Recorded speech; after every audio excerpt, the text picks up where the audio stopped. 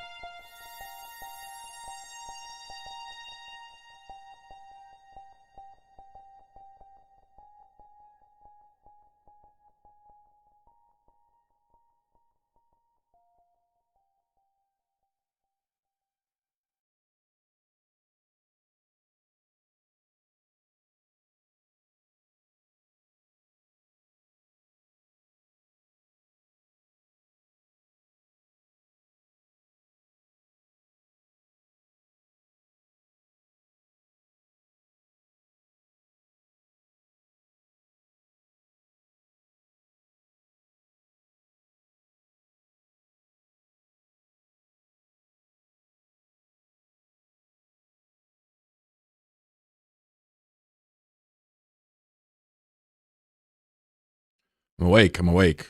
It's 1:20 p.m. I'm alive.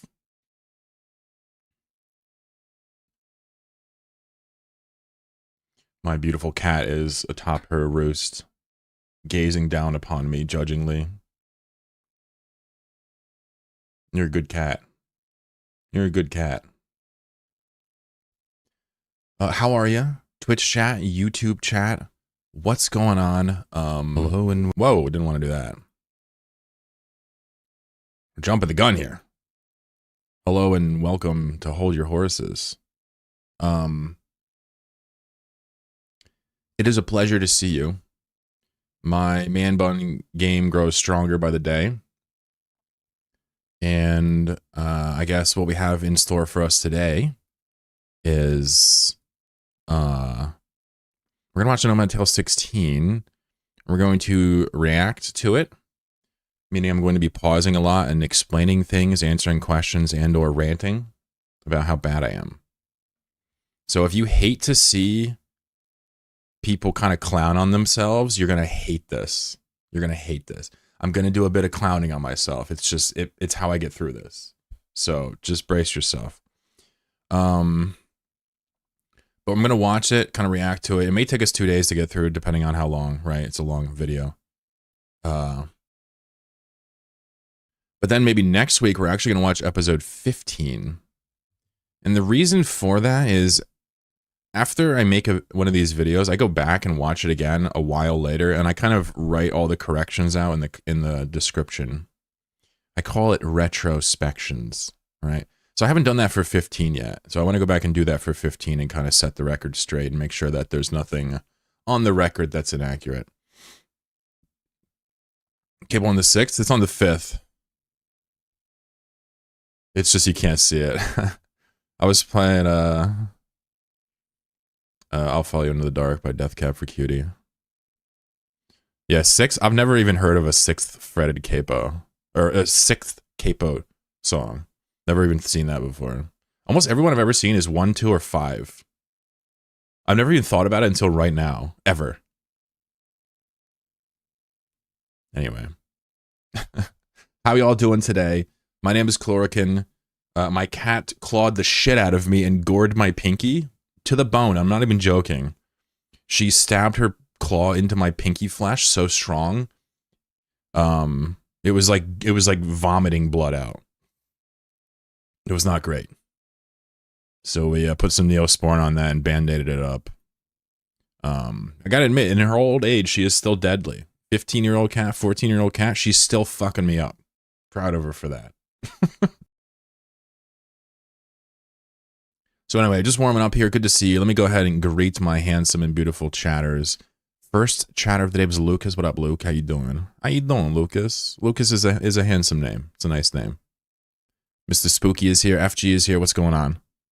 What's going on? Lucas looking forward to the Nomad Tale reaction? Yeah, no doubt. Has anybody here never watched a Nomad Tale on stream before with me?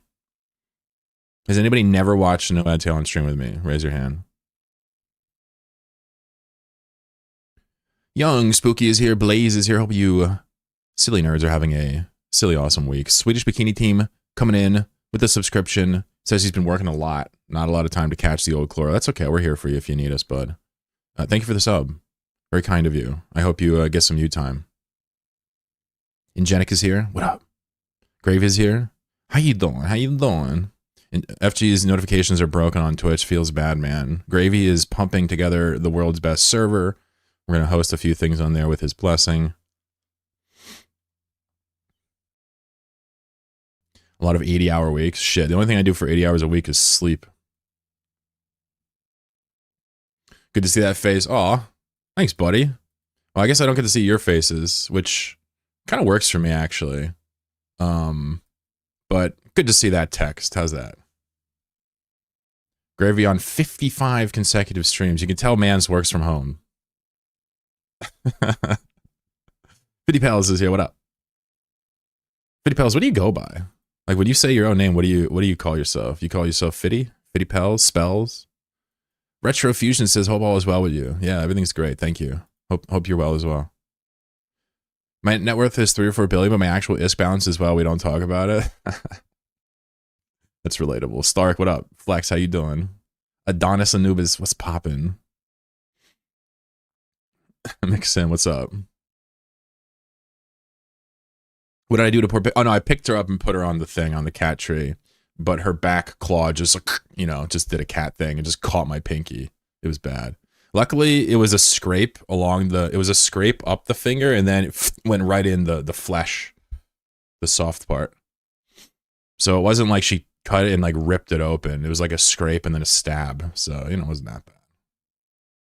You got a beautiful 20-ton cat on your chair. 20 ton. Ooh. Oh God. Yeah, this was not like that. This wasn't a horror movie. This was just way more blood than I expected. Every time your heart pumps. Svilka, what up? Oh, cool. Nice. Spooky, you've watched it before, haven't you? SPT says, tell me I'm cute. Oh, shit, I haven't done that in a long time. You are cute, though. I haven't called chatters attractive or cute in a long time for subbing. I felt like it was a little bit, you know, a little shilly. When I was a kid, I had an orange cat. That fucker was biting me when I was trying to pet him. So strong, I had a few millimeters whole. Whoa. Yeah, my cat, when she bites you, she just goes like, you know, just puts her teeth on you to let you know she's real big mad. She's never bit me and drawn blood. That would be crazy. But the claws she'll get me if she's trying to climb something and I'm in the way. I mean, it's just like, come on, that's a me problem. What up, Darrow? How you doing, Slime Boy? Psycho's over there on YouTube. We're going to start watching here in 5-10 minutes. Sniper Journey. What's going on?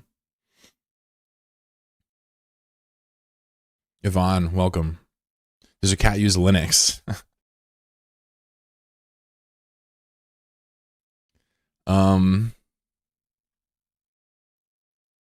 You know, I have played some like bird videos on my phone for my cat. She liked them when she was younger. So Android is Linux. So technically, yes. She's never used Windows, if that's the question. Why isn't my Hard Knocks shout out appearing? What'd you do? You shouted out. I don't know what that means. I know you can't post links in YouTube, won't let you. Oh, you said something mean? So if YouTube has its own thing, I don't know what's going on there, bro. It doesn't even tell me what it does. I'm assuming that most of the shit I see on YouTube is like, you know, some GPT shit anyway. Even though I know you. What up, Pat? How you doing? Pre-release showings of Ant here with us and release it for the plebs.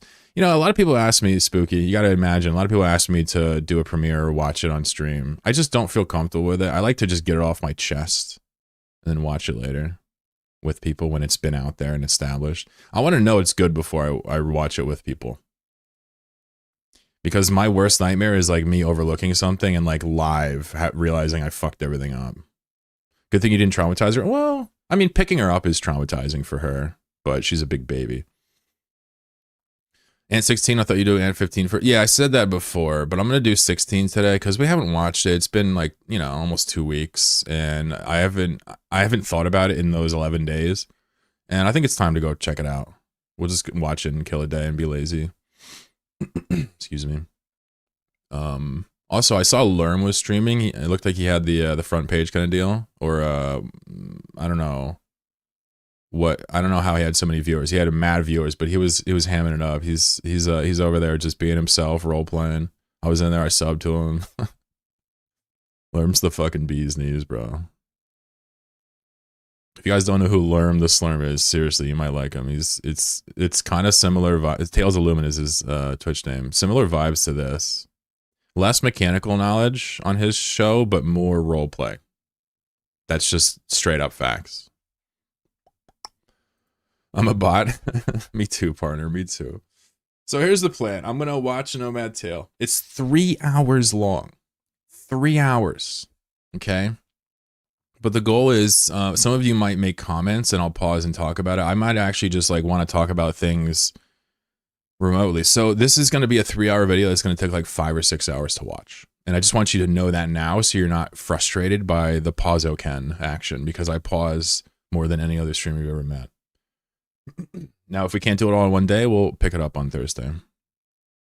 Updated my packages and the spinning hasn't happened since. So see the other guy again, that may be the issue. Oh, really? Huh. Okay. I wonder if it was like a mouse thing or something. Go like the video for a boy? Nah, we Gucci. It's 9,000 views in 11 days. That's pretty insane. I mean, I'm always impressed by the turnout I get on these platforms.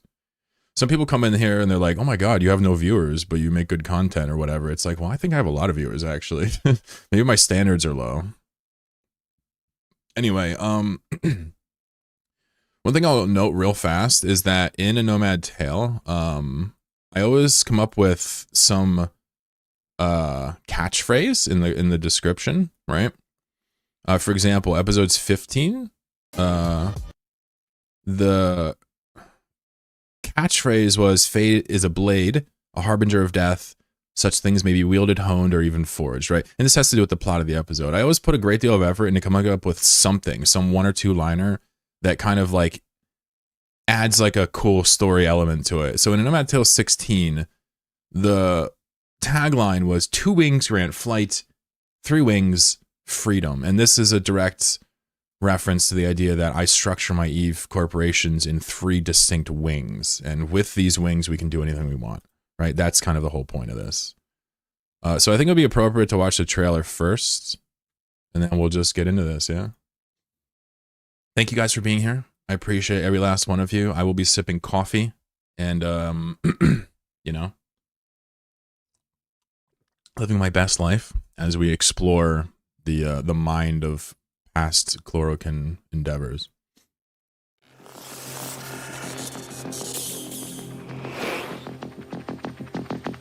Autopilot disabled. Hey, Darrow. Reached.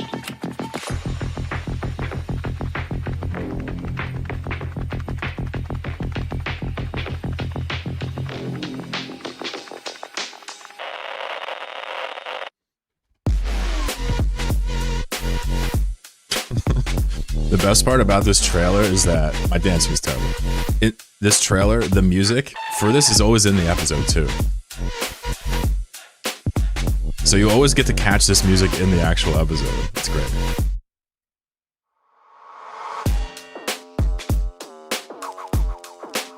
So good.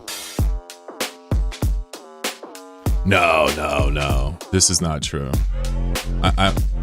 You must be misremembering me or something. So, one thing I do with a Nomad Tale. What's up, Web Hostage? How you doing? Welcome, everybody. Pouring Osa says I don't read the descriptions. That's okay. Most descriptions are AI trash anyway.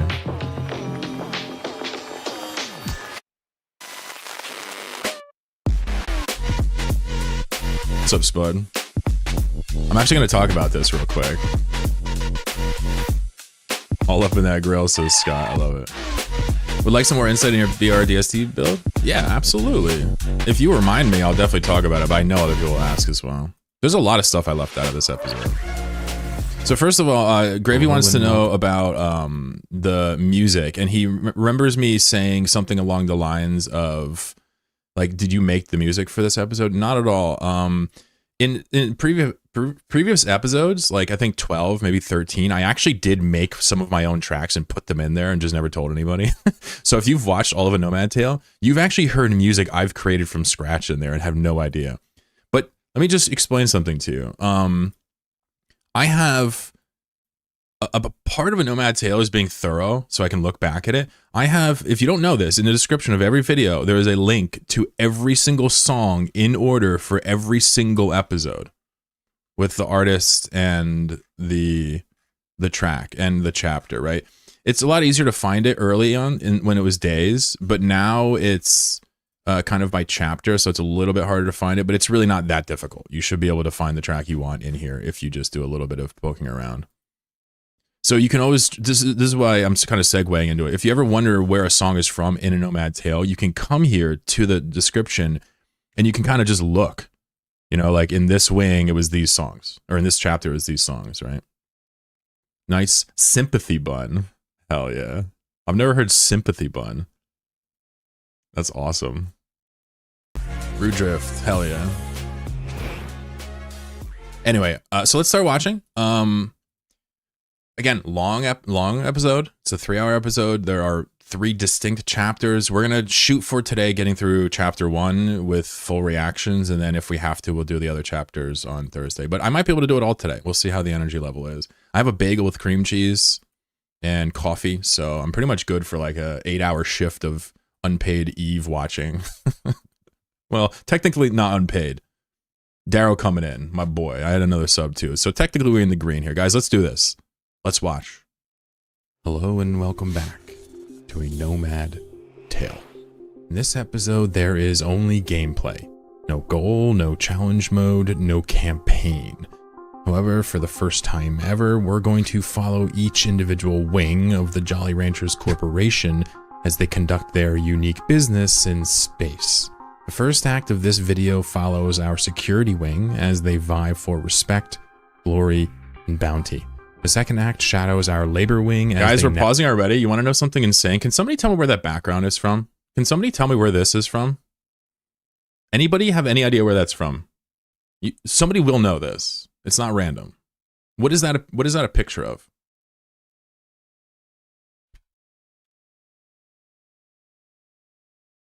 This is important because your mind's going to be blown if somebody knows what this is. The fifth element. Okay, so you guys are all scrubs. Nobody knows what this is. This right here is a shattered planet. In shattered wormholes, this is what all the planets look like. They're completely shattered. They're on fire. They're lava. They have shit floating around them, right? You ever see this before, guys? You know what I'm talking about now? So anyway, if you go to a shattered wormhole and you go to any planet, they all look exactly like this. These rocks right here, they float around the planet, okay? They float around the planet. It takes 1 hour for those rocks to float around the planet. 1 hour. Now, knowing that it takes an entire hour to float those around here, I want you to rewatch this intro. Knowing that these rocks take 60 minutes to float. Watch this intro now. I'm not going to pause it. Of the Jolly Ranchers Corporation as they conduct their unique business. This is a time lapse of an hour. How cool is that? The first act of this video follows. I sat there for an hour and recorded a planet. They vie for respect, glory, and bounty. The second act shadows our labor wing as they navigate an unexpected This is 60 minutes of footage. Evolution. So the third act watches our specialist wing as it manages field operations, trade, manufacturing, exploration, and more. When all three wings have finished their business, Act 4 will reconcile numerous mechanical issues we ran into with great detail and enthusiasm. I believe that we all have so much to learn, a thought that makes me happy. So just sit back, relax, and enjoy the ride.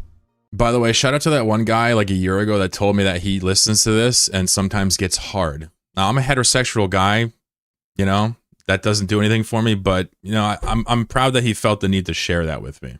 If you guys ever have anything like that going on, just keep it to your fucking self in the next time, please, please. Love my gay friends, but like, just, I don't want to know about that. It has been a while, Capsular. A lot has changed for us. It burned into my brain. You too. For this adventure, we're taking a big step. We're adding a fifth account to our lineup. You guys are funny. Adding another account isn't necessary, but it does unlock a few interesting things for us. I'll calm down. Furthermore, we've trained into new ships, have developed new combat strategies, and have nurtured a Tech-3 business thanks to what we learned about industry from last episode. Let's go through each wing and reveal what they've gained for this episode. The security wing gets a fifth pilot, but because multi-boxing PvP is so hard, I have no desire to add another fighting character. But what if we use this character slot as bait? If we have a throwaway character that's out of the corporation, we can simply biomass it after baiting somebody and remain completely undetected. That is what I'd like to try in this episode. The labor wing has picked up a fourth prospect pilot. This is obviously a large increase in the amount of gas that we can intake per second, but it also takes us from a combined ore hold of 37,500 to a nice round 50,000 cubic meters. This means much faster sights and even fewer trips. The specialist wing has devoted its new character slot to a dedicated hacker. Hacking has always been a problem for us in terms of which character should do it. Originally, we had our main combat pilot do it, but this was tedious, swapping around ships so much, and our scanner came. Yo, thank you for the subs, FG. That was insane, by the way. I skipped over it. Can't do it because of the valuable virtue implants she's holding. So, adding a dedicated hacker means we don't have to worry about losing the character if something goes terribly wrong. This is really nice for peace of mind. Now, a final note about the structure of this video. The clips are all in order, just isolated by wing. So, what we're about to watch is still natural progression, but between acts 1, 2, and 3, we reset back to the beginning of the timeline. However, they were played out concurrently, so keep that in mind as you watch. Now, enough prologuing, let's get into it. You know something really funny? Somebody made a comment I can't remember. It was on Discord. Somebody said, "Oh, I love the videos, but he really milks the intros." And it's funny because I tried to make the intro as short as humanly possible this time, and he still said it. One thing to note about this video is that I've never once made a video where we go back in time midway through it. In every single video, we've started at one day, and then by the end of the video, it's been the last day. This one, we start, we end, and then we go back and we start and we end. We do that multiple times. Thank you very much for the subs, FG. That was very kind of you. I was distracted. Normally I shout that stuff out. Candaceers, what up, gangster? Have you tried baiting gankers before, Chlorokin? Negative. Say something about Kansas real quick. Shit.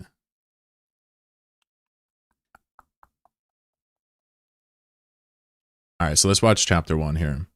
We're already on level 3 hype train randomly because FG gifted so many subs. Thank you very kindly for that. Never feel the need like you have to support here. FG is a huge gifter.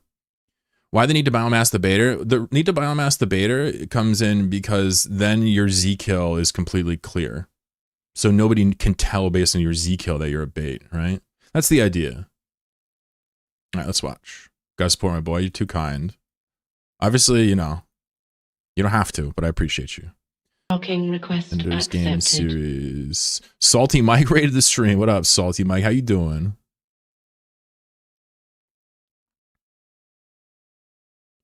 We're about to watch chapter 1 of my video I put out here. We're going to kind of watch to it, goof around, react to it, answer some questions. You guys are welcome to tag along. Thank you very much. Let me do a little shout out, as is tradition, with the raids.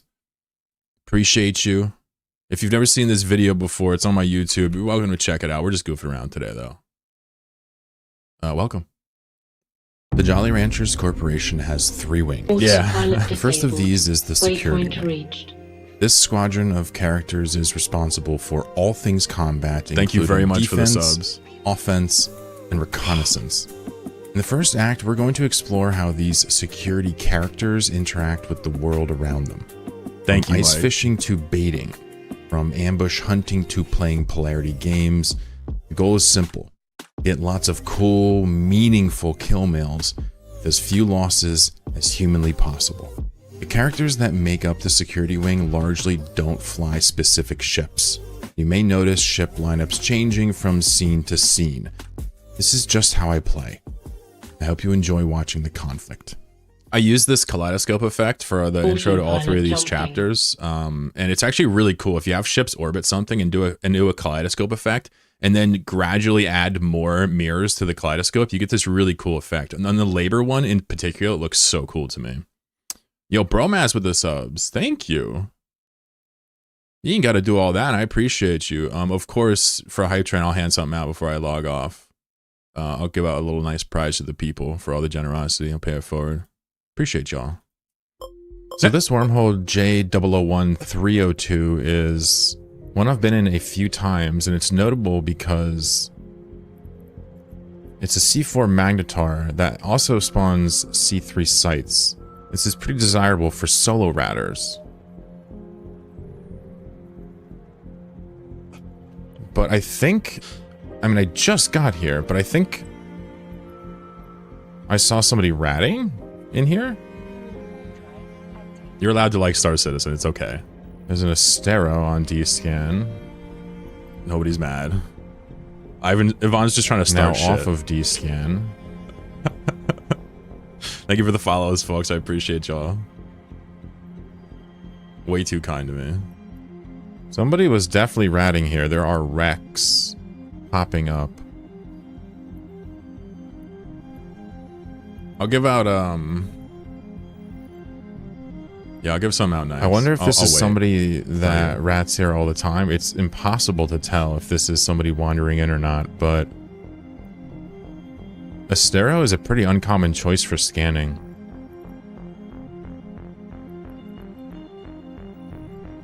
If this person lives here and rats here, they're gonna have a pretty bad time if I catch them. This is such a weird segment. Of course, if you've seen the video, you know what the follow-up is. It's just such a strange way to open up. But like the more I put together the video, the more I realize like this is really truly the perfect way to kind of just sink you into the way that I play this game, is to like kind of just long-term try to evaluate who lives wherever I'm stuck. You know, I stayed in the system for a long time. I want to say the date between this and the time that I later on maybe follow up on this, not to spoil it, you know, it's well over a month. So this is essentially making an observation and then reacting on it a month later. Like that's a very Eve thing. Very cool thing. So I kind of just assumed that with a nullsec static, there would not be much in the way of traffic. Especially because C4s don't usually spawn pirate relics like this. Alas, I was wrong, so... I have scanned down this little buzzard here, and I'm going to use this Instalock Nemesis to apply 3 points of warp, scramble, strength to him. Not a whole lot this character is going to be able to do here. I just want to put that back for the new bros. I want you to just watch your screen very carefully. If you've never used the Instalock Bomber, I want you to watch this, because this is important. You're missing this if you're not staring. Watch my modules very carefully. Strength to him. So I want you to watch the cloak. Apply 3 points of warp, scramble, strength to him. Cloaked. Decloaked. Decloaked. Decloaked. Scrammed. You only get like 2 seconds to react from cloak with this ship. It's very important to understand that, because it's a good thing to keep in mind if you're planning on just warping away. When someone comes out, you don't get time to warp away.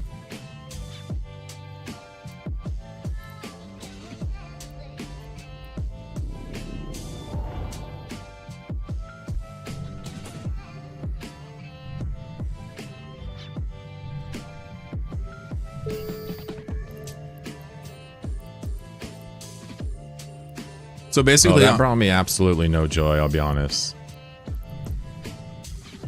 Killing and potting explorers is not fun. It's not.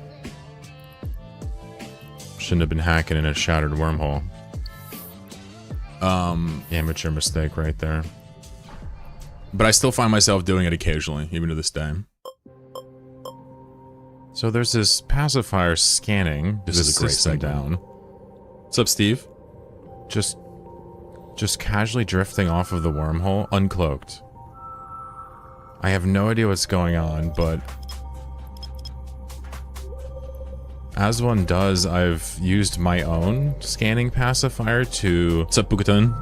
Thank you for the level 5 hype train. Thank you. Up to him, wall cloaked.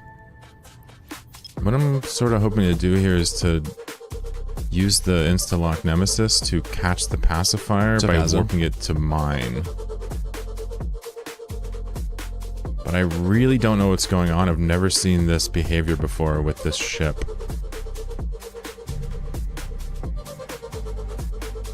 There's a lot of nuance to this that's not stated, that you kind of have to pick up on. Like, I told you what happened here. Like, on your screen it's saying we just jumped ahead 6 minutes so our own pacifier could cloak burn to intercept a target. But like, that could be a lot more verbose. I literally took my own pacifier and I flew it 473 kilometers towards him until I was next to him with my pacifier, right? That's what I'm saying with this note here. I literally tryharded and flew it next to him, and you're about to watch me connect this play, and it's so cool. This is why you turn your prop mod on. What's up, Jolly?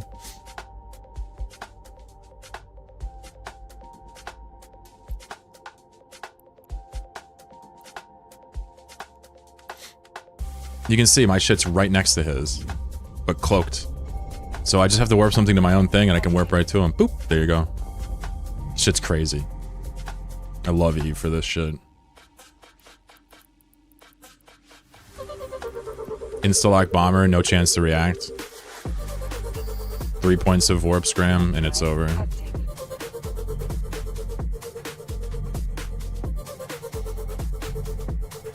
These are like little puzzles. The Legion coming. They're like trying to figure out what tools to use to capitalize on the opportunity. It's really fun. Especially with how rare these opportunities are, it makes it really, really high stakes. Fuck. Oh. Just drop shit all over myself. Great. Let me go fix that.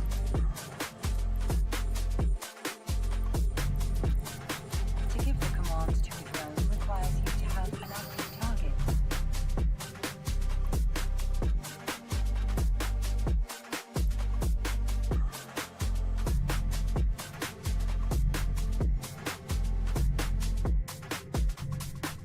So seeing a pacifier just kind of burning off like that, that's a first. But pacifier is a big kill. I'm happy to take these all day. You should not be in this ship if you're this careless.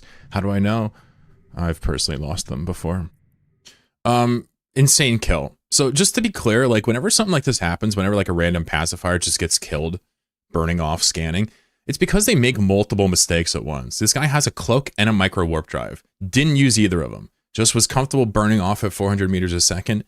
And if you have somebody autistic enough to burn after you and do it cloaked, you're basically sitting at a spot in space waiting to die. So, Spooky says he's Tupac banned again. Yeah, I just don't like the guy. He's got bad energy, bro. Sorry, man. I know you're friends, but I don't want him here. So I've set up the bait heron off of a high sec wormhole in the chain, and would you know it? Here's some fun. A Tholos is currently headed for the heron.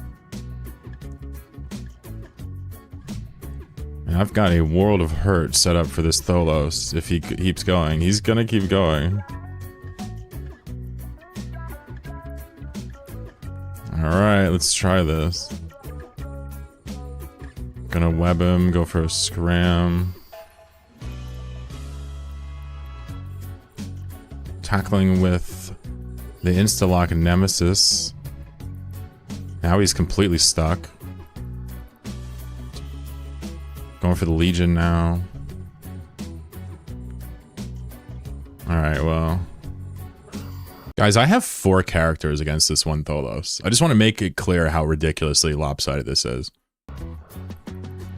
Got him with the Legion. Looks like the Nemesis is pretty cooked though. Yeah.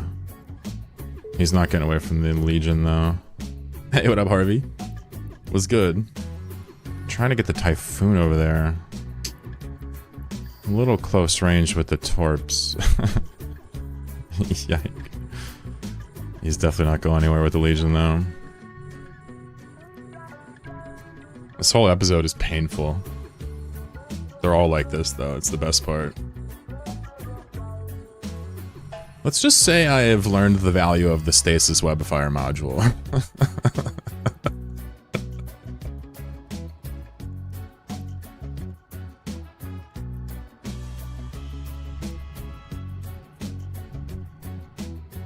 This is my standard tank Legion. Not really too much in the way. Whoa, whoa, whoa, whoa, whoa, whoa. Whoa, whoa. How is he so far away? What the f- Wait, what the f just happened? So the note says, with the bomber dead and the heron running away, all of our webs were gone. Plus we're in a black hole. And that implies that black holes mean you move faster and webs are less effective. The Tholos just killed our bomber and moonwalked out. Amazing and embarrassing. Good fight, dude. So I had a Typhoon, a Legion, a Bait Heron, and an Instalock Nemesis, all going for this Tholos. And 3 of them engaging with him. The Foon was just barely able to not get in scram range. And this dude literally kills my tackle and leaves. So while it kind of makes the Tholos look like godly, it's kind of a combination of, yeah, it's a scrappy, awesome ship. It's in a black hole, and I suck. That's kind of the combo. Anyway. You cannot cloak your ship. In a perfect world, we probably could have caught him there. If I wasn't using a tank Legion. You cannot cloak your ship as you are being targeted. Just nude him out. It's like the perfect target. Let's try it again. Round 2, baby. Let's try to bait him up. See if he goes for it. I'm gonna freaking pwn him. This is my chance to make up for it.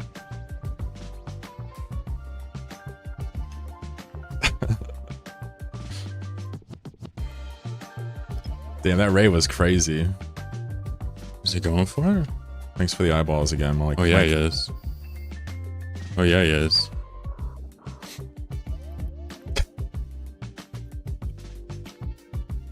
So I put my bait at perfect artillery range. He's like, okay, sure. Let's see if he goes for the loot. What's not shown is I have a Proteus, a Legion, and a Typhoon all cloaked here, waiting for him to go for it. And he just kills it at range and leaves. Oh, there he is. Is he leaving? No, you're not leaving. He left. Excuse me. Out of here. No, you didn't. So somebody asked if this is all my own accounts and multi-boxing. Yeah, everything in a Nomad Tale is me. I have a couple of people every once in a while join me for something small, but it's clearly labeled when they are. This is my story, you know what I'm saying? Oh, got a thumbs up my own video. This Believe in Loki is yourself. actually coming at the Heron. Charge! Instead of just sitting at the hole and sniping. Here we go. Oh, dude, it is go time. Here we go. Wow, he approached the bait. So this Loki walks up and brawls my bait. Not smart. Yeah, I brought proper tackle this time. Says when the Loki leaves the proximal safety of the wormhole, it's pretty much over. We tackle with our bait and transfer it over to a Proteus and a Legion combination. This one will work. And that's true, it will. The Proteus actually Really can hold hard it. for a lot of ships to get away from a Proteus. Requires you to have Loki is almost hard countered by it. I say almost because heavy Lokis exist. Oh. You cannot cloak your ship as you are being Yeah, I say we a lot. It's kind of a little roleplay, yeah. So funny story about this Loki. This guy, he said GF and local. He's a good sport. But I saw him twice more after this. I saw him once farming in a C4 with his friends. They were all in like Vargers and stuff, or I don't remember what they were in. I tried to steal his loot, but the guy was really fast, his friend. So I saw him once again after, and I saw him a third time. He actually showed up on one of my fleets. We warped to the safe spot, and he showed up at 10 km and was watching us. I was like, damn, he must hate me for that Loki kill. Surprised he knew who I was. I'm surprised he connected the dots between Jolly Ranchers and Jack the Needle, though. That was pretty crazy. Wow. your ship as you are being targeted by someone. Anyway, good fight to this guy. Sometimes you gotta take the bait. Hell yeah, dude. Little Loki kill. It's so sick. Loki kill is a good day in the office for someone like me, man. Nothing good day in dropped, the though. office. Jeez Louise. Oh, it's nasty. I kill a Loki, I'm set for like a week, vibe-wise. Alright, so we got a kill with Yusanani Parma. A good one, too. A Loki. I missed that Tholos, and the other Loki did pwn me, but whenever I get a kill, or I guess give away that this is a bait character, I'm going to do something pretty cruel, but really neat, and something I've always wanted to do really badly. And that is biomass the character, right? So after 10 hours, I can shred this character, it'll be gone forever, and I can make a new one in this slot. Since this account is Omega, I can do whatever I want with these characters, play them simultaneously. My goal is to really not train them, fly things like Herons, Ventures, Epithals, and just kind of use this guy, or girl, whoever's here, to kind of set up the kills on the people that are a bit greedy, so... Yeah, I can't believe it worked that well, that fast. There's that many people attacking me. It's like, geez, this is gonna go a lot better than I thought. Love it. Well, goodbye, Yusanani. It was real, bro. Good night.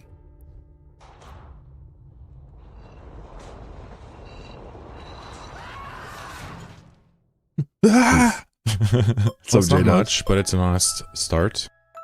The buzzard kind of got caught in the thick of it. Interloping, taking my relics, has to go. The pacifier, really no explanation for that one.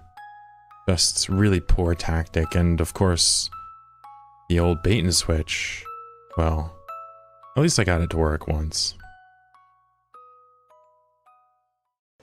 Alright, so a couple questions in there. Somebody wanted to know about if you can play all 3 slots. Definitely not, no. I had 5 accounts for this episode. Somebody else wanted to know, why do we biomass the characters? We biomass them because the Z-kill betrays the bait if you look them up. Some people are very scrutinous. You can catch them with a fresh account occasionally. J-Dub, how you doing? And interestingly enough, the third question was, actually, there's 4 questions. Somebody says, "Is this all your own account?" Yes. The 4th question was, "Is the commentary in the video live, or do you do it after?" And the truth is a combination of everything. Kind of said it over here, but I'll just say it out loud for listeners. Like during a fight, more often than not, it's live. If you ever hear a fight where I'm really quiet, it's definitely live, for example. But sometimes I go back. If there's no commentary, I'll add it, right? It doesn't really matter to me. It's still all valuable. And you can usually tell if I get super excited, it's generally live, but not always. Sometimes I'll kind of just do it really animated script over it.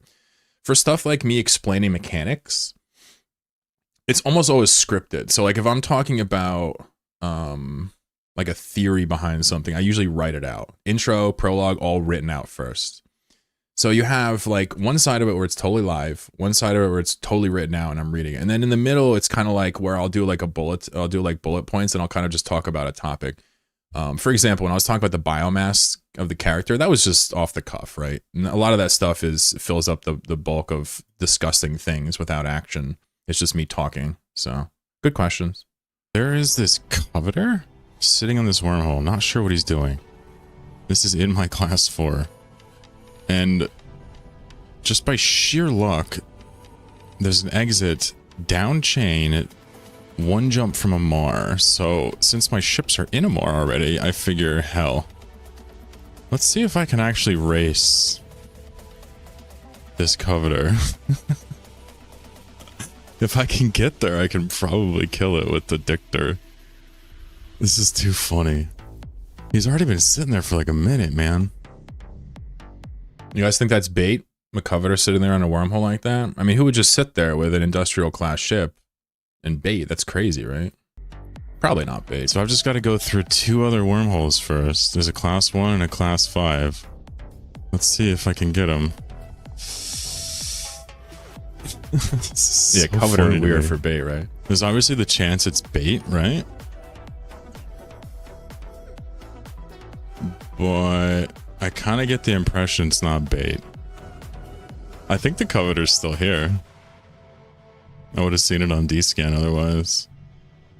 I make the joke somewhere earlier. It's in the D-scan window. I missed it. But I make a joke in text saying the more symbols in someone's ship name, the more powerful they are. So this guy must be extremely powerful. He's got like 4 symbols in there. That's so many. Overheat on this. See if I can get this killed. He's got Vespas, interesting. Let's see who wins this race. I have a feeling I win the race, but I'm not sure. I'm 1v1ing a coveter. I have an armor tank, right? But it's not that strong, admittedly. But it looks like I'm winning the race handedly here. The note is saying that I couldn't get back up. I wonder if any other ships are going to come. This was the only one that could make it. I don't want to defang him because I'm blasters. It would take so long. I think I just got to work through it. Magnate on D-scan? Yeah. He's probably got a shield buffer tank here, right? Yeah. So his armor's going to go down really quickly. This is fun to watch after all that work. A few more cycles of heat here. Just a couple. Gotta be careful. He's hull. He's hull. A couple more cycles. I'm hull. There's a Proteus on D-scan now. This is coming down to the wire here. I think I got him. Bro. Too late. Hey, I did it. Yo, that's crazy, bro. Good shit. I literally came from Omar to kill this guy. Like a bunch of jumps down the chain. It's too funny. Yeah, somebody in my comments on YouTube said, I like that you make these videos, but you got to stop killing people because killing people's pods because it's against the law or something. I'm like, okay, sorry, my bad. Let's see if he had anything. Not really. So I saw this group of people going in and out of this wormhole here, and yo, where's Dwayne? Where's Dwayne? I'm gonna make a play here. Blood Harvest is not moving for some reason. Okay. Oh, unlocking the heiress.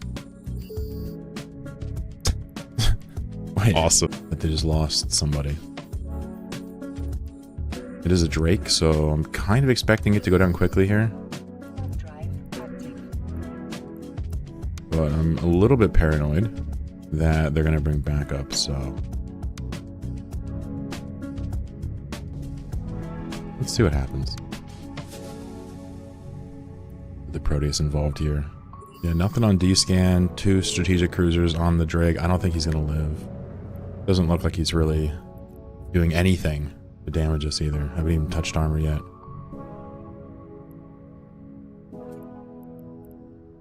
Pretty simple kill here. Not much satisfaction in killing a Drake. However, kind of asking for it by ratting right next to where your friend died. Just saying. Yeah, like we killed an heiress in his group right next to this on a wormhole, and then he just kept ratting. It's like, wow, your communication is very poor in this group. What's up for you? So this is the 2-part story for how Violence is the Answer tried to bait me, but because I have studied the ways of polarity, I end up maybe baiting them back. The once proud Drake. Words that I will surely never regret uttering, ever. So I start off with this Akator sitting on a wormhole at 0, clearly in my vision, clearly knows I see him. So I bring a Proteus and push him through twice. Now at this point I can bring the Proteus back through and double polarize myself, or probably more wisely we could bring the Legion over. And this is going to be ideal because I can splash twice on the Legion. Yeah, they're essentially good. Has 2 lives left, so kind of a long shot here. Going to try to decloak the Akator, and would you know it? You'll like this. Turns out this fear math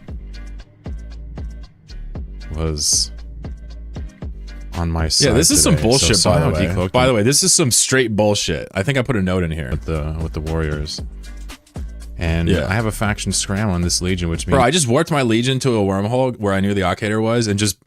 I randomly decloak, pull my drones out, and like he's decloaked in like 5 seconds. Like it's... the chances of that are so slim.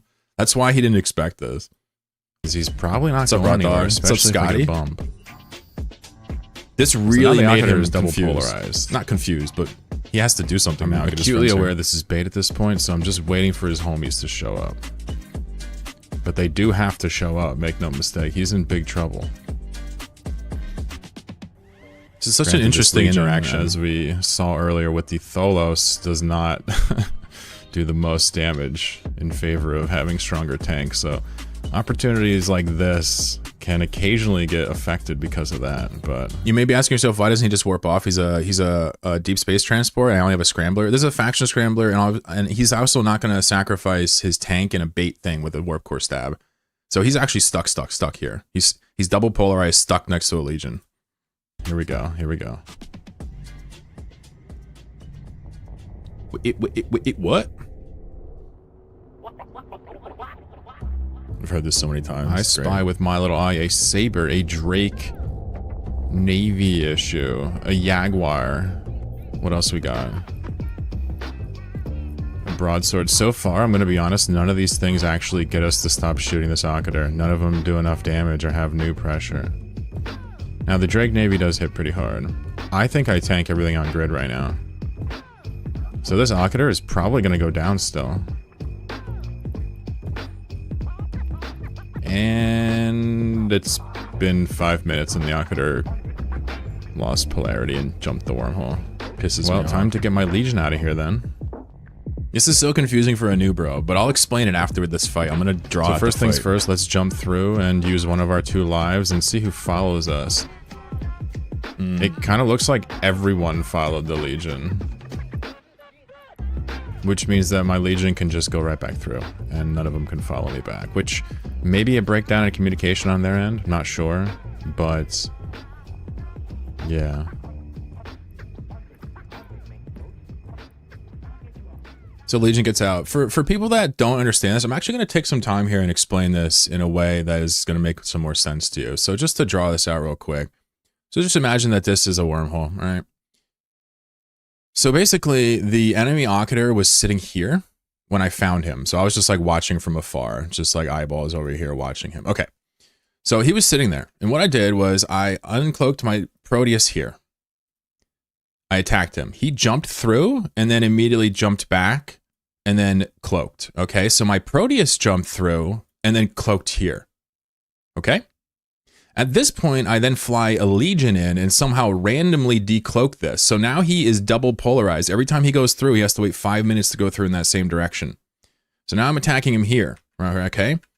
With the Legion. My Legion has no polarity. He has 2 polarity. My Proteus has 1, but he's cloaked. At this point, his friends have to come from this side because this is where they're coming from. So they take 1 polarity this way. They defend here. He finally escapes and runs back with the Occator up to 5 minutes later.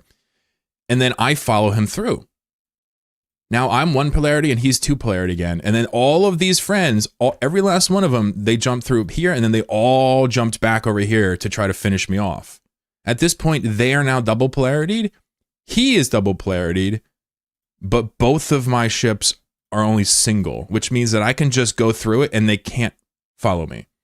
That is the point of polarity. I know that was probably not the best explanation, but hopefully that helped. Someone said muted. Fuck you. Oh my god, I'll kill you. So here we are in part 2. Dude, I will. Oh, dude, don't do that to me, JW. Oh my god. Oh, Jesus. And just about. All right, so let's just remember this is a 2-part thing. So let's watch part 2 now. What's up, Blackheart? What's up? Lin Lai, how you doing? So here we are in part 2, and just about 1 wormhole away from the previous incident's location, and same people, same ships, just a few more. What's up, Frankenstein? We're sitting on a high-seg wormhole, kind of close just 20 to minutes Jeddah, in. which means that all you got to do is duck out, and the combat stops, right? So knowing that, I'm happy to shoot these people to kind of get the ball rolling. Shot the Oracle, it immediately jumped. Same people, same system, different exits. Is gonna have to jump pretty quickly here. There's so much context here that I could give you to make this make more sense. For example, I have a cloaked Boucher on this wormhole. I have a Proteus. I have an Eris. Okay. I also have Legion or whatever, I think. So what I'm trying to do here is I know they're there. I know what they're doing. I'm trying to see if they make a mistake, and I'm trying to see if I can boosh somebody off. That doesn't even make its way into the video other than one little annotation like in the middle of your screen later on. It says like cloaked boosh or waiting. But like I'm trying to do a boosh play here. See if I can boosh myself with him when they make a mistake.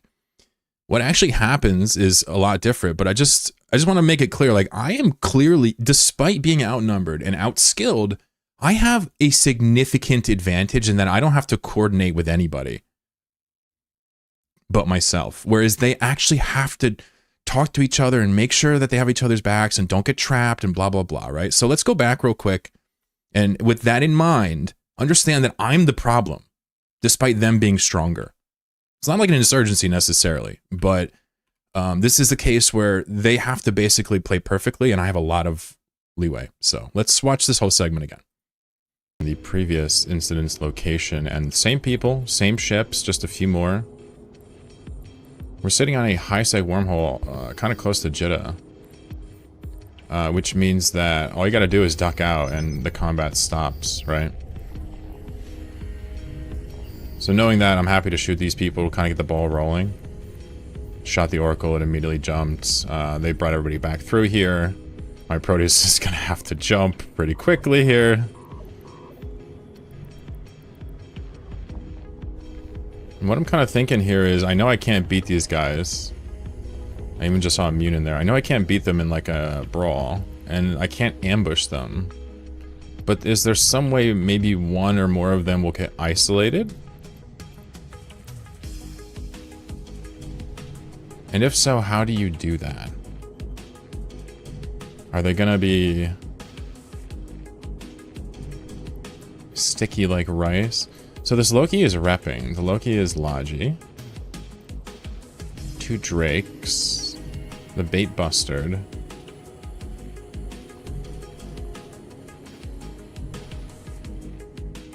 Looks like another Drake on the outside. They have a lot of firepower here. Yeah, Concord will come out. If I ever get caught without a wormhole to dive into, I will lose pretty much anybody I uncloak at this point. There are a lot of them.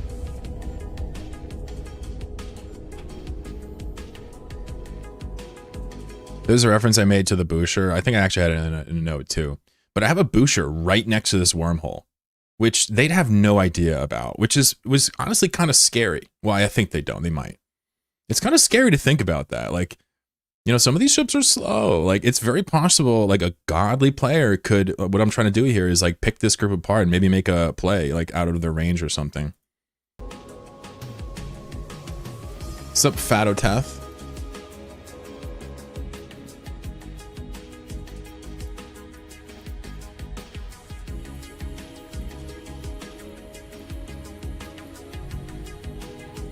So we are in high sec. This is kind of a bit of a stalemate situation. I'm just wondering if maybe one of them will get confused and shoot me, or...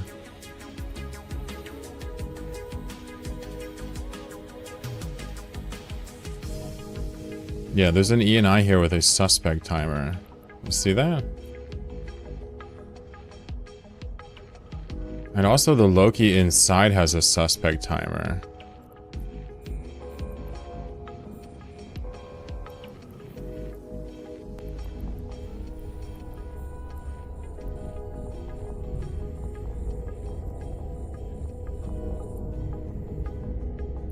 You're watching me try to find an opportunity here. I'm gonna shoot the E&I and see what happens.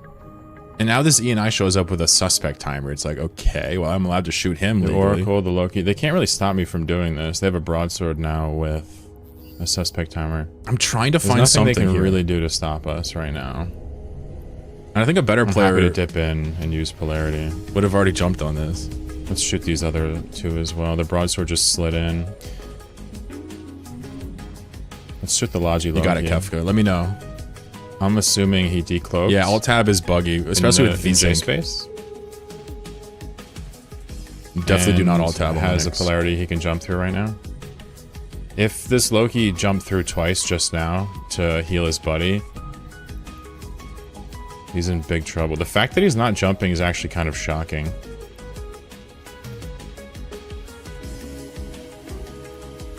I'm kind of capping myself out here. Wait. Did he double polarize himself to heal the X-Core Navy issue, and then the X-Core Navy issue dipped? What the f... Did I just execute a man in front of his entire team? Legally?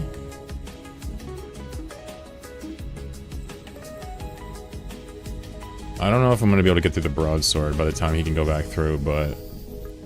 let's give it a shot. Shout out to Vita. I love you guys. I know you guys are good. What was that? It's just a tiny mistake. But it's funny from my angle. It's good. There it is. I'm going to draw this one out too. I'd say pretty resounding win. If you add up the numbers on that one. Man. Like I said, polarity. There's one thing you don't want to mess with me on. That's probably it. So cocky, that Chlorokin guy. Let's just do a little quick drawing here real quick, because these are fun and educational. You know, how do you kill a Logi Loki in a huge pack of his friends? All right, so let's draw the wormhole again, okay? And so high sec is to the right, high sec, and then this is J space. Okay. So basically, I have like a bunch of cloaked ships like over here. And then they have like a ton of ships out here in high sec, okay? Maybe a few in here. The idea is, if you pay attention to them jumping in and out of here like this, you can have a basic understanding of like, oh, I have like 4 or so minutes to shoot somebody. And that's not really useful because you're not allowed to shoot people in high sec. It's banned. It's against the law, okay? But... for example, if there was an X-Square Navy issue that rolled in here that had a suspect timer because he just shot somebody in low sec, and then a Logi Loki jumps from high into null, until J, and then back into high, and then heals this guy. The Logi Loki then gets the timer, the suspect timer, and is double polarized. And that means is that because we're in high sec, the cops protect us from his own friends while we kill him legally. Now, we're using polarity and suspect timer and Logi transfer mechanics to do this, but just understand the point of that interaction was actually to try to use these cloak characters to boost something off or something if they made a mistake. Probably low chance of success. This was just an error on their end in terms of polarity management, I think, is what it comes down to. But either way, Vita is very good. We don't have to talk about it. They, you know, we'll see more interactions with them later. So crazy. Do you haven't really to show your Panther fit? So I don't really use the Panther outside of just like chasing down random stars that I drop on these days with my Jack the Needle character. If you're talking about from this series where I used it for travel, any blops can do that with a jump portal equipped. So I wouldn't worry about the fit. Just make sure you put a nice cloak on it. When I was brand new to the game, I went to the wormhole with a Procure for some juicy ore and a Caldari, or a Caracal tried ganking me. You know, yeah, I tanked him, my drones almost killed him. Procs are insanely strong. What's up, crazy? Not knowing high sec mechanics kills a lot of null sectors and wormholes? Sure. Yeah. And these guys are, again, I gotta stress, they're not dummies. It's just, this is a weird corner case that I happen to benefit from. So let's keep watching.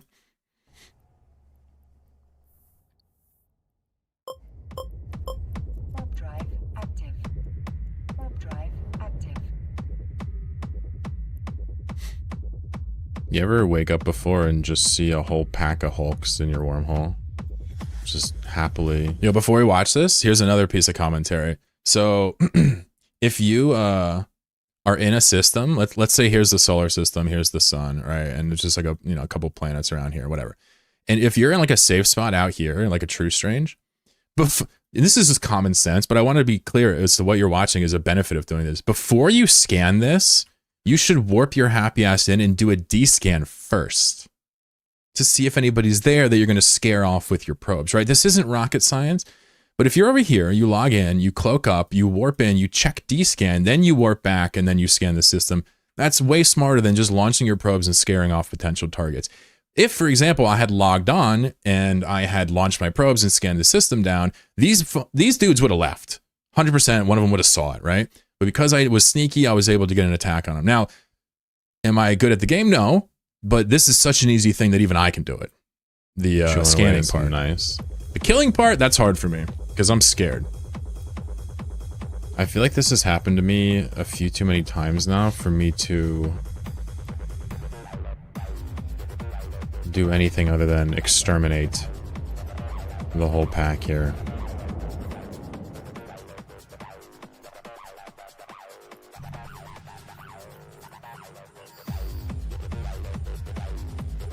As tempting as it may be to just... So if you see a pack of Hulks, like, are you not at all suspect that that could be somebody with like a couple of strat cruisers next to it? Are you not at all thinking about that?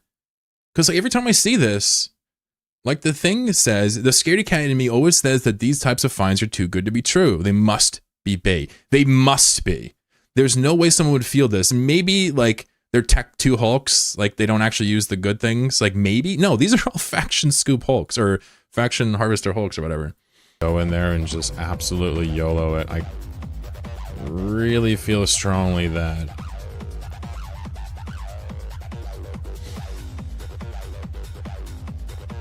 so like I'm trying to not I need like to wait a face few moments and plant see in what's debate going right on here. and see if anybody decloaks before I hard What's up, commit. Bureau?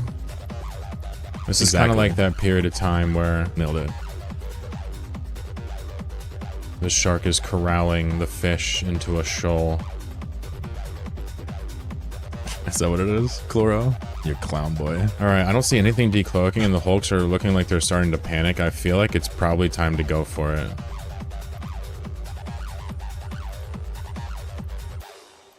It hasn't been that long. I can probably kill all of these still if I actually manage these characters.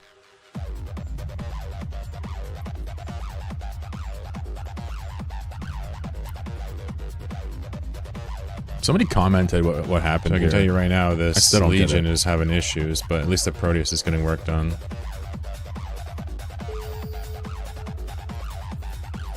I feel like I need to move quickly here, and I'm not. It feels like I'm in slow motion like molasses.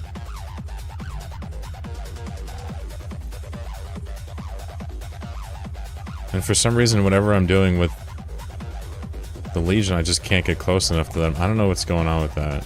Maybe I'm just really slow.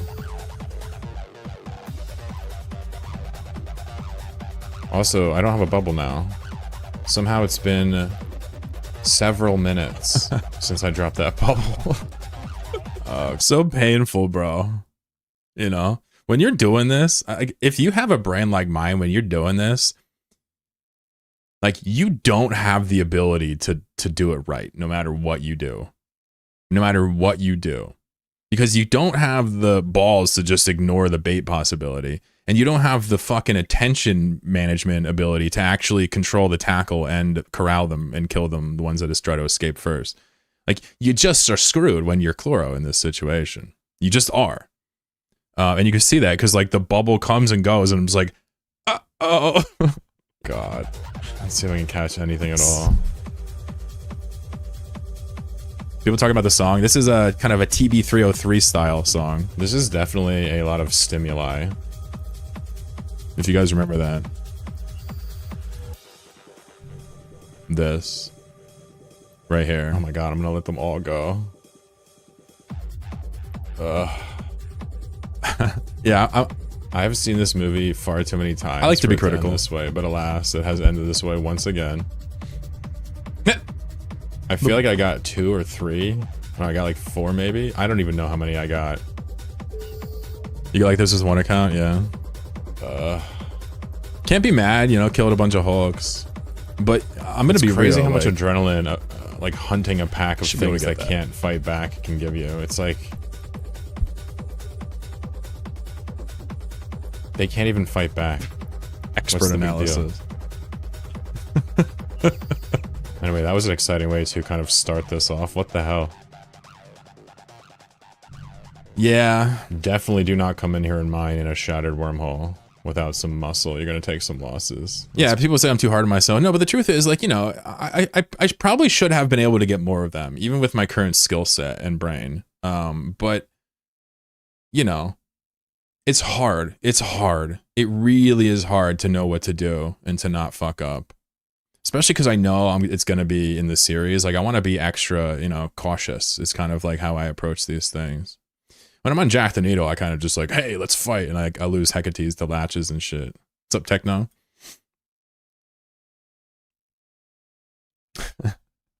My advice. Good fight, guys. They got a bunch of their Hulks out. Good for them, honestly. So, but this is crazy. I just killed a heron. This is crazy. And yeah. A little confused. So here's the heron kill. It's a combat heron. I killed it with my Dictor. There you I go, didn't senor. record it because who wants to see a heron die? And then check me out. We have crystals. Now we have a Drakavots here. I mean, I almost want to fight it, dude.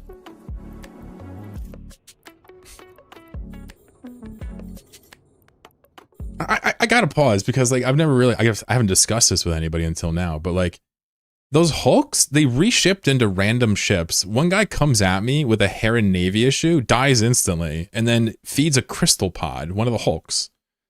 And then the other Hulk just attacks my Legion and Eris and Proteus with a Drakavots, which, if you don't know what that means, it's like, it's not looking good for him, you know? It's like, I feel like their decision-making here is definitely indicative of why they're mining with Hulks with faction mods in a shattered wormhole with no backup. It's all related, right? So I'm not trying to like shit on them, but you know, they could be a little bit more cautious is my advice. But this is like a hard feed.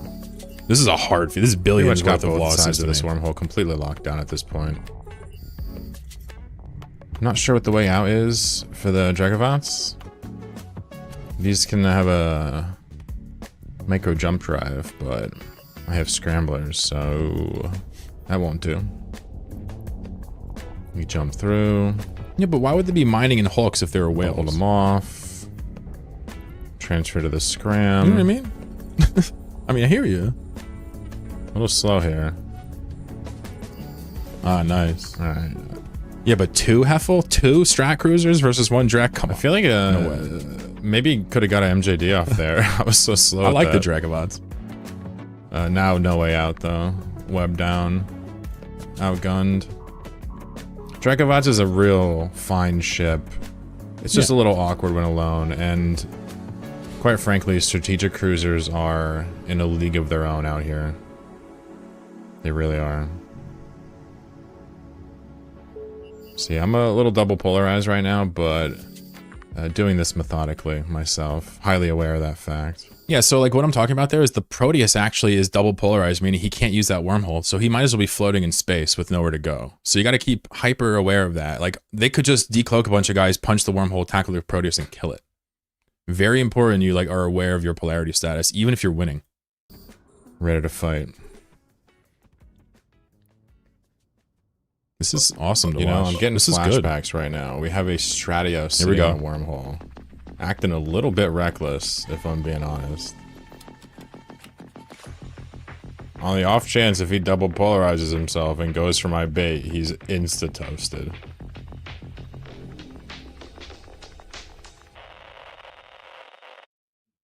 Is he gonna do it? Trailer song. Oh, you fool.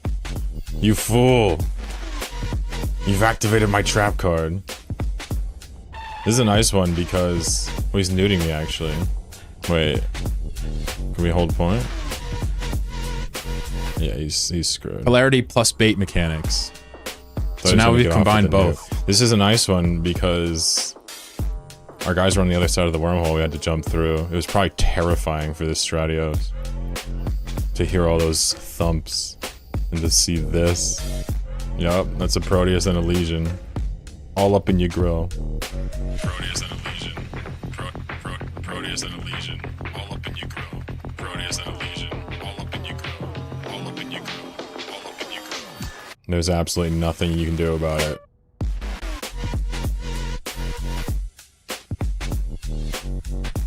I don't know what I was doing. I was having fun with the video editor on this one. That's what you get for picking on herons and magnates. So Chronicle X from episode 4 can finally, or 5, can finally rest easy. I've killed another Stratios on a wormhole off some bait. So here's the deal. I double polarized this guy with the bait. Meaning I put the bait in the hole, showed myself. He went through to check and then he came back to kill me. And then as soon as he goes for tackle, the thump, the thump, the thump, the thump, the thump, the wormhole pulses like 3 times, and he just gets pile driven by all of my characters. So shout out to him. Rule number 3, don't pick on magnates. Wait a second. I violate this rule a lot.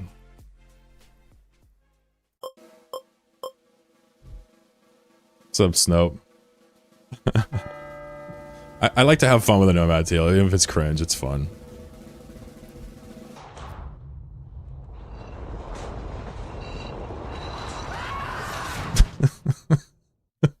So many kills. Coveter kind of floating on a Too hole, funny. waiting to die. Happy to take that. Eris and Drake in way over their heads. Loki, of course, mismanaged polarity and suspect timers. Completely happy to take that. The gigantic pack of Hulks.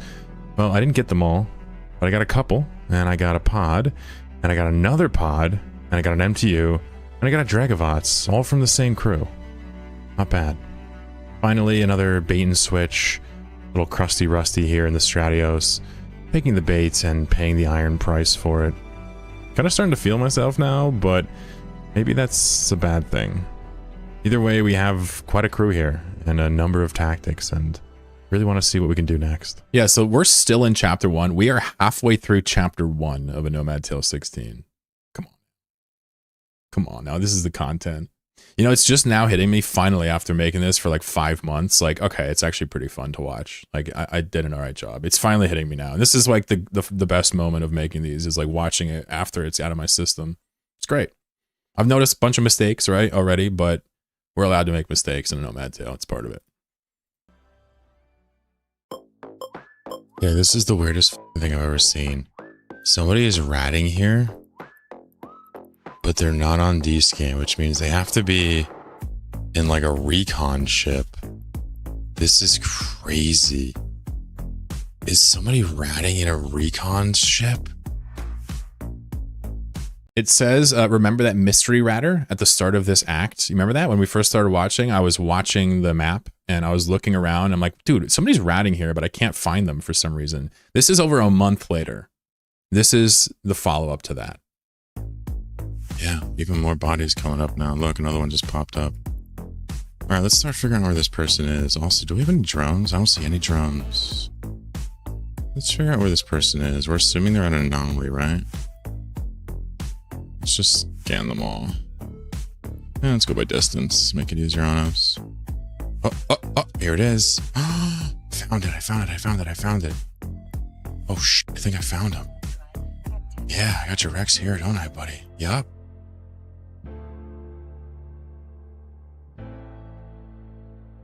Ooh, can I catch you? I found it. What are you in? It's gotta be like a rook or a... This is exciting.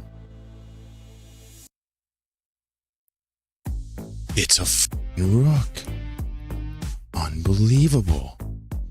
I'm gonna kill this guy. This was live commentary, obviously. So the notation says combat recon ships like this do not show up on directional scanners, but are very weak in battle. Riding with them is highly unusual and sneaky.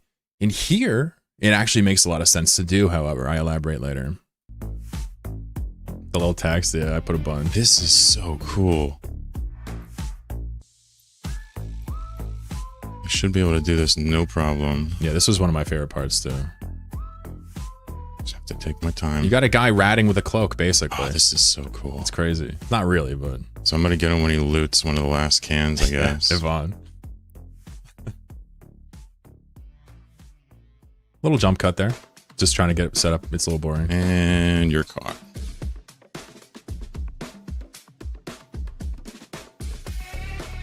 This is a little bit sussy watching this back. Oh, you're dead. Not getting out of this, bud. Sorry. Says the reason this capsulator decided to use such a weak ship to rat with is simple. This system is magnetar, meaning ships do more damage. This offsets the weakness of the recon tomorrow, ship, not any day. allowing its stealthiness to come into play.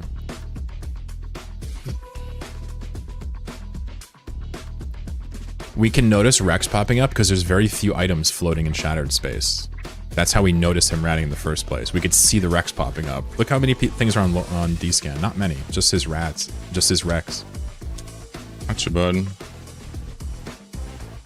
This is an extremely interesting interaction. And I wish I killed his pod, honestly, but I didn't. Cut the mustard, though. I was a little bit shocked. There's a 1.5 billionist rook. Crazy. Just doing sneaky ratting. I don't think he's ever ratted since, has he? Joker France. I don't think he's ratted since, or he hasn't taken a loss since yet. This was 6 months ago this happened. Holy shit, this is old footage. So much loot. Holy shit. Either that or he moved to another hole and nobody caught him yet. You never know. What was this kill mail? Holy smokes. This was probably the coolest kill we've ever gotten. It's for real. This was insane. Let's see what that kill mail was.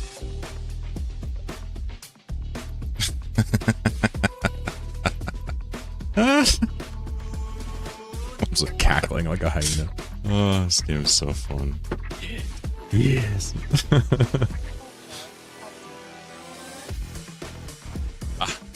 Look, I got him. Look, I fucking got him. I told you I was gonna get him. That was the Astero pilot that I saw like a month ago in here. I told you I was gonna get him. Can't believe we finally caught that ratter. I didn't realize he'd be in a rook though. Crazy. Just imagine having this racket where you have a super blinked recon ship in a C4 magnetar doing the C3 anomalies that spawn with the damage buff, and you wait for it to be super quiet. You wait for the holes to be kind of calm. You don't roll them. You just wait for it to be calm. And you log on, you do your sights like fucking normal. You're doing them with a ship that's immune to D-scan, by the way, so nobody can even see you're doing it. And you're ratting, and all of a sudden there's a Legion decloaking next to you for no goddamn reason with no telegraph. It makes no sense. This guy's not happy about it. But how it works is that, do you see how this system is set up? It's an extremely small system. And we have a ring of safes around the outside that grows over the episode. We log on, he can't see us, I can see him, I can make a play on him, he has no reaction. If you're in J space, understand that somebody could have the drop on you and there's actually nothing you can do about it. Nothing. Not even putting probes at 64 AU can do it. They could always log on and cloak between scans. All right. Very cool stuff. Shout out to that guy though. I mean, I think he's did his best. It was a cool idea. I just am neurotic is what it is. I feel like I should just drop the bubble and see what they do and kill them with the Legion if they don't do anything. Scotty, my boy. You know? It's only 2 Hulks and a Porp. Die makes sense. Got it. If they do something, I guess fight the tackle. We can die together, brother. Better to get it off, yeah. Here I come. Oh, they're moving now. So he saw the Eris on D-scan and warped out. But look what happens. Ooh, worst case scenario for a bro here. Ooh, both Hulks got stranded. Oof. Oof. That's a brutal one. Porpoise, which is like the defending ship, just I think I'm leaves. probably going to be out damage this guy too. Let's try it. I think these Hulks are about to get murdered. So I want you to pay close attention. These are 2 Hulks, very vulnerable, expensive ships. But this guy is actually not bad. This person, maybe it's a she, they immediately pull out their drones and immediately fight back. That's very important to do that. Don't waste any time because you're going to see how this helps them. Almost get away. Murdered. Yep, it's got nothing. It's got nothing. I'm going to warp this guy up there too, just in case. I'm whole tanked, baby. Hull tanked? I'm actually put my armor guns tanked. out. Why do I say hull tanked? That's one. That's one. My instincts were good, bro. Attaboy, Scotty. I don't even know what you're doing to you, bro. Damage is about to taper off. There's no scrams. We're in good shape. Let me lock up this pod, kill the pod next. No, I don't have fry sauce anymore. I'm good, bro. Ain't nobody got no time for that. Alright, I'm gonna burn out with this guy. Drop another bubble. We're gonna burn out with this guy. We're gonna burn out to this right here. See if I can keep him alive. I think I'll be good. I'm not scrammed. I'm good. By the way, the Eris has snakes. The Eris has snakes in it. I almost lost the snake pod to Hulks there. He's alive. Now can we go for this guy? Let's try it. Put Small some detail. jabs on here. Keep this guy nice and scrammed. Yeah. How far do we head out? Can you imagine? 26. Beautiful. Ruins the episode. See if we can do it. If not, we're gonna have to burn the out over here, I guess. Yeah, this one works. Oh, that's Cool. there. Let's not do that Got one. you, Let's do Scotty. this one right here. Thank you for sharing. Can I do it? I think I'm gonna get both. So I have the Hulk double bubbled right now with a Legion shooting it, but because of my camera angle and because of how tiny my little pea-sized brain is, I don't turn the camera and realize he's burning out of the bubble this whole time. It's really funny to watch from my perspective. What's up, Roku? How you doing? I think I can get this Hulk too. Roku. Yep, I'm gonna get both. This is incredible. Yeah. You can't tank this. Now I think he said GF, this guy. Good sport. I'm still alive. He had no backup. This is Always say insane. GF when you die. The worst death it if is. the bubble's gonna last long the enough. Is faster he you say burning out of GF. the bubble? Oh shit, he burned out of the bubble. We gotta stop him. We gotta stop him. Oh, f this guy. Where'd he go? He went to gel. All right, let's get him a gel. I'm gonna catch him a gel. This guy. We'll get him on the other side.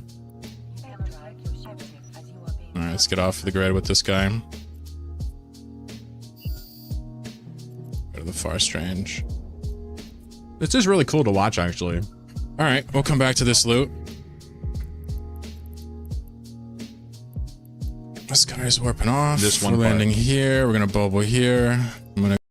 You basically watch how I note down. This is very basic. I'm not trying to impress anybody, but I want people to know what happened here. You follow where they're warping to, and because it's a wormhole, there's no celestial, but we have it already bookmarked. So we could tell what bookmark he warped to, and then we tab over to the Eris, and then we meet him there, and that's what you're watching now. So we switched from one guy to the next, and we warped to the wormhole to kind of interdict him. That's kind of a cool part of multi-boxing, I guess, is you're moving the little pieces around the board a little bit, so to speak. Go through. He went through as well. I should probably... Oh, I have no more bubble. I'm out of bubbles. Oh, this is bad. Let's see if I can just get away with a regular tackle. Look at my health. I'm an armor buffer tank, by the way. Who has run out of charge? At this point, he should fight back. He doesn't realize it, Yeah, but he got should him. fight back. He might even kill me. No way. This is crazy. I gotta overheat though. I'm about to run out of health. If he Here whipped we his go. drums Not out much here, I'd left be in the fucked. tank here. This is so sick. Don't overheat.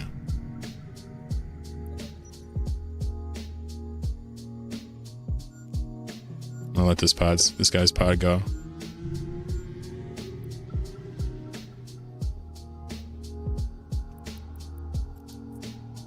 Can't get him. Shit, I'm gonna get killed. Come on! Go! There you go.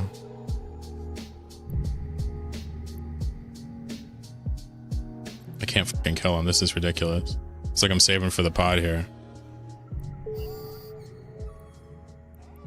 So we killed 2 Hulks. They were Tech 2 Hulks. It's a much better way to fit these. If you're going to use Hulks, honestly, don't bling them without proper backup. Just my own take. Some people don't care about money like that. This person definitely tried really hard.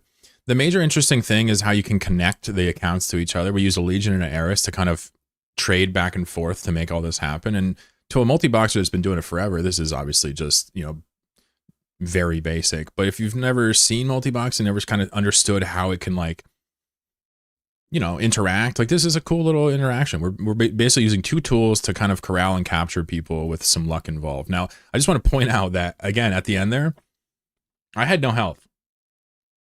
He could have pulled out his drones and probably pushed me off there. So don't give up. At the end, he's like, fuck, I got caught, I'm done. Never give up. Just always try to fight back.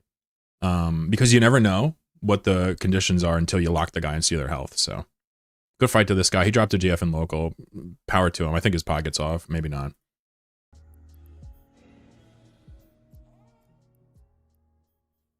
I've been watching this prospect here spin this C70. This is cloud great for right here. a little bit now. And this is super relevant. I keep muting myself. I believe I have him pretty much figured out. This is a guy in a prospect spinning a perimeter large cloud. And I'm trying to explain to you right now, like, this is relevant because a lot of times I do spinning on stream. This is an example of how you're really only protected if they don't have guys on grid already with a spin, right? You're only really resilient against combat scanning and people that are new to the SIG. If somebody has the SIG or can get there decloaked, this is what can happen with tryhard. So instead of trying to catch him with the Legion, which is going to be slow and impossible, I'm going to see if I can put this interdictor right on his face.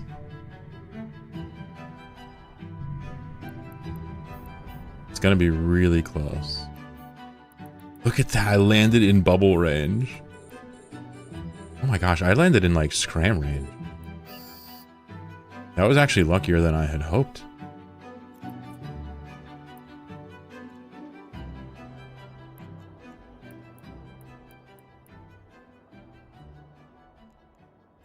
Yeah, so let's just watch that again real quick. I was typing. Basically, I knew where he was, and I essentially warped where I thought he would land, and my ship literally lands on the prospect. Just on him. Oh my gosh. So if you're not paying attention, if you're not descanning very quickly, at this point, you would have to cloak before that target finishes. That's your only way out. And he doesn't do that, and he gets chased down. In like scram range. That was actually luckier than I had hoped.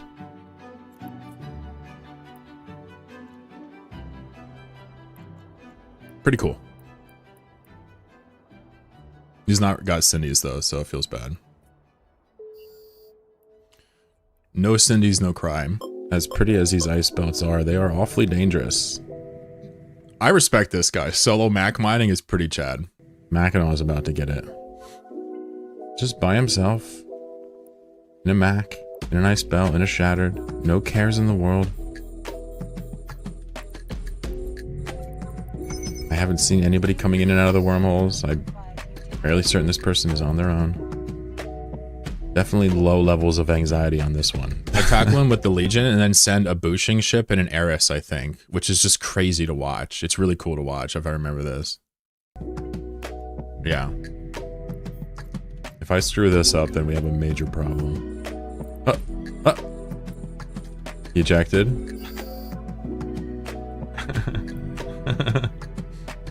So I could steal the ship right now, I guess.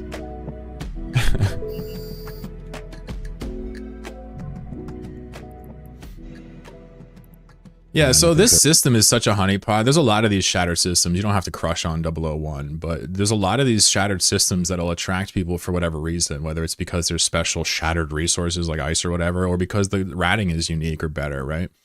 The honeypots are all over the place. And I wasn't even doing this as a way to lure people here. This was just natural J-Space people coming in and out of the shattered over weeks and weeks, so crazy in there. Kind of cool. All right. Even though there are hundreds of Dread Ratters out there in J-Space at any given time, happily farming away, actually seeing them with our own eyes is pretty rare. The reason for this is simple. They close the wormholes before they rat. Thus, the only way to see these ships in action is to actively roll into them or log out in their system. Here we're looking at a 4 Dread setup with 3 Naglfar fleet issues and a Zernitra in a Class 6 wormhole. Fun fact behind the scenes, this guy, I talked to him at length, he was very worried about this episode coming out when he realized who recorded him. But I assured him, it's like, well, listen, like ERML is going to find you with or without me. Like, you might as well just embrace it and just move on, you know? He's a good guy. These ships are super impressive to me and embody what it means to be strong, at least aesthetically. But they are not without their Achilles heel. In this case, it's the loot that's vulnerable, not the ships. You see, when wormhole ratters think Dramatic they're alone pause. like this one does, they're lazy as hell. They lackadaisically drop MTUs, don't descan, and use paper salvage ships with no backup. We've learned this lesson already. We've learned it well.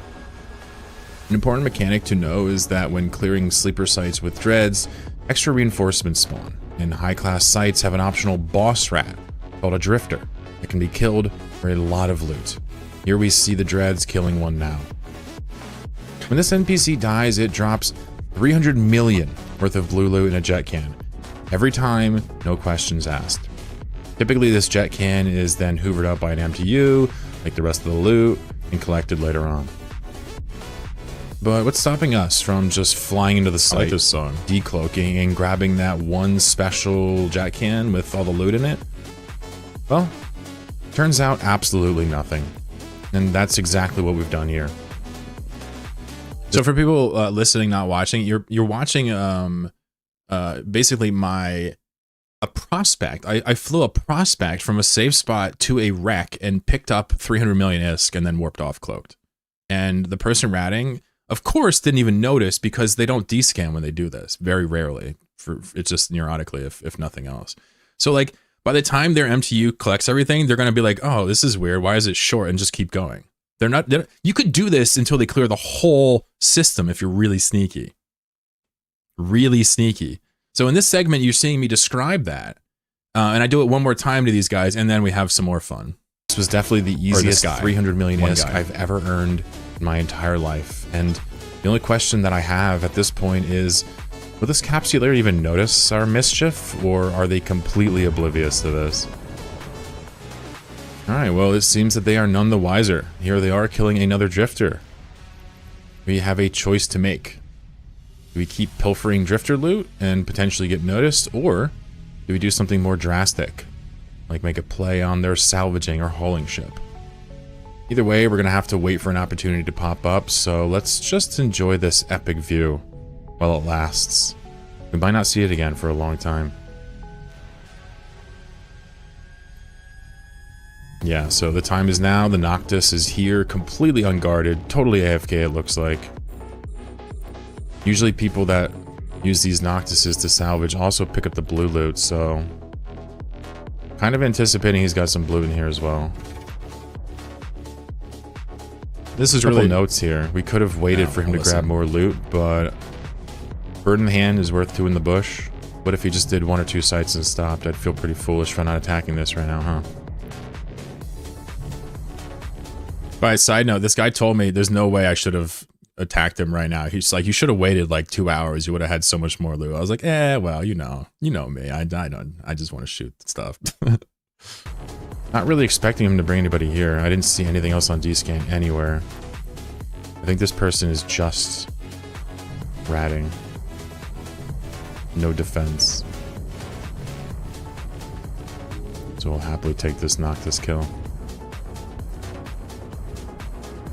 So look at your D-scan right now. It says capsule. Even though he's still in the Noctis, if you D-scan regularly, you can sometimes capture the ejection before it even happens. So we see the capsule pop up on D-scan, so we know he's ejected before he even pops out. Kind of cool.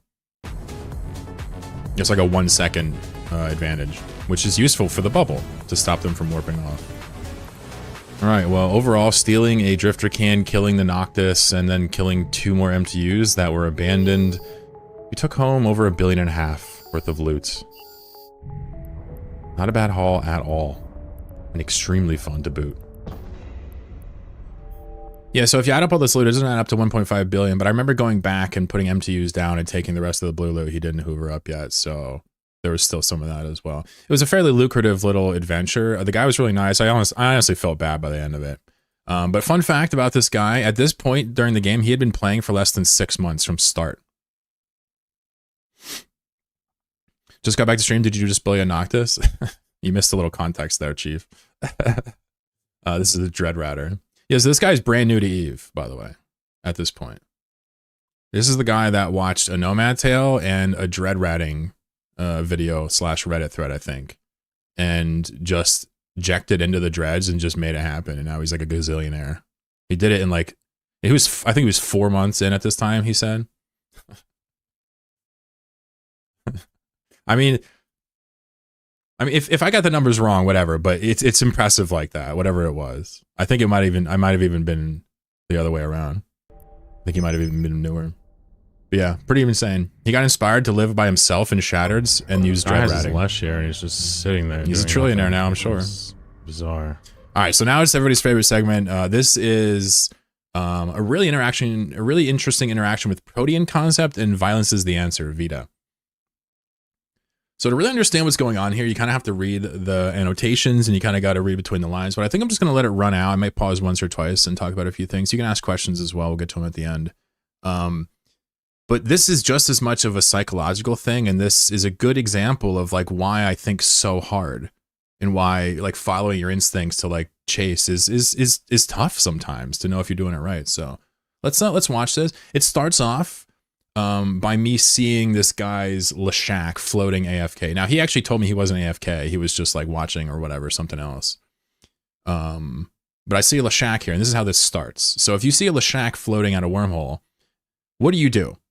You know there are other people nearby, but he's totally on his own. Do you shoot it, or do you let it go? Well, I decided to shoot it. This guy has his Lush here, and he's just sitting there doing nothing, which is bizarre. I kind of wonder if I could shoot him from within range of the wormhole and not be punished for that. Probably not. 3 Lashaks and an Onieros on D-scan right now, by the way. I think I'm just going to stay like right here and just shoot him within range of the wormhole. But I feel safe because there's a wormhole, yeah? That way, no matter what happens, I can just click it and go. This is the dumbest thing I've ever done. I'm just doing this for fun, I suppose.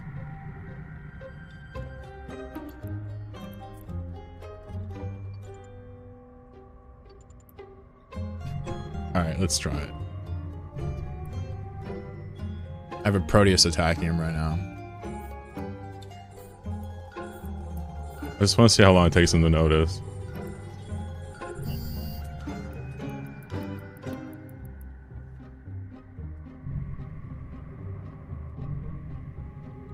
Oh my god, he's dying really fast for some reason. What the hell? Wait, why is he dying so fast? I didn't expect him to have such low armor. There we go. Core blimey, mate. What are you doing in me pockets? Anybody know where that's from? Anybody know where that quote's from? By the way, normally Lashaks, you can see them brick tanked to the extreme degrees. This one was nano, and I'm sitting in a Magnetar system. Look how fast he's dying to my Proteus. Yeah, you know it. Haha, Master Farmers. Thank you, EVE Online is the best. Yeah, y'all know it. Wait, am I just killing him? This is weird. Why is he dying? So watching this back is really painful. Even he's getting already. Closer and closer. I'm gonna give him the royal bump here. See if I can kill him. This Lesh isn't whole, folks. If I would have drank my drugs, if I would have brought one more ship, if I would have overheated earlier. If I would have gone for a better bump, if I would have done anything, this guy probably would have just lost to the Lesh randomly. Maybe not though. Maybe he was more in control than I thought. It looks like he's in hull though, personally. Went the wrong way. Can I get him? Look at this. The capacitor is empty. Can I get him here or no? Muffled. Yeah, this is a rough one. Can I get him? This would be so cool. Now I'm really regretting not bringing my other ship. So he's trying to nuke Oh, me he's out. so low. He's trying to 1v1 me. low. Can he jump? The capacitor is empty. He jumped. So it Yeah. says, the Leshak jumped. This is the moment we should have abandoned the effort and got safe before the fleet comes and backs them up and we get caught. So that's like a should have moment. So obviously that's what I do, right? No, definitely not. Instead, I click the wormhole, I enter the wormhole, I chase the Leshak, and let's see what happens. Alright, well, I guess we'll see what's on the other side. Alright, they're coming in hot now. They're coming in hot. They're coming in hot. I'm gonna have to... Yvonne says, are you all nervous? Not yet. Starting to sound a little nervous now, though. range here and bump through. It's funny how the Lash is now trying to toast me. It's like, dude, careful now. Alright, so I have a patented way to beat these guys. So here's what it is. Patented. Basically, I'm gonna spook them with this thing. The Heretic says, do you have any games on your phone? I was having too much fun. Right?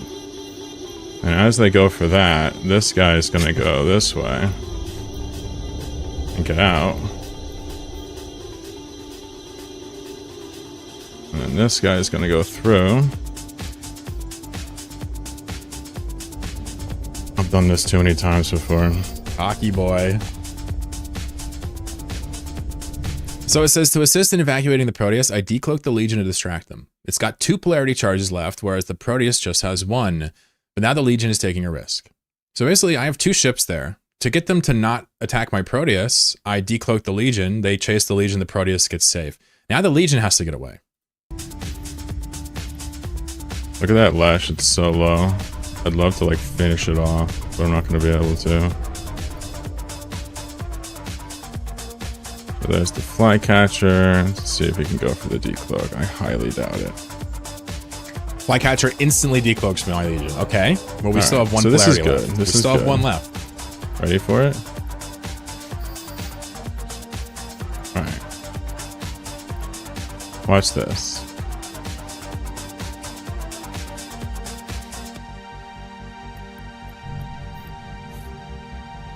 So we're going to burn the Legion back to the wormhole and jump it through. Now we have no polarity on any character. We're gonna have to completely outpilot a stuck. Heretic on the other side, basically. So my goal is to not get decloaked now. We're really in big trouble. But it's definitely doable. Ooh, a typo. Oh, I got a typo. The Legion is in Tubal. Dang. Oh well.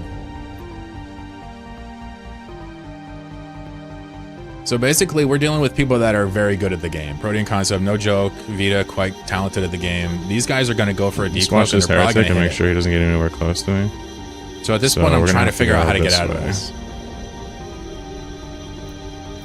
Just pray to Jesus we can get this. Did his bubble drop? Fascinating. That's so Decloaked bad by for me. Onieros instantly. Bubble I just lost the reapplied. Legion here. Decloaked, double polarized. Now Alright, we let's just try have to to fight. suffer. Also, it was really triggering that we ate our cap battery before we jumped, and then it cancels the reload, so you end up on the other side without the cap battery. Same thing as Stargates and whatnot, just bad timing on my end. At this point, I was completely and utterly so sad at myself. Probably just died here. It's really bad for me.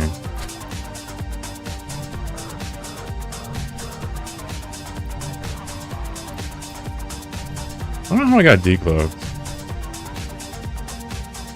Because they're good. Like, the cruisers were all looking for it as well with their micros. And you're in a Legion with an afterburner. You probably should have let the Proteus die, in hindsight, yeah? You can see my mouse never give up. I never give up trying to get out of this, no matter what. You can see my mouse just continue to try to work. And it's kind of futile. You can tell they're just waiting to give the kill to the right person at this point, but... I mean, how embarrassing would it be if they dropped tackle for a second and I got out? Just saying. There you go. So now I'm toasted. Now I give up. Yeah, but you should keep trying because honestly, people make all types of weird mistakes, right? There's mad people here and they're good, but... I caught a Loki before, right? Good fight, good fight, good fight, good fight. Alright, so I've been chasing this prospect now for what feels like way too long. And I swear I just cannot kill it. I'm in a black hole system and this person has like an afterburner on and like I literally cannot get my Eris to get close enough to the ship to actually hit it with the blasters. I hate black holes and I hate blasters. I still use blasters, but now whenever I'm in a black hole, I'm like, I don't like this place. It'd be more embarrassing than losing that Loki to that ghost site. I literally cannot kill it with my Eris. It won't die. So I'm gonna have to cheat and put drones on it. Yeah, I was really mad. Gosh, at myself. I was pretty pissed off. Because it was a greed kill. I didn't have to chase that Lashak. I didn't have to involve the Legion. It makes you feel extra bad. So I'm trying to kill this prospect I found on a wormhole, but like I literally couldn't kill him with my Eris. So this segment is me just like having to bring a Proteus to kill a prospect. Harvest implants. Not pretty. Harvest. What is that? Anyway, good fight. We took a really big loss this video, yeah? It's pretty nuts. Definitely embarrassing. So I just splashed into this hole, and there was somebody ratting. And he didn't finish his sight. And I scanned it down. And it looks to me like they pulled the MTU and didn't pick up the loot from the MTU. When you pick up an MTU, it ejects the loot, right? I think that's what this is. If this is the blue loot from the site, this is going to be insane. Yvonne loves this part. Boop. Oh my god. Boop. God. Boop. Yvonne loves this part. He's like, dude, that's stonks right there.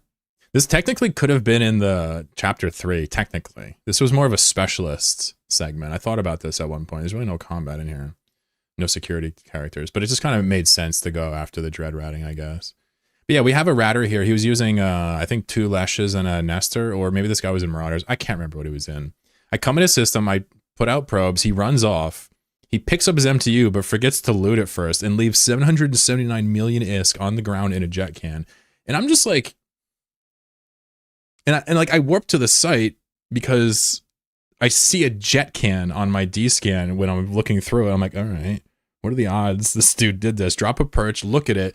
It's literally where the MTU was. It looks exactly like it. I warp to it, take it, and leave. Now, I gotta say, pretty dumb of me to be doing it with the scanner. The scanner has virtues, and it has a nullifier switch. It's not even online all the time, so should have used another character, but it's good I did it as fast as possible because his character, you'll see it in the D-scan, is in a metamorphosis about to pick this loot up after he realized he didn't pick it up.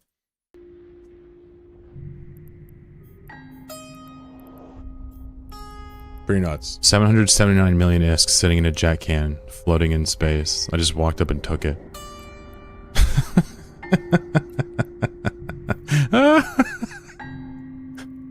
Alright, that was the easiest ISK I've ever made. What the f... So this is the classic situation where I've logged on to do some scanning. And instead I'm greeted with people ratting in the Magnetar. Yeah, so exact same honeypot scenario where I'm logged out where you can't see me and I come in and look before I scan. So I log on, I come into the middle of the system cloaked and I see Tengu's on scan. And I'm thinking that there's 2 guys farming sites. But it turns out this is, I mean, I'm assuming it's 1 guy. I don't know, maybe it's 2 guys. But they work together in the same site, which was weird to me. They're doing C4s with Bling Tengus together. Now, I talk about this, but I want to talk about it first just to get it off my chest. Like, this system doubles your damage.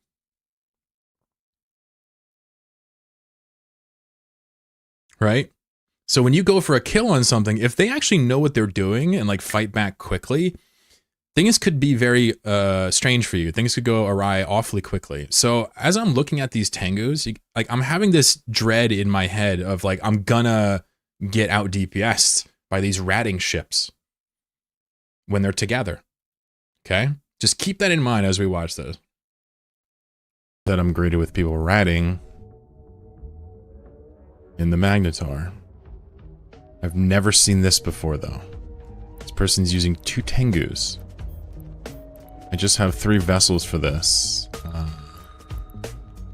Legion, a Proteus, and the Odysseus. It says the Odysseus is a new ship with a ton of utility. We will talk about this ship in Act 4, but for now, just roll with it. That's for the quest. I don't know necessarily if I can take this on. I know pretty intimately that this system virtually doubles one's damage. So 2 Tengus could do like 3,000-4,000 damage, no problem in here. Yeah, so I definitely need to split up. I don't have the ability. All right, so this is such a crazy segment. I'm gonna watch this again in slow-mo. You're literally watching me on grid with them from the Legion. You're watching me in real time. Just watch the ship and tell me this isn't cool as hell. I'll just leave it at this. Just watch the ship itself. They definitely need to split up. Watch that cloaked Legion. Watch this. This is so cool. So I'm approaching the left Tengu. I'm leaning left. I'm chasing him. Dude leaves randomly. And I immediately turn to the other guy and decloak on the spot with no hesitation. Dude, am I the luckiest capsulator on the planet or what? Dude just splits his characters up for no reason. Such a good moment. That was pretty much his only defense. Now, the rest of this kind of sucks, but... Alright, well, the tackle is secure here. I don't think he's getting away, but I've been fooled before. I'm gonna hold him and see if I can tank him. With the Legion, and then get the Proteus on him to finish him off, maybe? And I'm gonna try to assist these drones over to the Proteus here. Oh, look how fast he is. And he's shooting my Proteus already. Oh my god, no. Proteus does like 1,000 DPS or something. Watch me not be able to kill him now. Oh, he's gonna toast my Proteus. In here, it's probably 2k. Oh, I can't even get on him. This is so cringe. It hurts to watch. This is an absolute clown fiesta. I'm approaching him and it's not really getting me closer. This is almost the same thing that happened with my Eris before. I'm gonna have to...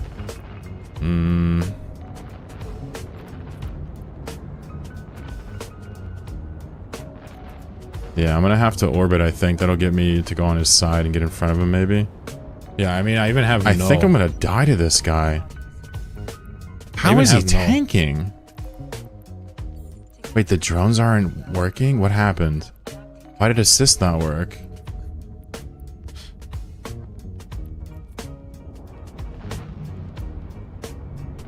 Oh my god, am I gonna f this up?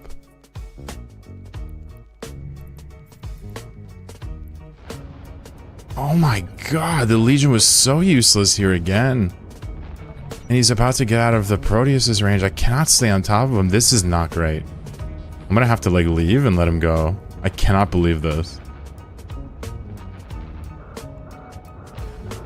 About to lose the Proteus here. I have no cloak anymore. Well, good gank, bro. I feel like I kill him if I can just stay on top of him. I need like a web. All right, I'm gonna have to bail. I'm out. I'm whole. I'm gone. I'm out. Whatever. I need so much more practice. What the hell?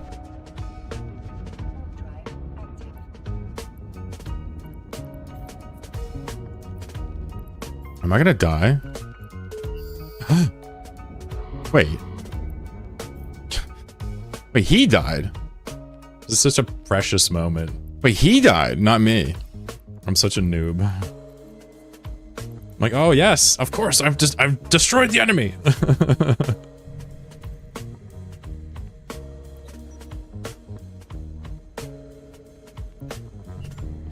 All right, I gotta know what's on this guy.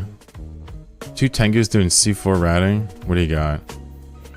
Yeah, this guy was super blanked. His fit was literally a passive buffer. So he's doing C4 sites with a passive buffer Tengu. No active reps. So you're like, wait a second, how does he tank you? Because I couldn't apply to him the whole time. That's how. Isn't that crazy? Well, Nasa knows. So the Legion's actually built to like grab like a Praxis or like a strategic cruiser and just sit there and tank it. And other things are supposed to apply. I talk about it a lot in this episode. You'll hear me talk about it. Lulu, sure, sure. It's the wrong tool. Yeah, it's the wrong tool. Ooh, I saw abyssals. Newt would have been excellent there. Some green. Oh god, looting is so hard. Dude, I am totally out of my depth here. This is absolutely crazy how bad I am at multi-boxing still. I need to have like a long heart-to-heart about how many modules to use and what strategies to use. No web is so suspect, right?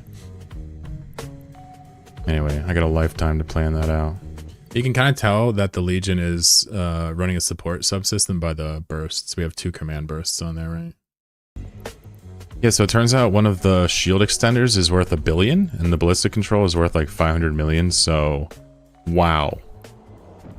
Wow. Incredible. So the Tengu is 3.67 billion on Z kill plus 500 plus 1 bill. That's a 5 billion-isk kill right there.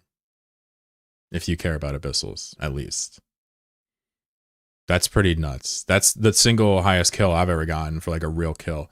The fact that he was running away like that was shocking. I really just expected him to fall over and die to my damage. He ran so fast and had such a powerful afterburner, like overheated, I'm sure, that like my Legion literally couldn't keep up. The Odysseus's heavy drones were not attacking because I refused to retap my guns onto the guy while the Odysseus was in control range. So the Odysseus's drones were doing fuck all. I finally killed him by orbiting at 500 and pulsing the micro. And then at the last second, I just got like a shot off and finished him before I almost died myself. So absolute clusterfuck of a fight, but really cool content. A lot of things you could go back and watch in there if you want. Wormholers, they all rich as fuck. This is unusual to see a pair of buffer Tengus doing C4 sites. I can't say I see that ever. I've never seen a buffer Tengu doing a site before, but if you spend enough money, sure, why not? Well, there you go. We managed to find that rook based off of not much more than a hunch and some patience. Got some more hulks, caught a prospect spinning a cloud, a Mackinaw doing ice. Really curiously, we caught this Noctis, this Dread Ratter, trying to take some blue loot for himself. But of course, we were not without loss. Managed to lose a Legion to pure hubris. Bummer. But, however, make no mistake, we earned it back. We caught a Tengu worth over 3 billion, and oh my goodness, that is our biggest kill to date. Not bad. So I guess next up is the labor. Yeah. So I'm down to keep watching for sure. I was gonna maybe consider taking a break, but I'm down to keep watching. We'll watch the labor. Maybe we'll stop after labor. But let's just take a little breather. I'm gonna stand up and do a stretch, pet my cat, and we'll come back in 2 or 3 minutes and watch the rest. Yeah. Buffer 100 MN AB Tengus. Yeah. It'd make more sense if he had 100 MN there, but he had a 10 MN. He was still schooling me. It's crazy. Guys, give me 2-3 minutes. Beer.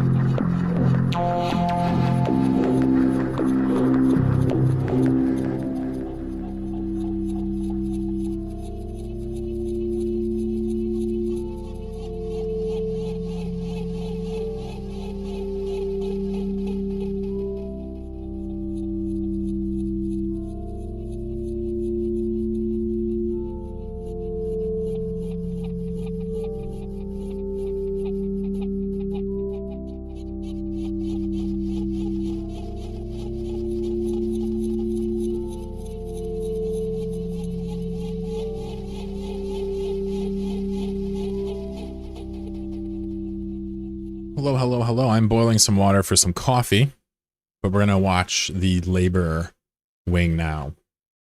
Sorry if there's any background noise. Things to watch out for right now. The effect that I keep using for these intros, again, it's really subtle. It's nothing crazy, but it's this like cool kaleidoscope effect. And for the labor section specifically, I wanted to kind of represent how like each labor guy produces so much, you know, like it's as if they're like, you know, working for so many. It's kind of a cheesy little association, but we're basically just showing labor as being this huge ring of workers. So kind of a cool thing. Let's watch. A lot of commentary to do during labor. There are some slightly boring sections, unlike the PvP section, but if you don't know everything about gas mining, this is probably going to be enlightening and or entertaining for you. So let's watch. Jolly Ranchers Corporation has 3 wings to date. The Jolly Ranchers Corporation has 3 wings. The second of these is the labor wing. This squadron of characters is responsible for collecting resources from the field, primarily Fullerites. In the second act, we're going to learn how these labor characters safely and efficiently harvest resources on our own in a space with no local. From field reports to close calls, from upgrading to safety procedures, the Labor Wing's goal is honest: collect lots of resources and never, ever die. The characters that make up the Labor Wing are in fixed ships. The first pilot flies in a boosting ship and the others fly prospects. But in this episode, we'll notice a number of changes to how we collect gas, with the most obvious being that we've picked up a 4th prospect pilot. To help you understand the changes that this wing is going through, I'll put up a graphic that shows how our gas intake has increased over time. I hope you enjoy watching the work. For what seems like years now, we've been using 3 prospects with Tech 2 scoops and a Magus for mining boosts. This setup collects gas at a rate of roughly 13 cubic meters per second and wastes a quarter of the gas cloud. In this episode, as a benefit of adding a new account, we've unlocked a 4th prospect. This itself would be a nice increase in gas intake, but we've actually taken it a step further. It's been years, and we've yet to lose a prospect to players. The anxiety I face surrounding loss is clearly not justified. So, as a result, we'll be upgrading to Syndicate scoops across the lineup. With another prospect and upgraded scoops, our gas intake has almost doubled from 13 cubic meters a second to over 23. Of course, a loss would be devastating, but I think it's time to risk it for the biscuit. The future goal would be to further upgrade our setup, but there isn't really much room to grow right now. I'm pretty much maxed out. Syndicates, prospects, boosts. Unless I want to perch or risk something like a porpoise or barges, this is really it. Which is really funny to think about, because when I started this episode, like that was it. I was done. I was not going to do any more upgrades ever to that setup. And then Catalyst hit and it's like, oh fuck. I have a lot of work to do. No faction gas scoops? What? Were you listening? These are all faction. The whole segment was about how I upgraded to faction scoops. This was also like 6 months ago. Before Catalyst. Pretty much maxed out. Syndicates, prospects, boosts. Unless I want to perch or risk something like a porpoise or barges, this is really it. You know, one of the first things that I personally learned about the variation in gas sites is that vital core reservoirs have some really strong rats in them. I don't think that this venture has quite reached that pinnacle of understanding yet. Rest in peace, guy. Guy shows up, instantly gets clapped. Let's just do some compression here. Pretty much out of space in the porpoise. You can see I'm getting all types of gas. Really, what I like to try to do now is to get like 3, 4, 5 billion worth of gas, if possible, before I go back. It really just depends on what we get, what types. If it's less valuable, we're going to fill up faster. You can see we already have 37,976 M3 worth of compressed gas, which is equivalent to moving the decimal over 1 to the right. So we have almost 400,000 M3 worth of gas. We can move 50,000 M3 at once with our 4 prospects. But, you know, we don't mind taking more than one trip either. So the only other thing I'll mention is that when you're on the porpoise here, it's kind of nice to just do this. Just close the client. And the reason for that is if you watch from the other perspective, he'll just warp off and leave. You don't really have to think too hard about this. He'll move. I watched a dude in a C6 fly his Zernitros and shit and P&Is and Moroses to a safe spot between 2 planets and then Alt F4 the clients. I watched him do it multiple times.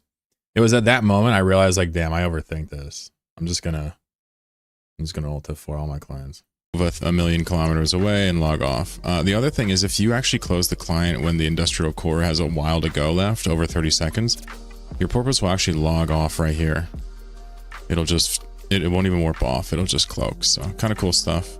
As for the Eris and the Magus, these guys are pretty much just playing guard dog. So we'll cloak them up and kill those clients too. So here's sort of an example of working around these larger groups. We have a Hard Knocks Citadel here in this class 6. And there's definitely people here buzzing around. I saw 3 scanning ships flitting around. I did wait an hour or so before I came in here, but it's been an hour and I just popped on this instrumental core reservoir here. So it's going to be pretty hard for them to get me off of here. And I even have a ping on the exit hole so we don't warp directly to it, just in case they try to do a bubble or trap. Kind of this whole episode, this segment rather, is like, it's me kind of what feels like mastering the gas game at the tying up all the loose ends, pretty much working with Catalyst to kind of, you know, leverage yields, work on the mechanical safeties, understand the various formula that are involved for mind tricking and stuff. What up, Hal? How you doing? Not really expecting. Yeah, Gravy's on money. We'll see. We were assuming they have it pre-scanned. We're assuming that they may even have a ping on grid, but probably not. But if they have a ping on grid or anything like that, small chance they can catch us. Really doubt it, though. It's worth noting that we do have lots of redundant scanning here. The ability to refit to a bunch of scanners. But, yeah, I'm really kind of playing safer. This footage is very old. Didn't really get into it, but upgraded the Syndicate scoops when we went to 5 accounts to try to boost the gas we get. So dying is no longer really an option. But we're going to finish this ICR if we can help it. If they're not going to push me off of it, I'll hop on here for a few hours even. But a little bit dangerous. They're active and they're obviously part of Hard Knocks. So they're going to have the ability to field some specialty tools to beat us. So see how it goes. Probably do a lot of descanning. But this is pretty much best case scenario stuff. Instrumental core reservoir opened up in the system I'm currently camping, so King warrioring. Hell yeah. 2 seconds. I'm gonna take all of it. Right back.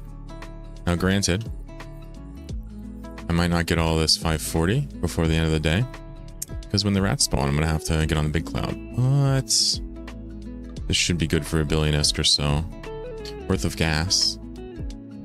And pretty amazing because I was just on an instrumental yesterday, and instrumentals are a bit of a treat for a solo player. It doesn't do any rolling, so pretty satisfied with what I'm seeing. Definitely going to take this. The one issue I'm noticing is that I'm actually running out of room in the Orca, or Porpoise even. Getting my whales confused here. But I'm running out of room in the Porpoise for gas, so it's about time to make a trip back to Alamake with the gas we do have. So I anticipate what we'll be doing today is chopping down this instrumental core reservoir and getting all of this 320 and then bringing it back to Alamake. Might even take more than one trip. We'll see. We'll see how it pans out. But good day today, no doubt. So this is all pre-catalyst stuff. So it's basically going through kind of the motions of what it's like to be like a humble gas farmer with a bunch of accounts. You know, there's a fair amount of scanning involved, but if you kind of play passively and check, you know, every day and just see what comes your way, what's nearby, you can get away with getting a shitload of gas. The question is, like, how do you get it safely and then get it back to K-Space, and what do you do with it? That's kind of like you know, the whole fun part of the chain. All right, well, that's kind of insane. All this compressed gas, 6.5 bill now.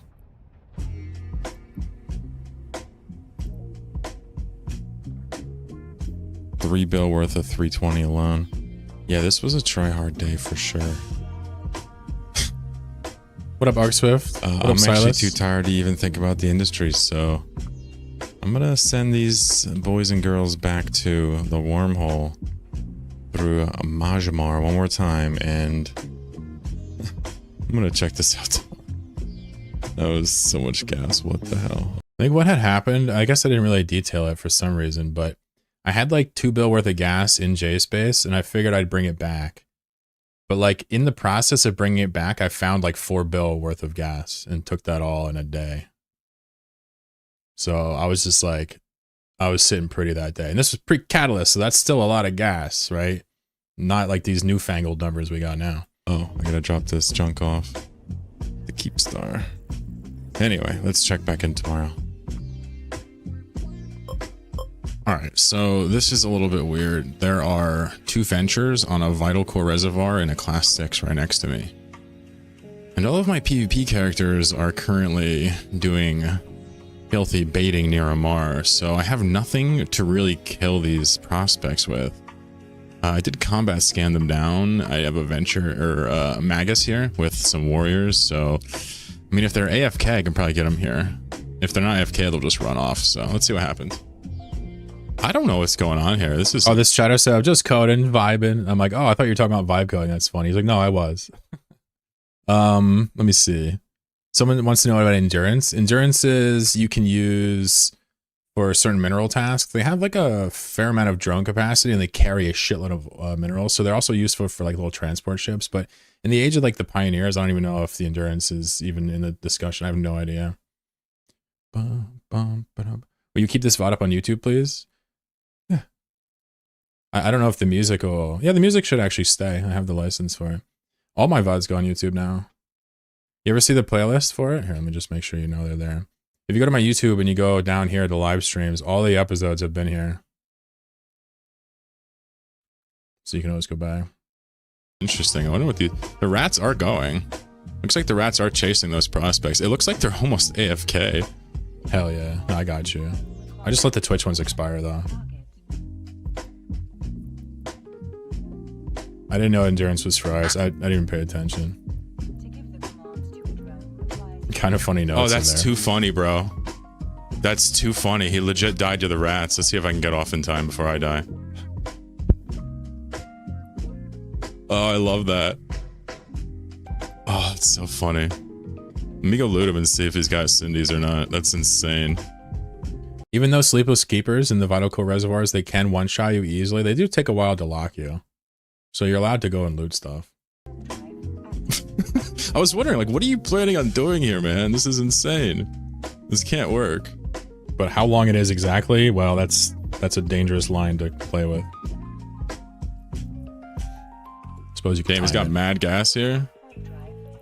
Can I get out in time? Yeah, I can. All right, he didn't have Cindy's or anything. I'm gonna come steal the gas now. This is so funny to me. What the f...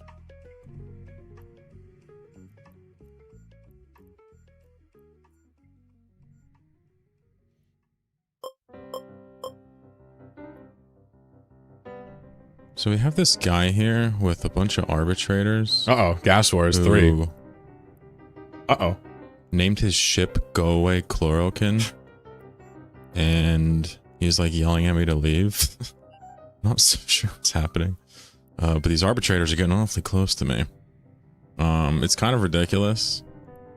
I've never seen such an ill-fitted response in my entire life.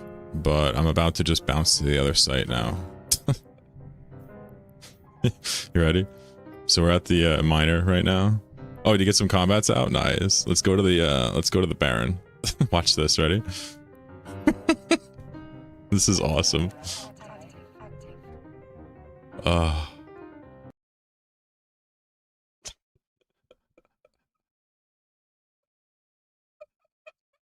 It's so fucking funny. It's so funny. Like, it's so funny for so many reasons. Like, the idea that someone's screaming at me to go away and knows me by name. The idea that their solution for this is to bring a Loki with a multi-boxed arbitrator setup, or the fact that they followed me around for like a half an hour trying to get me to stop while I took all of the gas in front of their face. I don't know what, it's just a perfect storm of awesome, this segment. Too funny. So now I'm just gonna mine over here. I don't think I would have done this if the dude wasn't like yelling at me in local. It's crazy. This is funny. It's like, bro, you should have just left. All right. I guess I'll stay.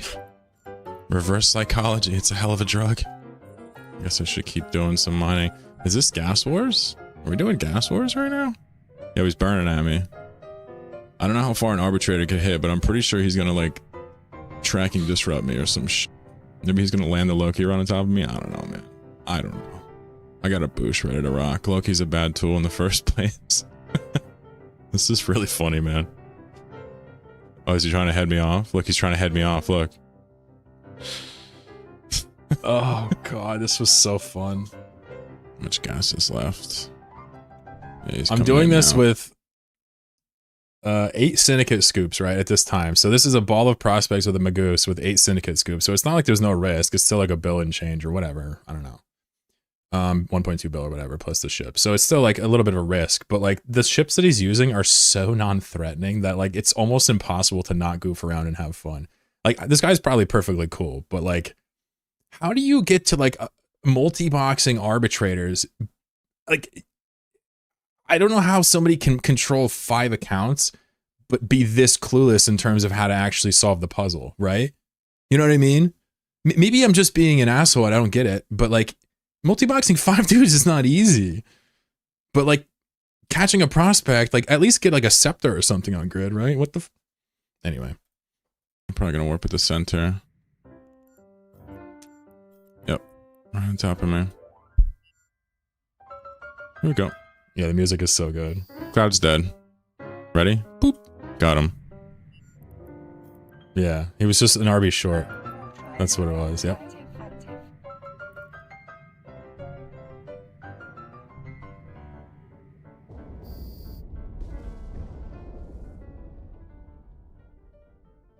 I typed, this is why we don't talk in local, and then I delete it. Since getting into wormhole gas, I've largely favored a specific method of collection that I call spinning. Spinning is when you orbit the cloud and let the rats A little bit of a lecture harmlessly here. chase you. In other games, this is called Let's kiting. learn. Let's learn. Let's learn. However, spinning doesn't work on 2 of the gas sites, the ordinary perimeter and the vital core. In the ordinary, turrets prevent a spin, but in vitals, the rats can actually hit out to the distances that we spin at, and they hit hard. But there exists a technique that predates spinning called Jedi mind tricking. In this very series, we referenced this early on, although what I thought was Jedi mind tricking back then is actually spinning. This technique is distinct from spinning, which attempts to stay far away from the rats, because Jedi mind tricking actually involves speed tanking them. You will be getting shot by the rats while Jedi mind tricking. Okay, Now, I lesson always time. thought it was lesson impossible. time. Lesson time. Lesson time. We need to do this because there are people that hear that and don't know what I mean. And I don't want you guys to be left out. So here's a gas cloud, okay? This is a nice, juicy gas cloud. So this is like, I don't know, C28, all right? So this is like a C28 gas cloud, all right? So this is what we're talking about in this segment. First of all, there's a technique. Let's just say the rats spawn here. There's a technique called perching, where you're too far away from the rats for them to even see you, so they just ignore you. There's also spinning, which is where you go around the outside of the cloud and they chase you and they're too far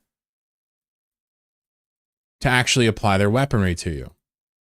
Now, there is a third style. This is called Jedi mind tricking, where you orbit essentially the rats themselves up close and they actually do shoot at you every 5 seconds, and you have to be going fast enough for them to statistically never hit you, because if they do, they will one-shot you. That is the premise of this entire segment, and the revelation comes in realizing that Jedi mind tricking the vital core rats is actually doable.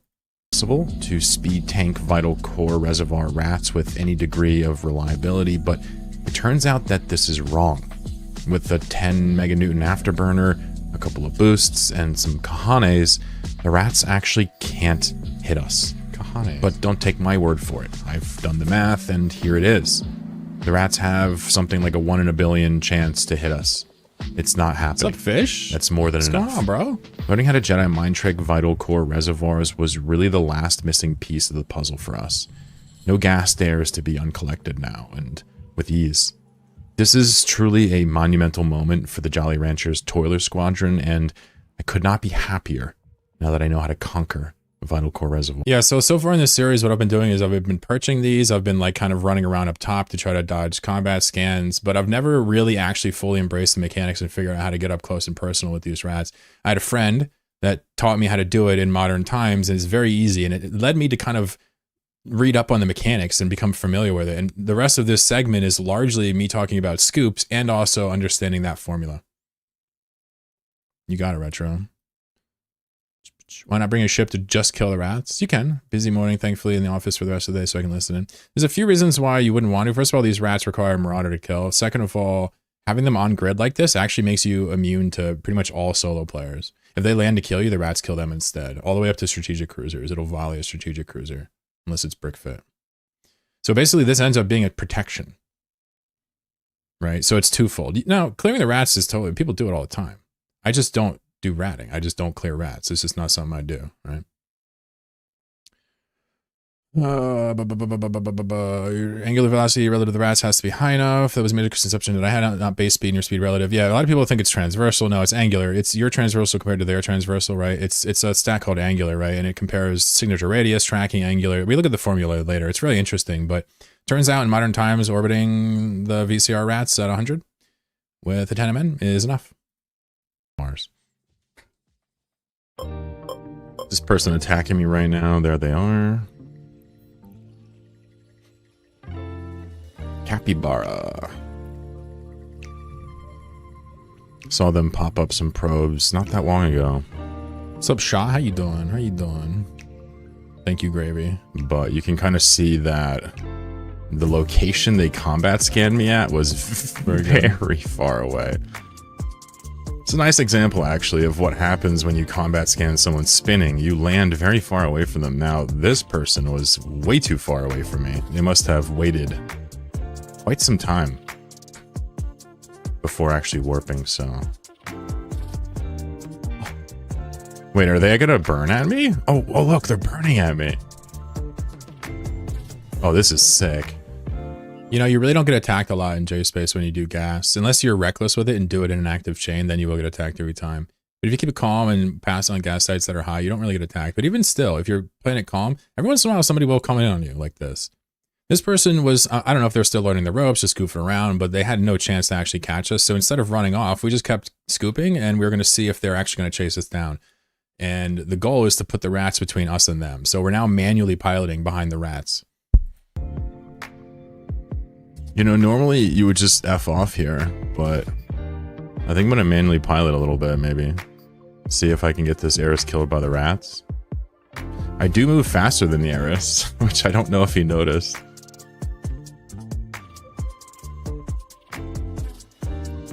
Alright, I'm going to fly behind these and see. Look, the rats are already chasing the Eris. Look, they're already chasing it.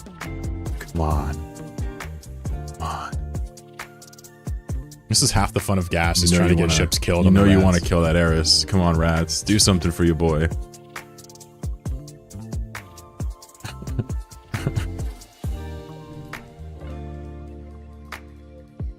I wonder if he even noticed if I changed directions or not. The suspense is killing. 150 km. All right, getting close.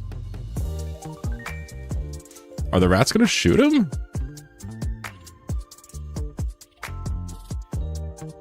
So this is a you know, regular site VFR. So the rats aren't very powerful here. I suppose I'll have to boosh if he keeps. But they're still. Wait. Yeah, these are He's still turning. turning.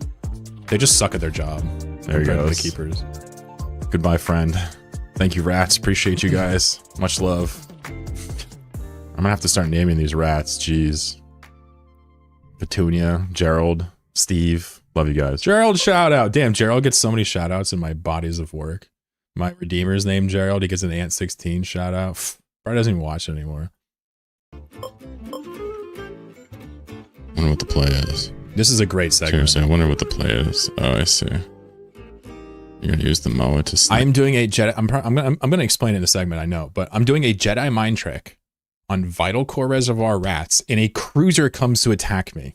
It's like the perfect storm of fun.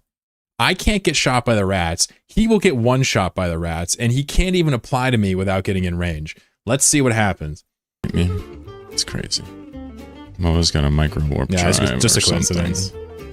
I think I'm gonna round the corner and the Moa's gonna die to the rats. This is pretty tragic. I'm pretty sure this Moa's gonna get smoked by the rats. I'll see how he survives it. That's how tired I sound. Yeah, This is crazy. yeah, he was like Maybe episode kinda 4 or close, something. but I'm just too That's fast how I for met him. him. I think he dies next time they switch. I don't think he's gonna be able to warp off either. Oh no. That It tired needs voice. to be very, very quick. Oh, they're leaving target now. Careful. Are they on? Uh-oh. I think they're on him. No way. One shot. And I promise you, they will do that up to like active tank Lokis and stuff. They do so much damage. Like if you're not buffer on your strategic cruiser, they will volley you. Volley you. It's fucking hilarious. That's my understanding. Wow. Now I make a note here. Good. Blap. Dude, I figured they're gonna one-shot him. Dude, that's so funny.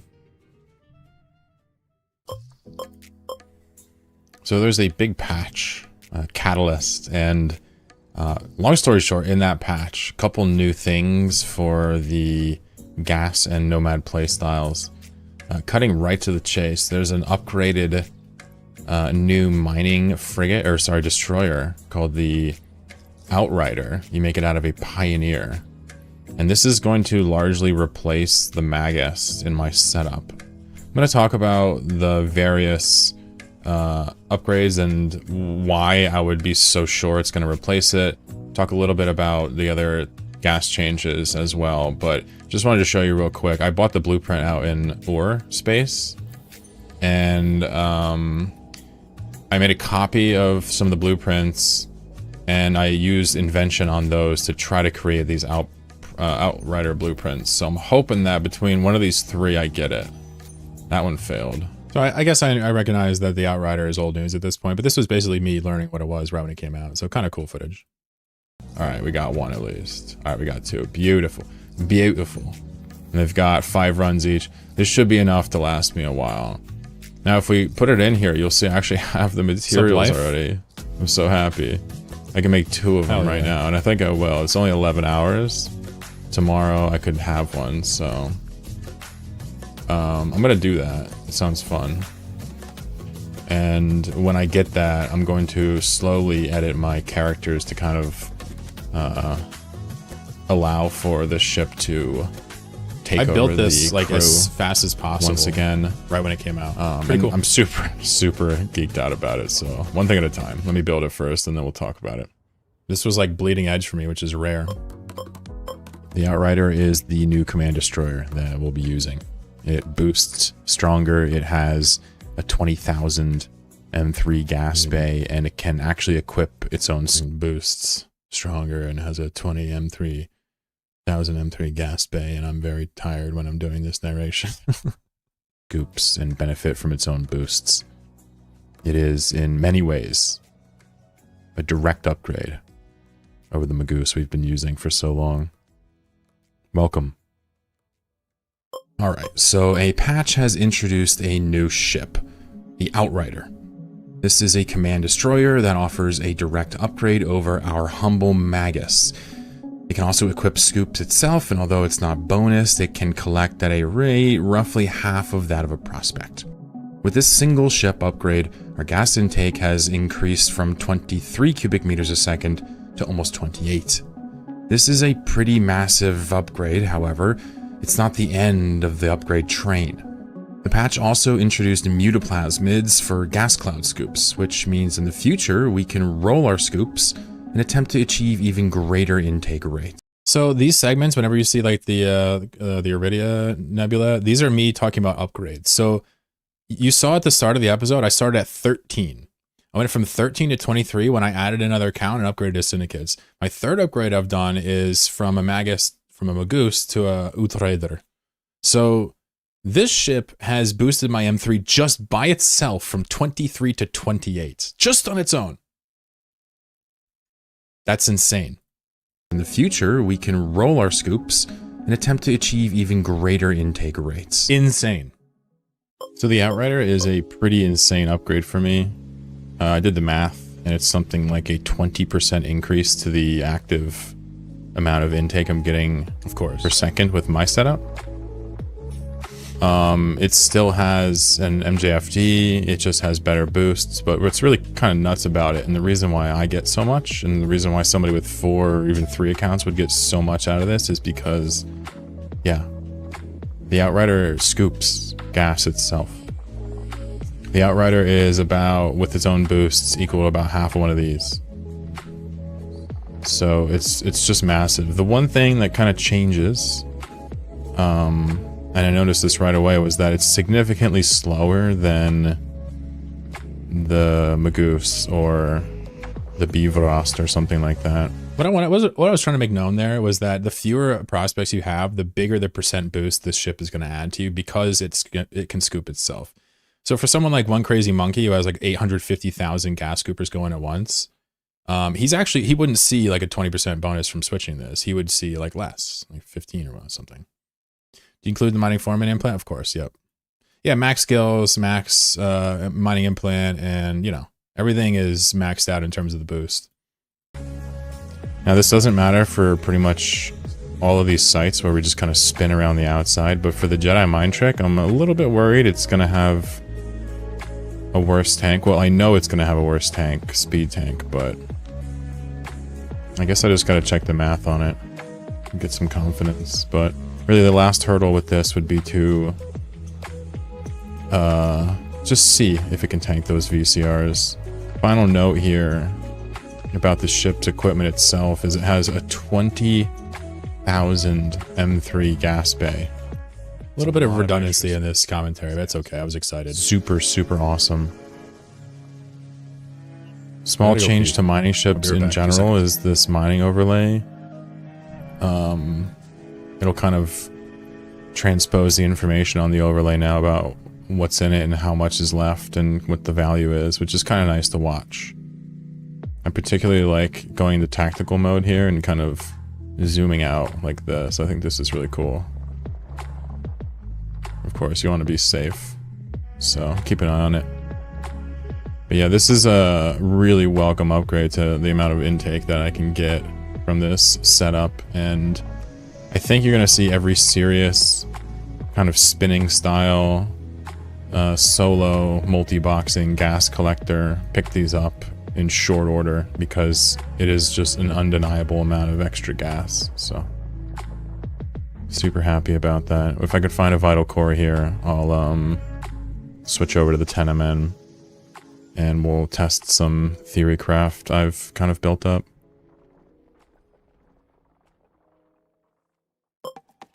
So something small that I want to note about the Outrider and command destroyers in general is that, you know, I believe I have all the skills for this maxed out. If we go to navigation, I have micro jump drive operation at 5. I also have command destroyers maxed out. So I think I have all the skills to make this short. But unfortunately, it only goes to 5.1, which I think rounds up to 6. So it kind of takes some of the luster off of those higher end skills, unless it can get under 5. But yeah, so that's actually a really interesting thing. I kind of follow up a little bit, but I never actually go the distance in this episode following up on that. But you should be aware that there's like 3 types of timing in Eve. There's the things that are 100% on the server tick, meaning that when you activate it, it's gonna enable on the next server tick, right? Then there's things that are off the server tick where they can be essentially enabled at any time. And then there's things that essentially if it's like 5.1 and you have 0.8, like it'll basically 9 out of 10 times it'll work in that amount of time. It's discrete, but it's first processed and rounded. Really bad way to describe it, but you just got to take my word for it. And that most things in the game are on the server tick, but some things are not. For example, we learn later that scanning is not on the server tick. So we kind of assume that also MJFGs are, but people also have told me in the comments that it just attempts the round. And if it's, less than 1, it'll get away with it on the next tick, but I don't know. We'll find out. Either way, it's highly, highly, highly unlikely that this is on the server tick. What up, Tails? I'm so sorry, Chlorokin, but you're the best of them. I can't help myself. What up, gangster? Yo, I was watching Lerm stream earlier today, dude. I don't know what's up with dude. Accepted. Oh, stop. Okay. All right. Everybody go sub to Lerm. Everybody go hit up Lerm. If you don't know him, you're out of the damn loop, boyo. What up, slime? We were talking about all types of mechanics today. It's been a real interesting Eve day. Been watching kind of the video I put out, so you guys are welcome to hang out. I don't know if you're off, but I hope you have an awesome rest of your week, dude. What do we got going on here? Local Actual is here. Hey, buddy. Hybrid Nat, Peter Panko, Cumby Bear, Cam, Garoo. Daddy D, what up? Drunken Phone Booth, how y'all doing today? Yeah, so we're talking about timing on modules, how some are on the server tick, some are off, and some have kind of a probability element to them. Not truly, but it's a good way to look at it. But particularly the micro field jump generator is really important. Like, does it round up to the next second like align times, or does it not? And we have a strong suspicion it doesn't. I don't actually do the legwork in this episode, which is a great shame. Make things a bit more intellectual, he says. Oh yeah, big brain over here, man. Big brain stream over here, let me tell you. I guess I'm not 100% sure, but it seems to be on the thank you for the raid, dude. Too kind. Tick, but it is really fast though. How the fuck did you have 2,000 viewers? That's even if that was 6 seconds. That's not That blew bad. my mind. You gotta lock and scram somebody in that amount of time. Oof. Yeah, My I'm man's real over slick with here it for sure. Getting naked on camera or This something. certainly is a welcome upgrade. I also like the way it looks. It's like a arthropod, crustacean, Appreciate you, King. kind of crab-like, maybe even spider-like. If you're just joining the stream, we're going through a Nomad Tale 16. We're in the section right now that's talking about my gas scooping adventures over the past 6 months and all the upgrades that we were basically prescribed by CCP.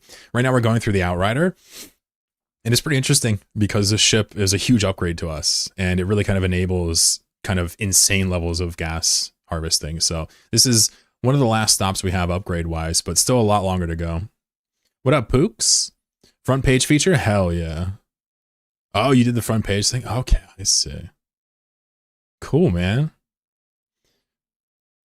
Yo, good for you, man. You're shining, dude. You're shining. You're glowing. Sky now says, hey, mate, I considered buying this game. Would you recommend it? Many things. We don't have to buy it. It's like a subscription game. And I can't really say I'd recommend it randomly.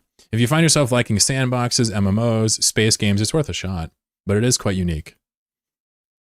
I don't think I'd blanket recommend Eve to a person off the street, though. So I'll say if you're predisposed to liking this style, sure, give it a shot. My man's getting naked. Very cool. Anyway, let's keep watching my adventures in J-Space. All right, so the time is now. A fresh Ask questions if you like to. vital I core love reservoir with the Outrider. Now, I'm going to try to Jedi mind trick this with the standard range, standard setup. Just gonna do a very Stellaris, basic nice. spin here. We're just gonna warp into the depot. Standard range of 100, and go for a spin. That's it. See what happens. If I die, so be it. We're gonna watch the angular. It's very important, obviously. So this is actually science. We're doing science right now. See It's if we probably can do not this. your normal content. So the angular We're testing things, is basically. growing. Needs to be higher. Yeah, there you go. Needs to be at least over 1. You see those laser beams that are coming at us? Here, I'll try to pause it. You see those laser beams? They're just barely missing us. And this is kind of what you're watching. You're watching me test how accurate these lasers are. And you should know, if you're a first-time viewer, you've never done this type of content, each one of those laser beams, there's like, what is that? 8 of them? Each one of them one-shots my ship if it hits. And they attack every 5 seconds, all 8 shots. If any one of them touches the ship, it instantly dies. Remember that as you're watching this. All right, look, the angular is actually getting decent. One laser, it's all over. So crazy. This is speed tanking. That's what this is called. A little bit nerve-wracking to watch, though, because... Pretty interesting. We're using it here to our advantage. I mean, this is actually very close to what it was before, admittedly. There are a few other considerations. The formula obviously isn't just angular. The signature radius also matters. And the signature radius should be higher on this. You see me talk about it later in the episode, but I actually made a calculator here that describes the actual time frame that it would take these rats to hit you. And so using these numbers here, I actually think we can get this lower. I'm going to be real with you. Using these numbers, right? It would take this pack of ships 107 real Earth years to hit one time. So we could run these setups around this for 107 years and expect 0 hits statistically. We could also get hit instantly and die. I have a strong suspicion that Eve's code actually at some point arbitrarily just rounds off, because keeping track of that many decimals is ridiculous. I mean, how much floating point math does one game need? But I could be wrong on that. But I'm willing to bet that they actually can't hit us. But even if they could, it would take 39,000 Earth days to hit us. So pretty fascinating stuff. And the Magus. What's up, Flaming Dragon? Check that. Spawn of Satan. Yeah, so that's a big part of the gas scooping. So is honestly, that really not that much of a difference. you can I scoop. thought this was going to be a lot safely. hairier than it actually is. I do it on To do stream. the actual math here, I'm going to have to plug in these angulars with this sig radius, but if I had to guess, I would say that there was so much breathing room with the Magoose that this ship is going to be essentially still invulnerable to these rats. So obviously I hope I don't eat my words on that, but again, I don't really care about the speed. I don't really care about anything. I don't care about any. The only thing I care about is this angular velocity and how big I am. And I'm still quite small. So Jean in my Twitch chat says, when you warp off, do they not have a higher chance to hit you? Well, not innately for warping off. In fact, they could have a less chance to hit you technically if you warp off at a tighter angle. But the idea is when you warp off, you have to be aware of your angle, because if you're not, your angular velocity will drop and it'll go from 1 in 100 years to hit you to 1 in 10 minutes to hit you. And then that's just like a chance that you can't take. So when you warp off, I'm sure I cover it in here. And if I don't, you see it in my stream all the time whenever I do these. You actually have to be mindful of where you warp to. You have to go first person or actually physically look and make sure you're going in a straight line when you warp off. Otherwise, like Jean says, you will get one shot on the way out.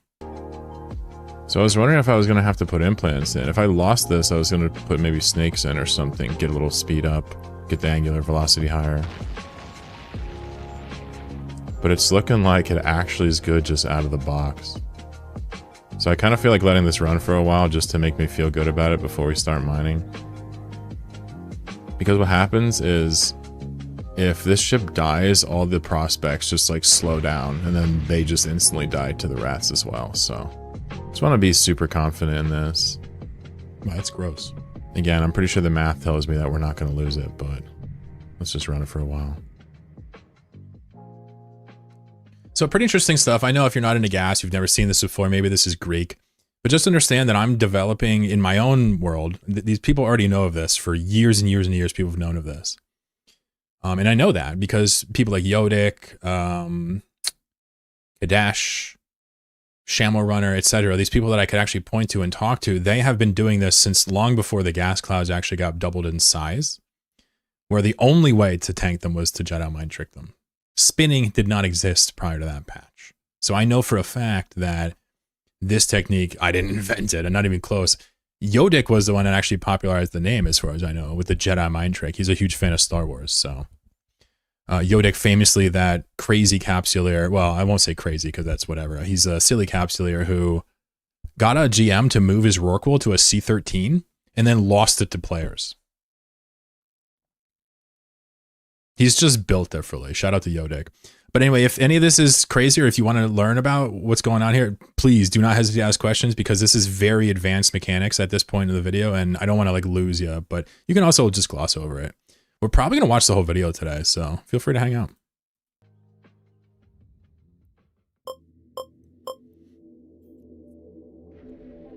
All right, so this is very advanced.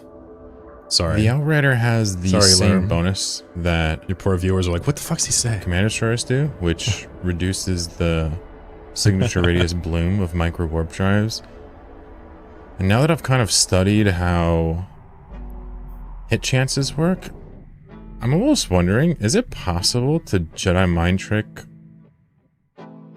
with a micro warp drive in front of these battleships? So the idea, I'm just trying to make this make sense for people that don't follow. Like so far, if your goal is to speed tank Jedi Mind Trick these rats, you want to be using an oversized afterburner because it keeps you small, but it makes you go fast and you don't have to corner much. But I was wondering, is there a way to use a micro warp drive to also tank them? Because then you wouldn't have to switch back and forth if you prefer the micro for safety on wormholes, right? Okay. So this whole segment was me, in my opinion, kind of trailblazing and kind of combine spinning theory with Jedi mind tricking theory and with the same fit that can do both. That was this whole point of this segment. So I'm going to let it run out. I won't pause it, but it's very advanced, very technical. And again, if you do this stuff, this is kind of neat and you're like, oh, nice. But if you've never done it, this is totally Greek. So I just want to say, like, what we're doing is trying to make two activities doable with one fit. I'm going to test it live here. I've not had a chance yet to test this. But the premise is I ran the numbers in this little calculator and it sure seems like the chance for the enemy to hit us is still significantly too low for it to ever really happen. Even in the Outrider, even with a micro warp drive, as long as I get a little closer and really crank up the angular velocity. So I'm just going to try it here. I have absolutely no idea how this is going to go. But I'm going to try a 75 km warp, 75 km radius as well. Here we go. So this is definitely risky because I am using a micro warp drive to speed me up, which makes my signature radius bloom, which means they can track me faster, which means I might die. Highly possible I just get immediately smoked, right? So this is risky as shit. But I did the math. It wasn't like I did this blind. But you have to at some point do it on grid, and that's what we're watching. Let's see, the angular velocity is already nice and high. I wonder if it even gets lower. They're missing me. I'm actually super nervous right now. This angular velocity is nice and high. See how I needed to be 2.28? It's actually higher than that. Looks like it's 2.4.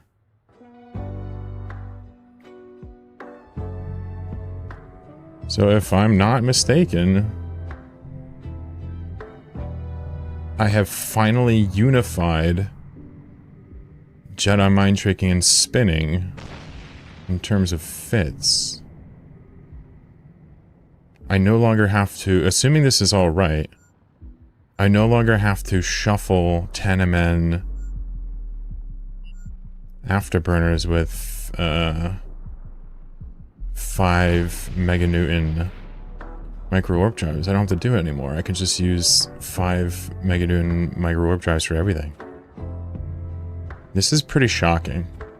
Really, my revolution here was like, holy crap, like, if I manage to tinker and get the signature radius low enough, looking at this calculator, I'm able to Close the distance, get even closer, and That's a they good can't question, hit me.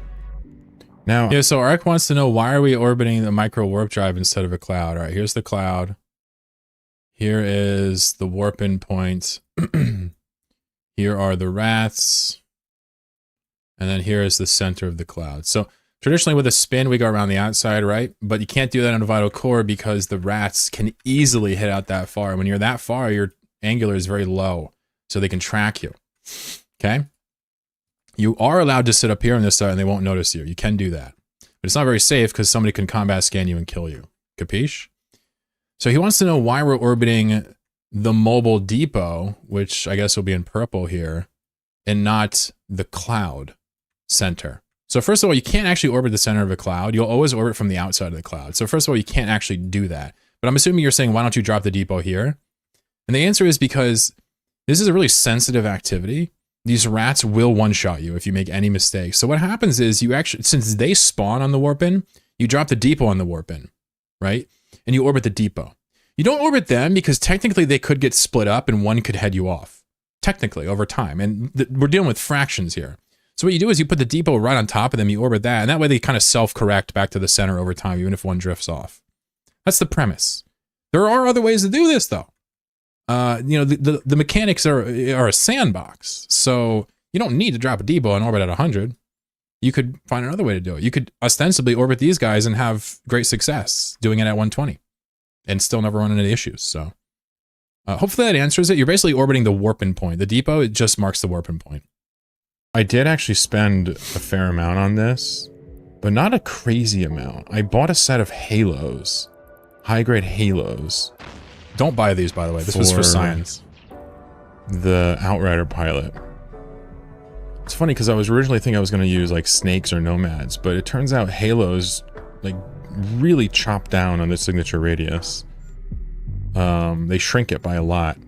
That's kind of what led me to really kind of leaning into this. I was like, holy smokes, with a set of halos, I could really tank these just as good, if not possibly even better than the 10MN strategy. Definitely not better, though. I know that looking at the numbers, but I'd say pretty much the only thing left that I would really like to do is I'd like to roll. Yeah, you can go pick it up. Yeah, so I mentioned this very briefly earlier, but these rats actually take a little bit of time to target you. So when you're done, and also Yvonne mentioned when the cloud disappears, you don't want to be orbiting it because then your angular might get effed up. But when you're done, you just go warp off, warp back to the depot, pick it up and warp off. The rats can't touch you. They're slow to lock. Katse, good to see you. But yeah, the idea is the closer you get to something, the better your angular velocity is by definition. It's asymptotic, so you can never actually have like, you know, there's no maximum angular velocity, essentially. It's kind of how that goes. It's based on like the conditions, the velocity and the distance. If you went to like, you know, subatomic distances, it would all break down. Anyway, regardless, what I'm trying to get at is you get as close as you can, just like you would orbiting a battleship that has guns and you're in a rifter, right? You want to get as close as you can in orbit, as close as you can without eating the E-War. Just so happens these guys E-War out to like 80 km with newts, so you don't want to orbit too close. But if they didn't E-War, you could orbit them at like 50, 30, and they'd still probably stay in there and have extreme angular velocity. This module with mutoplasmids to make the signature radius bloom even smaller. Now, it doesn't really matter so much for the prospects over here because they, number one, don't really get shot as much by these. Like 99% of the shots go on the lead ship. Oh, by the way, don't use shield extenders when you do any Jedi mind tricking. It blooms your sig radius and offers you nothing since you get one shot anyway, right? For whatever reason. But also, their signature radius, when bloomed, is less than even the haloed Outrider. So you know that the math is still the same, if not better, more generous. So now see, here's something I was interested in. Look, I'm getting nuded. You see that? This is so dangerous. Oh, interesting. Oh, how interesting. I guess I'm gonna have to jet. See if I die. See, I should have died here. Because what you're watching is somebody that just realized he's neutered out and he'll slow down and his angular's dead. I didn't have a bookmark ready to go. I wasn't watching. So I just picked a random bookmark, warped and prayed. But I should have actually died here. You're going to see lasers whiz past me that probably should have tracked me. Ready? Ooh, don't do it. Don't do it. Don't do it. Don't do it. Don't. Right there. I should have died there. My angular velocity is 0.34. We've been keeping this at like 1.5. So I should have died here. They probably had like a 1 in 100,000 chance to hit me, or a 1 in 1,000 chance to hit me, or something in that range, like the human range. Do it. Don't do it. Don't do it. All right. Very lucky. So I just learned something.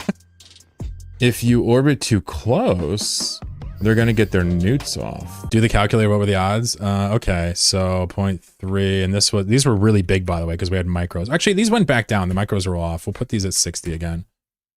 0.3, and the distance was 75. And actually, we these were bloomed on some of them. We want to use that. The chance was still 1 in 7.4 mil, which seems still very high. So I'm gonna have to orbit at 100 km, no question. Which is kind of interesting. Maybe 80, 90 would do it as well. But if I can't do it 100, this strategy doesn't work out. I figured it'd be much lower. So by doing it at 100, the angular is probably gonna get chopped down a lot. Which, yeah, makes it a lot more likely, like over twice as likely to hit me. So, jeez. But basically, every time your angular drops, the chances go up. So you want to get it as low as possible without gimping the fit or making it ridiculously expensive. But you also, you know, have to be mindful that at any point you could technically die. Let's Even try without that real mistakes. quick. Let me get some cap first. If I take the calculator out of scientific notation for a second, you can see the actual odds here. You know, this is the % chance of getting hit right now. Someone says, why not clear the rats in mine? Yeah, somebody asked that earlier. So the rats, you need a marauder to kill them.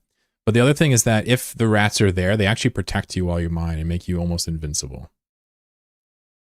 So it's kind of a twofold thing. I don't really clear the rats anywhere. I don't really rat in J space. So for me, I'm not going to clear the rats ever. I don't have the ships to even do it.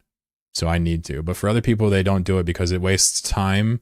You have to bring a really valuable ship out there generally to kill them. And also you ruin your bodyguards if you kill them. With this setup right now.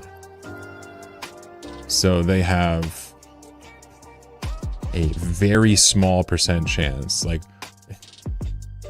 1%, you know, 10th. Yeah, so it's just no chance. 314, interesting. The hourly chance, though, is significantly higher. Why is the hourly chance so much higher? Because every So Silas wants to know if he can post his link. Yeah, so you said you vibe coded it. I mean, this is an AI free zone. So if you vibe coded some shit, please don't share it here. That's crazy. 5 seconds, I'm getting hit with 4 lasers. We're trying to have a good time here. Yeah? Oh, the sun is out. And what that means is that hourly they get 2,880 shots, so the chance to get shot once per hour goes way up. But it's still infinitesimal, which is what we need it to be.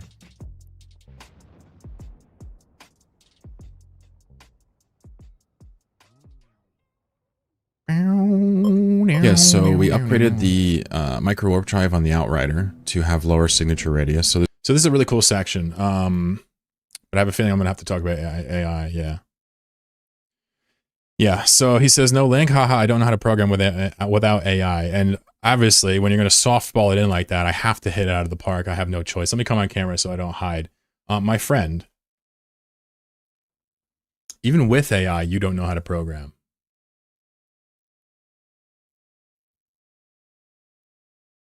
Nobody wants to see your nonsense. Nobody wants to see that.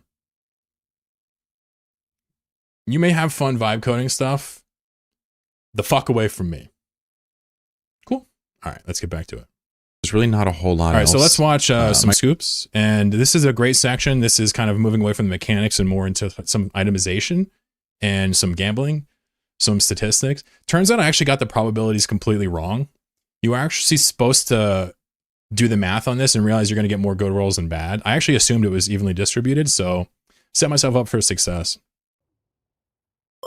Yeah, so we upgraded the micro warp drive on the Outrider to have lower signature radius. So there's really not a whole lot else that we can really upgrade for the labor wing of Jolly Ranchers.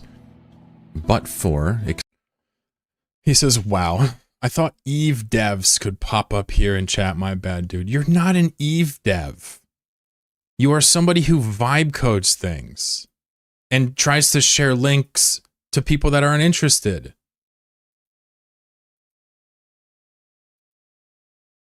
You're not a dev if you're vibe coding and don't know how to code without AI. Like, this is almost like this has to be like a prank.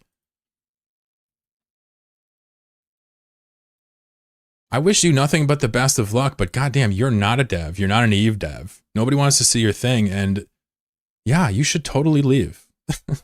Except for even. Sheesh. See you, FG. Take care, buddy. The scoops themselves.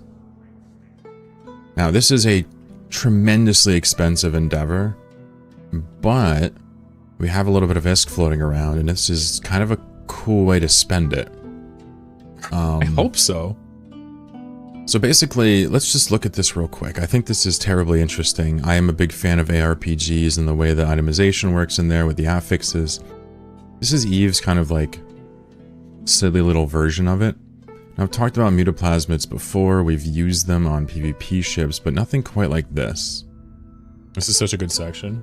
So I'm thinking about rolling syndicate scoops with unstable mutaplasmids. And if you look at the scoops themselves, the mutaplasmids affect a lot of properties. Looks like 8 different properties. However, only 2 of them matter for me. Now, only 2 of them matter. One of them has a slight significance, and the others are completely irrelevant for me. The activation cost, not important. They're plenty cap stable. Activation time, that's very relevant. That's just more scoops, right? CPU usage, not relevant at all. Mining amount, very relevant. Same thing as cycle timer. Optimal range is the thing that's sort of possibly relevant. If it's rolled too low, it could be a problem.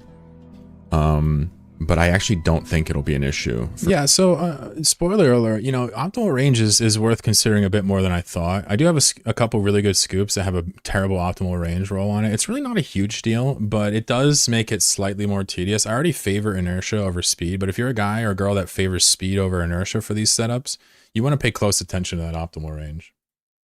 For most use cases, even if it's bad. Power grid, residue. We don't have to worry about probability or volume multiplier of residue because they're both 0. So modifying it up or down will not affect it. So we're pretty much left with just 2 statistics that matter. The activation time and mining amount.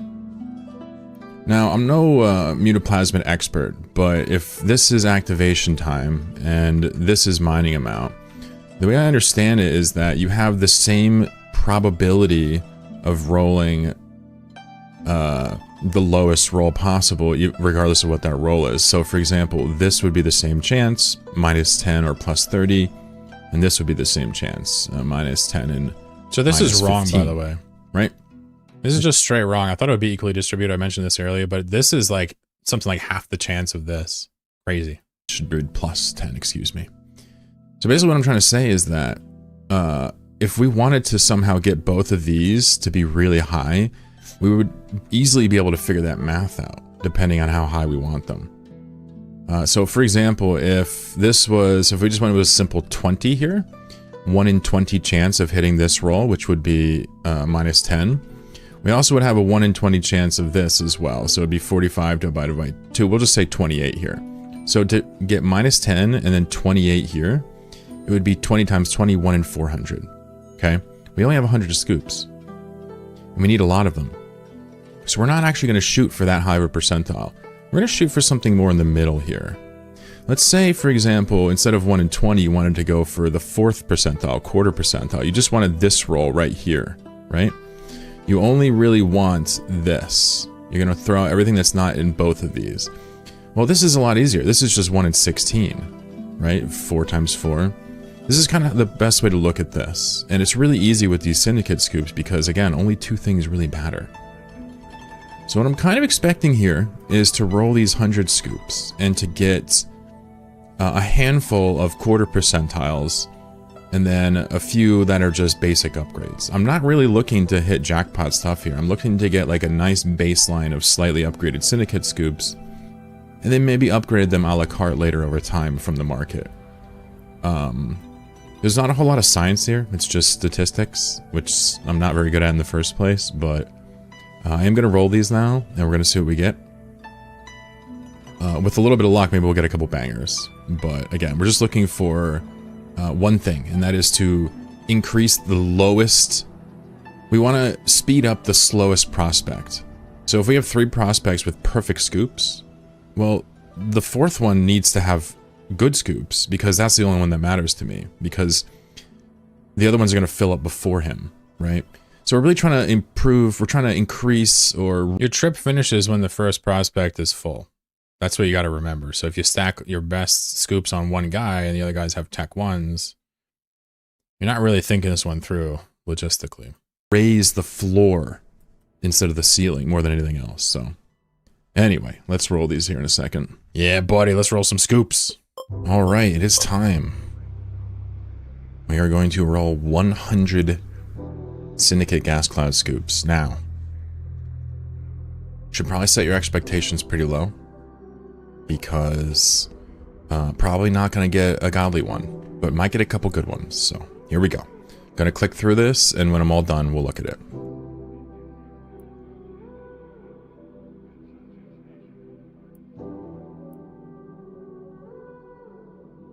Oh my god. My second one, I get a nice roll on. Wow. It probably should have dawned me at this moment, dawned on me that I had the numbers wrong. What's up, Goblin? Wait. I just got another good roll on the third one. These are all for sale now, Wait. by the way. Should I just stop now? If you want any. This is the part where if this was like a gambling thing, I would just stop now and laugh. But I just want to do it just to have crazy. a selection, so let's keep going. Oh my... Wait. What's happening? Looks like I edited it, but this is I've raw. rolled 4 and I've gotten 3 good ones so far. My coffee, no. What is happening? Super funny. Watch the price in the bottom left. It just grows and eats down here. Just eats away. The exponential change of the fleet is so good. Yeah, it's fun. I'm glad you like it, Bruce. For real. What are the real odds instead of 116? I don't know. I have to go back and look at it completely. I heard instead of like 50-50, it's like 66-33 kind of thing towards good. Something like that. So I don't know if that helps, but that's what I heard. So the odds would be pretty easy to figure out. I'm not a math guy though, so I don't know. That's a lot of syndicate scoops. That's a lot of damage. 16 bill down the drain. Here it is. The results of the rolling, and I gotta say, I've probably made twice that off of these scoops already, just in J space. I'm not really sure Since doing it. why or how, but it just wildly exceeded my expectations as to what I got out of it. Just to put this in context, a Syndicate Scoop harvests without boosts at 2/3 of an M3 a second, right? So it's 0.66 repeating, right? That's its base harvest is M3 per second, right?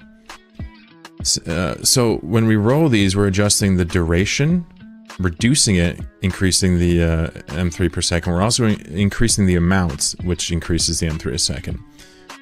So what happens is you have websites that are clever and they can kind of do the math for you, like Mutamarket.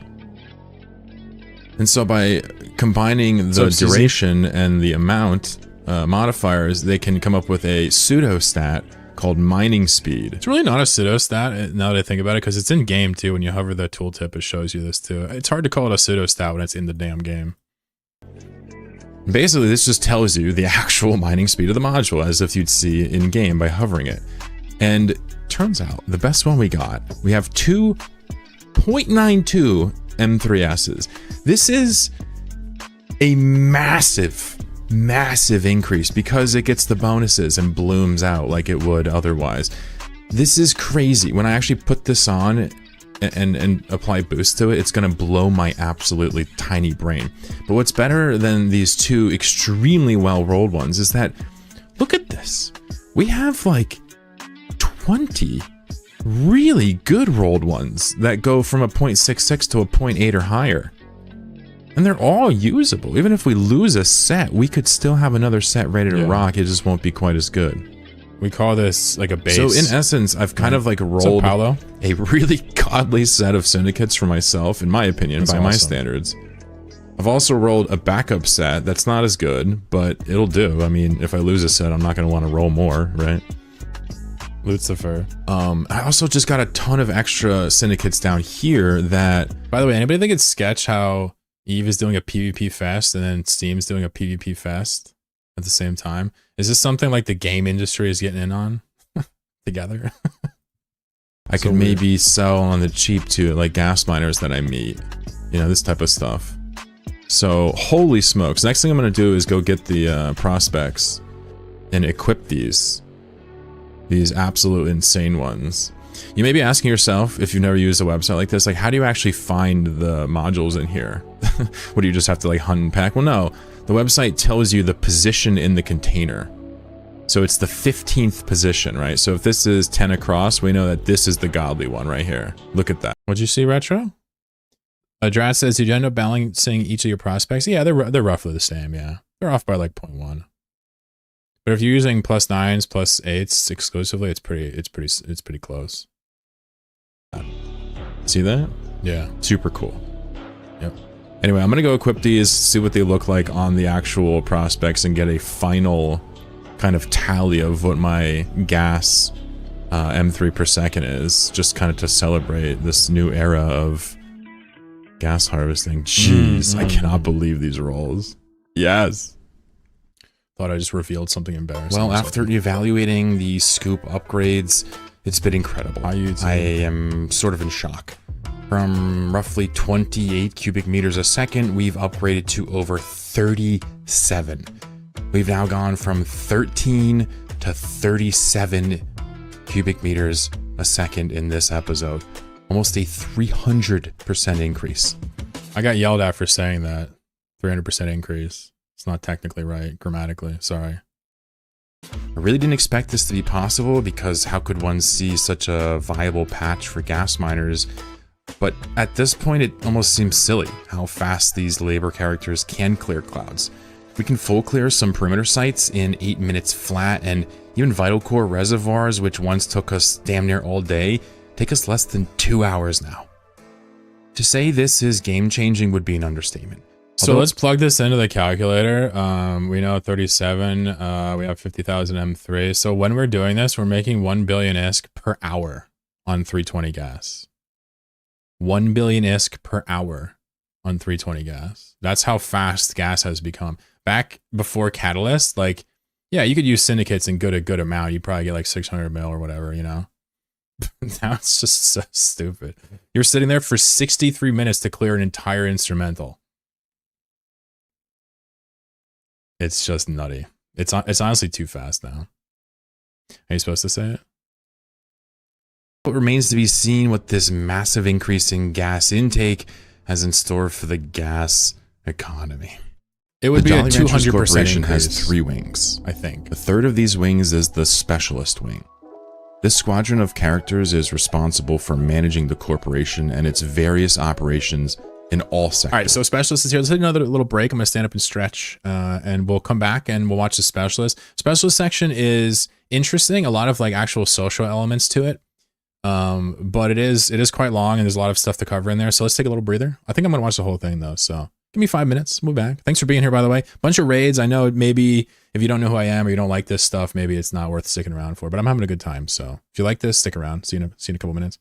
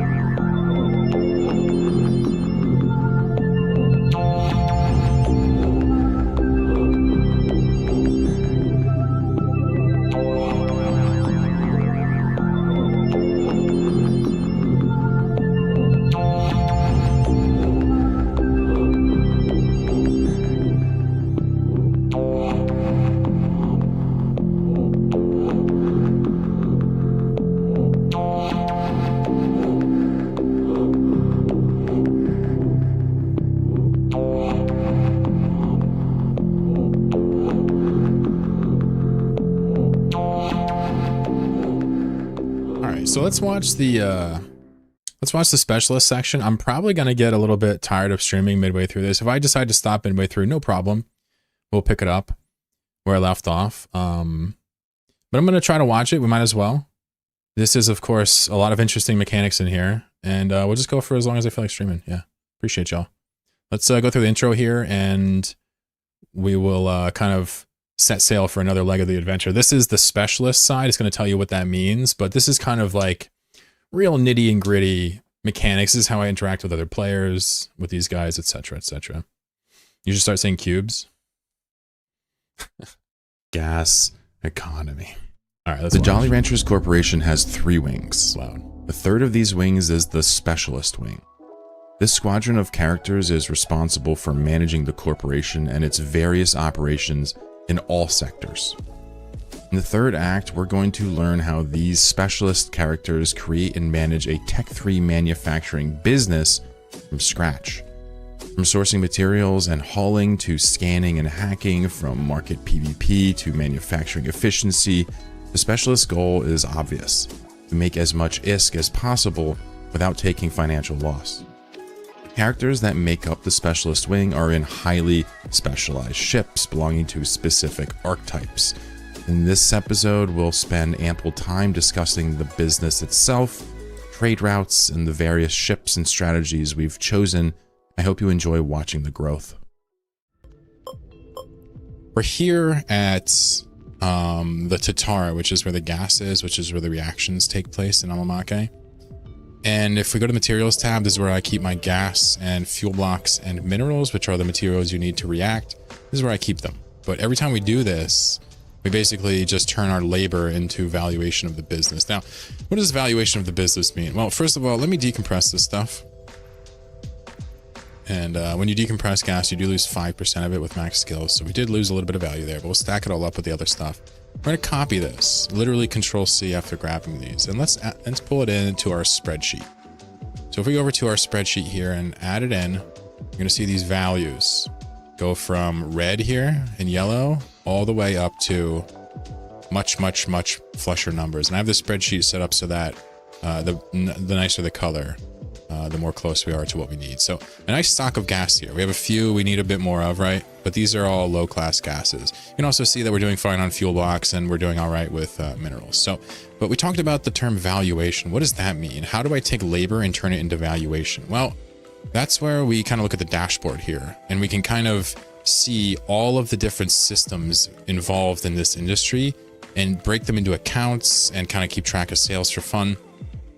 And in here is what I consider the valuation. Now, if you're a business person in real life, this is probably boring and silly, but for the roleplay businessman that I am, this is how I want to keep track of it. It's colorful, it's fun. I like to watch the number goes up, and you can see we've already put a lot of work into it. This value is much higher than it's ever been. We've never had so much ISK ever. So a couple things. First of all, I did almost all this on stream. This wasn't recorded on stream, but I was showing off this spreadsheet and talking about the business on stream. So people that kind of have followed the stream for, you know, the past 6 months, they're probably watching this section going like, oh yeah, I remember that. I remember that. This is basically an overview of what it's like to run like a business doing Tech 3 sales, right? It kind of started off with like about 90 billion worth of ISK, if I had to say, from like stealing the coupons from Dwayne, pocketing my own stuff, selling stuff off, harvesting a lot of my own gas. And from 90 billion, we kind of bloomed over a couple months to here until I wanted to start telling the story, right? So this is when the story starts at like 155 billion. And it says this business requires funding to get the base materials, blueprints, and equipment. We've sold off assets, collected gas, and saved up. That's basically what this means. So here's where we're going to start at 155 billion ISK. And we clearly have materials required to do this. It's just a matter of actually making the ships, getting the materials, making the ships, and selling them. That's this whole story. Rizwan, what's up? I don't really have my fits posted anywhere. If you have a specific one, I'll try to dictate it to you. So how does it get so high? Well, a lot of gas mining, right? A lot of selling stuff. You can see here, we have 20 billion worth of reaction materials sitting here in the Tatara. I have 31, probably more than that, materials in the Sotia we're going to go to next. Research materials, products, equipment, stuff I use to actually do this, and then orders, stuff I have listed in the market. I also keep track of how many like actual ships I sell. It's super, super, super fun. So the goal is to increase this valuation and just kind of ball out. But all these spreadsheets kind of keep track of things, right? So let's go over to the Sotillo and we'll kind of keep looking at what it takes to make this business kind of flourish. All right, so now we're here in the Sotillo, which is like the factory instead of... Sorry, I was just watching my neighbor load garbage bags into a truck. I was just noting down the make and model of the truck in case some detective is like, hey man, so your neighbor just killed 50 people and put them in bags and hauled them off to a dumpster. Do you remember the vehicle? I'll be like, yeah, it's some truck. So I'm doing my part. Just kidding. Just grabs my attention because my you know, just reacting to everything around me. Porpoise would be great in the Discord if you get a free one extra stream to post it. Yeah, so there's really no fit for the porpoise, mate. You know, there's really no fit for it. If you're trying to move it in position, you know, put a stab on it. Make sure it warps quickly, right? If you're in position and you want to use it as a compressing bot in space, well, you know, make sure you put a couple SIBOs on it. Get your sensor strength up high, resist the combat scans. If you want to do battle with it, you're going to have to, you know, put an active booster tank on it. No matter what, it's probably going to have compression stuff in the cargo with a mobile depot you can put on or off, depending on your thing. There's really no fit for the porpoise. I couldn't even give you one if I tried. Just bring everything with you and fit based on what you're doing. Of the reaction place, the Tatara. And you'll see we have the same actual corporate hangers here, which is used for different purposes. Nah, he's the a good material guy, tab actually. over He's here cool. I like is him. used for hybrid tech The other guy I don't components like. and hybrid polymers. These are the reaction products. So we pull up in our spreadsheet and go to materials. Let's update this. You can see it goes up a bit because we added some reactions down Too much here. true crime. So you can tell on this spreadsheet, it's telling us we need to make some more neurovisuals. We're running low on some of this salvage. And we also need to do some reacting to catch back up to the values that I kind of want to hold, right? Furthermore, we have this research tab, and this is kind of where we make the blueprints. The blueprints come from these ancient relics. In the last episode, you saw us actually go through this. Not Van, but now I kind of have a much greater grasp over how it works and how to do it efficiently. We use the most expensive ancient relics, the intact ones, because they give blueprints that have a ton of runs. So you only have to make 1 or 2 blueprints and you have virtually unlimited stock, right? The data cores are part of the blueprint process. It's good to have a nice stash. And then the decryptors are for getting more runs and increasing the probability. We actually keep track of this tab too. If we copy this and go over to the research tab, this keeps track of the overall value in here. Also, something interesting to note, supplementary to this, is that all the materials, some of you know this, but all the materials required to make Tech 3 cruisers are you can forge them, harvest them, whatever the word is, in JSpace. So technically with like a Rotaro or whatever the building is, you could harvest everything in JSpace without ever coming back to New Eden and make those ships out there. That's a hallmark of the ship. Now, I'm pretty sure like for fuel blocks and stuff, you need ice, which is a little sketchy in JSpace. I think you'd have to go to shatters, but it's all there technically.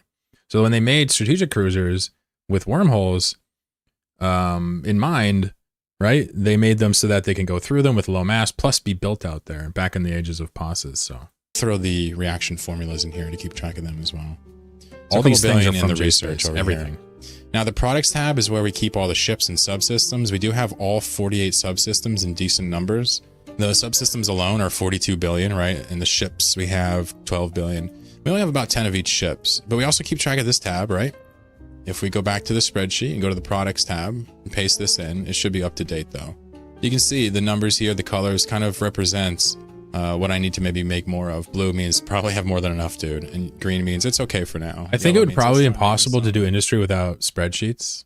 So you see me kind of get lost in these sheets, but I built them myself. So there's like a pride component to it, which is fun. The hybrid tech component blueprints, we don't really keep track of the value of these. And then the blueprints tabs, these are what we make from the ancient relics. So you can see we have a lot of ship blueprints and really not any subsystem blueprints. And the reason for that is when we run out of one of these, we make a blueprint on demand and then we make more of these. So we don't actually hold on to the subsystem blueprints. But I'm still working through all these ship blueprints. Eventually we'll get to that point with these as well, but I simply haven't used them all. I don't sell enough ships, right? But this business is pretty nuts. You can see like the gameplay loop is pretty charming. Like we go out with the caravan and we sort of just get billions and billions and billions worth of fullerenes. We bring them back and we stash them in here and then we react them and carry them over here, put them down here. We buy our own, we buy salvage from the market. Since I don't really rat, right? Still don't rat, just not a fan of it. Maybe that will change one day. But since we don't rat, yeah, we get salvage from the market. Last episode, we were trying to get our own salvage. What a nightmare. What a nightmare for a non-ratter. And then we just make hybrid tech components and these get turned into ships. So it's kind of how this goes. We keep track of other things, but this is kind of the gameplay loop. And I got to say, it's extremely entertaining. So yeah, I guess I make it sound so easy there. It is a little bit complicated, but I feel like once you learn how Tech 3 production works, it's like, you know, it is extremely easy to understand. It's just looking at it looks intimidating. It's one of those things that's less complicated than it looks.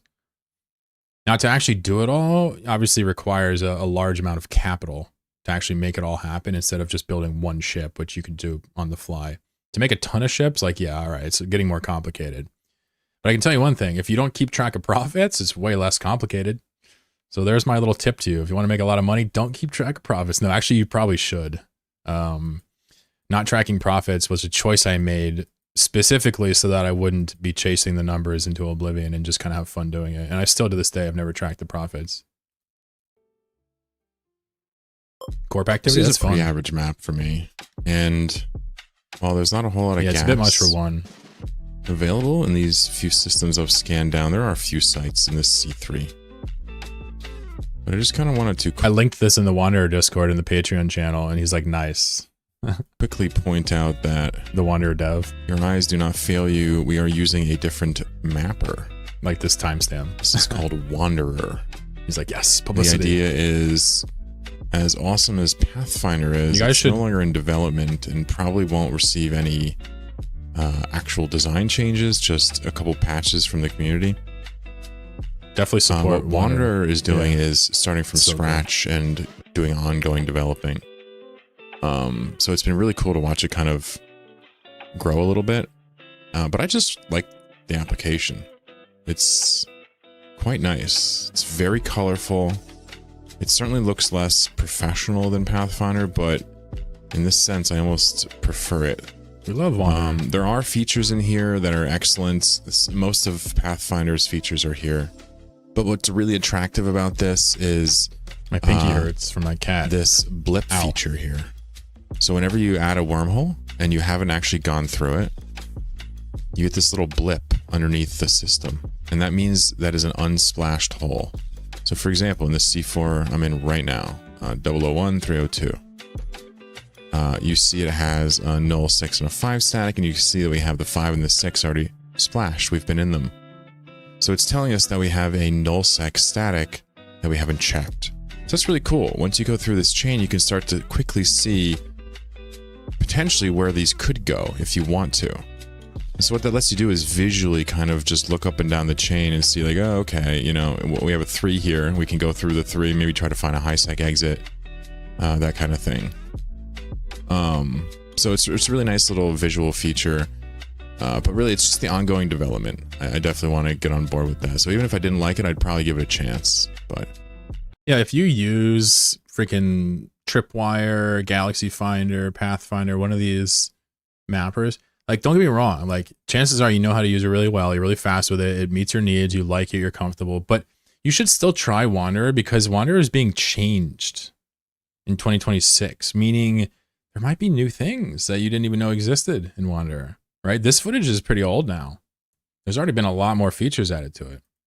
Don't sleep on Wanderer. It is going to probably be the biggest mapper moving forward, especially once the bigger groups, you know, switch over to it or die or whatever. They may never, but I imagine they will because it's just in development and it's really good. It's really good. It's better than Pathfinder, even though I like the look of Pathfinder a little better. Manual addition to the wormhole tag bothers you? Manual addition to the wormhole tag? What do you mean? You're good. It'll auto track for you.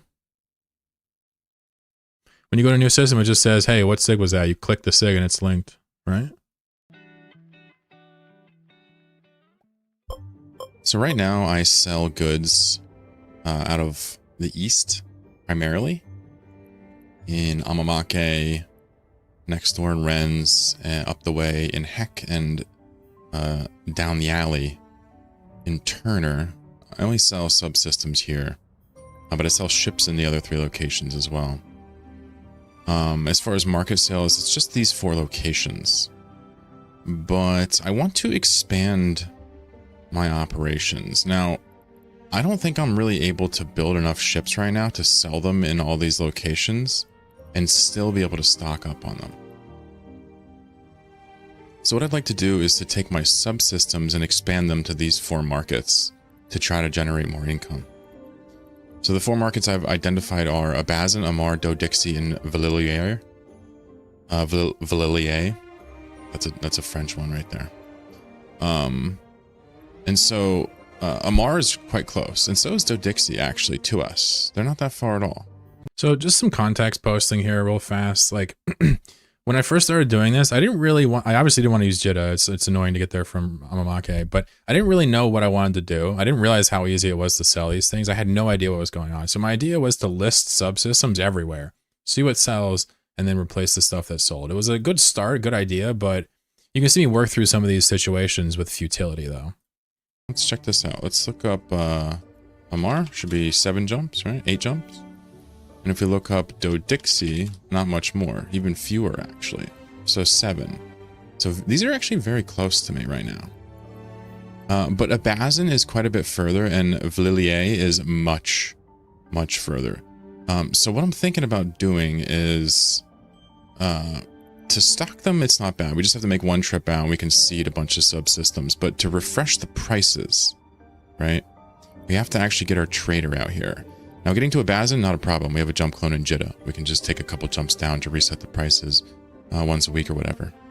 Amar and Dodixie, we could travel in a shuttle. Villiers, I'm not sure what to do yet. I'm going to figure out a way to refresh these prices. Otherwise, we might just leave the subsystems up there and see if there's any competition. One thing I'll note about competition is there's a lot of it in Amamake and Rennes. Very little in Heck and 0 in Turner, which kind of makes sense. I'm actually a little surprised by the Heck bit. I'm not too sure why there's so much competition in Amamake now, but it's okay. We're going to spread out and collect a lot of money from a lot of different people in a lot of different regions. So my challenge is to get some subsystems out to the north and the west and even the central. I mean, all over the place, really. So once I get them out there, we'll list them with the trader. And we'll continue to look for customers. Yeah, Yvonne's asking about an option to Wanderer. I'm really not necessarily sure it's there, but it's probably going to be in the map options if I had to guess. So if you have the owner of the map, Yvonne, if you have them do this, show linked signature ID as a custom label part. This means that you don't have to do it manually anymore. No, it's okay. You're not an idiot, dude. It's just that, you know, if you don't watch a guide, how are you supposed to know every option? But you should know that Wander is in active development, so anything that sucks, you can ask them to change it, and they'll change it. All right, well, did a bit of mapping here. And if we look at Wanderer, this is our home system. You can see the J code. The C6 I think the Russian, the dev speaks Russian and end English. of life, so I didn't really feel like exploring that. We checked the nullsec exit just in case I got lucky. It goes to Fountain, and not very convenient. From there, I noticed I had a 5 and a 4, so I went into the 5 first, and I just started scanning it down. There were 2 4s inside of the 5. Both of them having a C3 and a C5 set of statics, which is not bad. These C3s would almost definitely get us, you know, to low sec. Maybe they'd be null sec. It's pretty rare. Let's take a second and talk about this, since it was a mechanical stream. I actually talked about this, I want to say yesterday. Sometimes I get asked the question, how do I find such consistent gas? Is it a skill thing? Is it? No, it's not necessarily a skill thing in the way you're thinking. For example, look at your map right now. You have the system J001 302. Its 3 statics are 5, 6, and null, and it's a shattered system. For example, a system like that, they spawn core gas sites in here by virtue of being a shatter. They also are connected to 2 high-class systems at all times, which means that you have 3 systems at your fingertips that can spawn core gas. This is essentially one of the ways you can find rapid gas without doing much scanning. There's other ways to do it. A standard C4 is more than enough to do this with. You just won't get the cores inside of it, right? Because of the shattered. But pretty much any shattered system is great for this. See this shattered system right here, the C4? It's connected to C4s. This has Frontier and core inside of it, and it also connected to Frontier, right? Just saying. Or that's the idea. To high sec, right? But before we went into these and checked these C3s to see where they potentially would lead us, we went back to the main hole and checked out the C4. And would you know it? It's a shattered system with 27 signatures in it. So The low sec static in the C4 goes directly to Majamar. I've never seen this system before, but it's in Derelict. It's actually not far at all from Amamake. 14 jumps, barely touches low sec. So I'm going to transport the gas through Majamar and bring it to Amamake up here. And we'll pull the guys back. The only thing that I noticed while building this little map was that in this C4 shattered system, with all these signatures, just look at the amount of gas, right? I'm just going to read it because holy smokes. Token, minor, bountiful, vast, sizable, minor, vast, minor. The problem with small gas is you have to keep scanning new systems to find it, and it's so little per site. If you find an instrumental core, like you can just take it, it's a ton of 320, but these all have such small amounts of them. You have to find a lot at once. So this is pretty much what you're looking for. So pretty interesting. When we get this gas to Amamake, we'll kind of talk about how that trip went, and we'll come back and get the rest of this gas and prepare for another trip. Yeah. Pretty good insight as to kind of what you're thinking about when you're doing this. You need to make a map to get back home to connect your gas to actually get it back to the market or to the production line. But whenever you do that, you also find more opportunity. So when you scan deep for an exit, you also find more opportunity. It ends up being a hell of a day. It's been a while since I've seen a ghost site. Oh, God. And there's really a good reason for that. It's not like I'm just unlucky. Sure, God. Luck is a huge factor, but yeah, I just haven't done as much scanning as normal. I've kind of done efficient maps, just finding some gas and an exit and go. Not these huge sprawling maps I used to do, but See you, Katse. so I'm sending Satorigu in here, and this is kind of like my baby budding hacker. The skills are really not there yet, so instead of the traditional blitz, which I don't think I'll be able to pull off, I'm just going to cherry pick and see if there's a blueprint. If there is, we'll take it. And if not, we'll just go for the highest can or two. Okay, I need to clarify what's happening right now. If you're not paying close attention, you're going to miss this. You're looking at Astera right now without a prop mod. The skills are so bad on this character, but it's my only hacking character out here right now because I'm training her. My plan is to actually land at the 0, scan the 4 cans, slow boat up, take the best one and leave. I don't really care. If there's a Omega blueprint, I'll still get it, right? Since I'll cherry pick. Normally I take all the boxes though, because it's not that hard with proper skills. But this one, I'm like, all right, I'll just cherry pick the best can and leave. That was my idea while I'm training. It'll only be like another week, right? So this is what happens with this idea.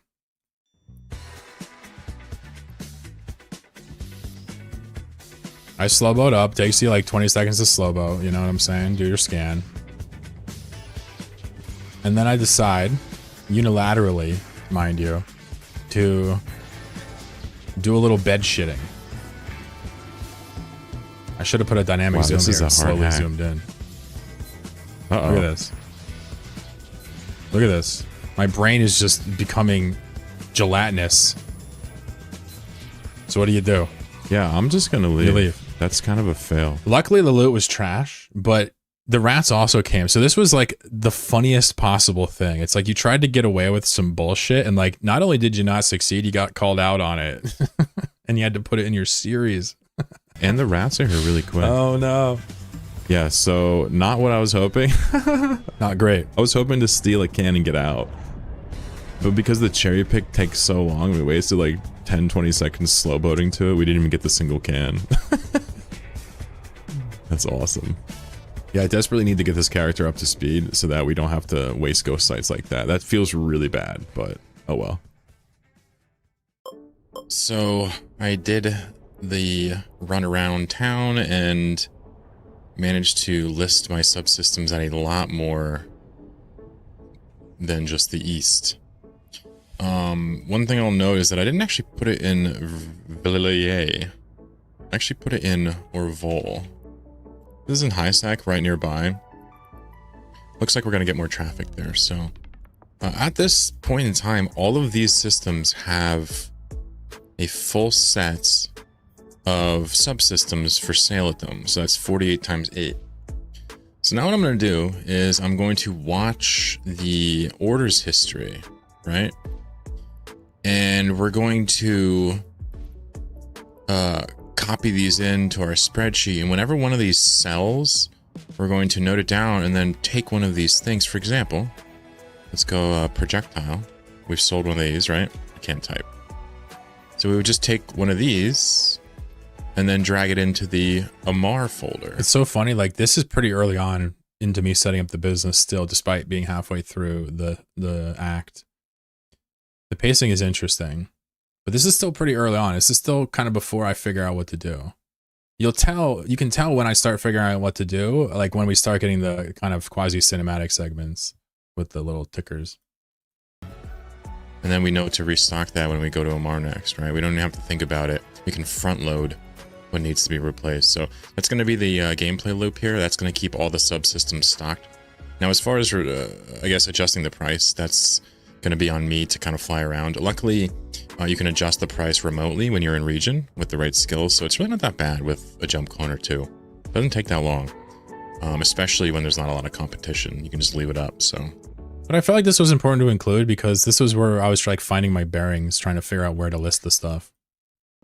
It's a bit boring, yeah, definitely a lot more coverage here. And the next step would be to see if we can find a way to get ships to these places as well to kind of supplement the subsystem market. So this is pretty special, actually. A connection to a C13 just opened up, an A009 in the system I'm at right now. I still got to go back to C13 since they changed them. that's 4 Shattered we've been chilling at, so yeah. You know, I love this system. It's a pretty crazy space. So much, but it is surely tempting to like move into a C13 right now randomly. I feel like it's going to be a net negative if I move in here, logistics wise, and I'm not going to get a whole lot for it, but I absolutely want to see what's in here.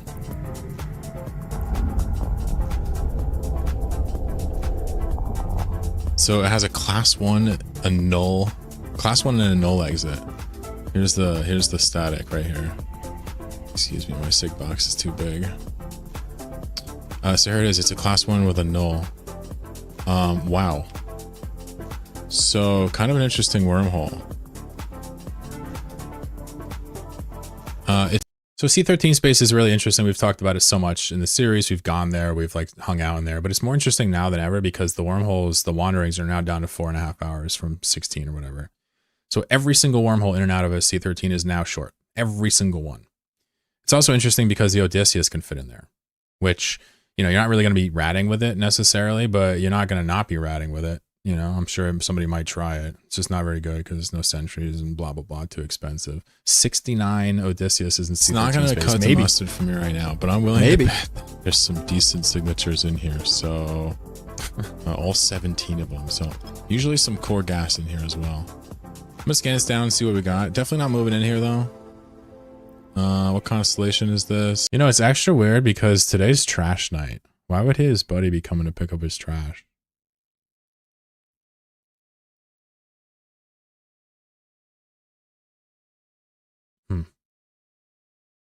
Okay.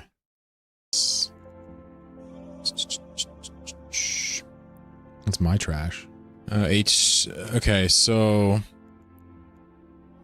we can also tell by the sites. It's kind of suspicious, actually. Fortification Frontier. Yeah, this is a good one. This is one with good ratting. Interesting.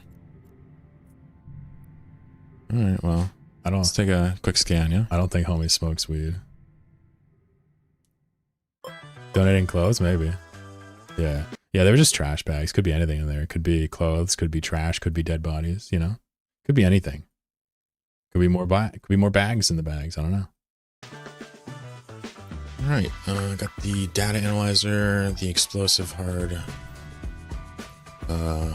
shield amp. I'm just letting my mind wander. It's no big deal.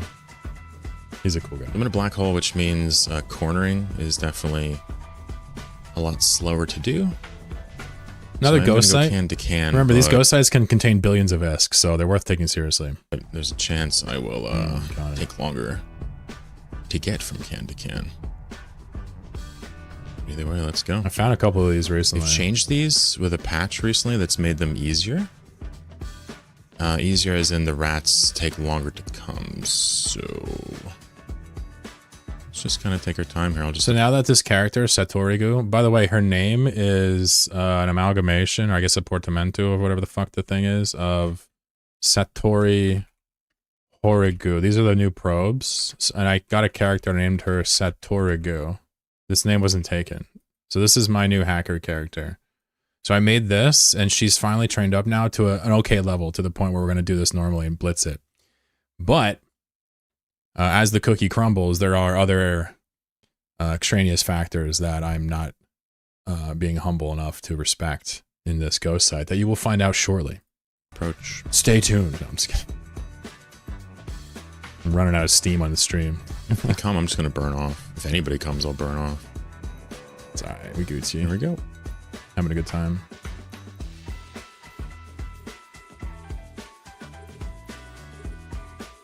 Cookies can crumble, yeah.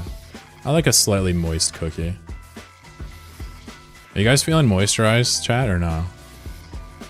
I'm feeling pretty dry right now. Alright, so we got 1 can. 1 out of 4 cans. 3 more. We got 1 blue box. 400 million. Boom. Already got a nice load there. Alright, can number 2. Let's go. Can number 2. Can we beat can number 2? And fail. Oops, look at that. I burned too far away. Whoops. My character has text over his head that says, I do not consent to a field sobriety test. Alright, let's try this again. Smart. Just lose your license for We'll 6 stop a little months faster. instead of going to jail for 9,000 years. That's Smart. funny. Let's try this again, shall we? Guarantee you there's a high grade ascendancy in there. It's terrible. Omega. Guarantee. Alright, so we lost the can. Retro, you've been enjoying it? Hell yeah. I'm glad. For me, past 4 hours, my brain turns off. You can tell it's perfect timing. It's beautiful. So now we got the 3rd can. We're on the 4th can. I jump cut because I had to drop So a here's mobile my depot. plan. I'm just gonna double click and burn away from these things. And this is something I try to coach people on when you're doing ghost sites. Understand that there's no threat at all. The only threat's another player. If at any point you see rats appear, double click in any direction and turn your prop mods off, and they won't fight you. They only target out to like 30 km. I don't think they can hit me.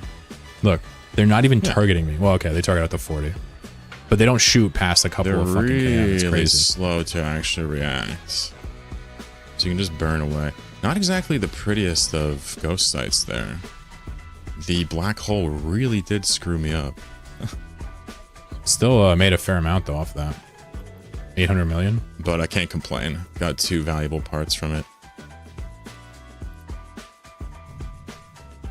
Yeah, these ghost Yeah, I guess I sites didn't- give a lot of money. Even the nullsec ones give a shitload too, but they're pretty hard to find. If you're in an odd class, like class, this is a class 5, yeah? I can't remember where I'm at right now.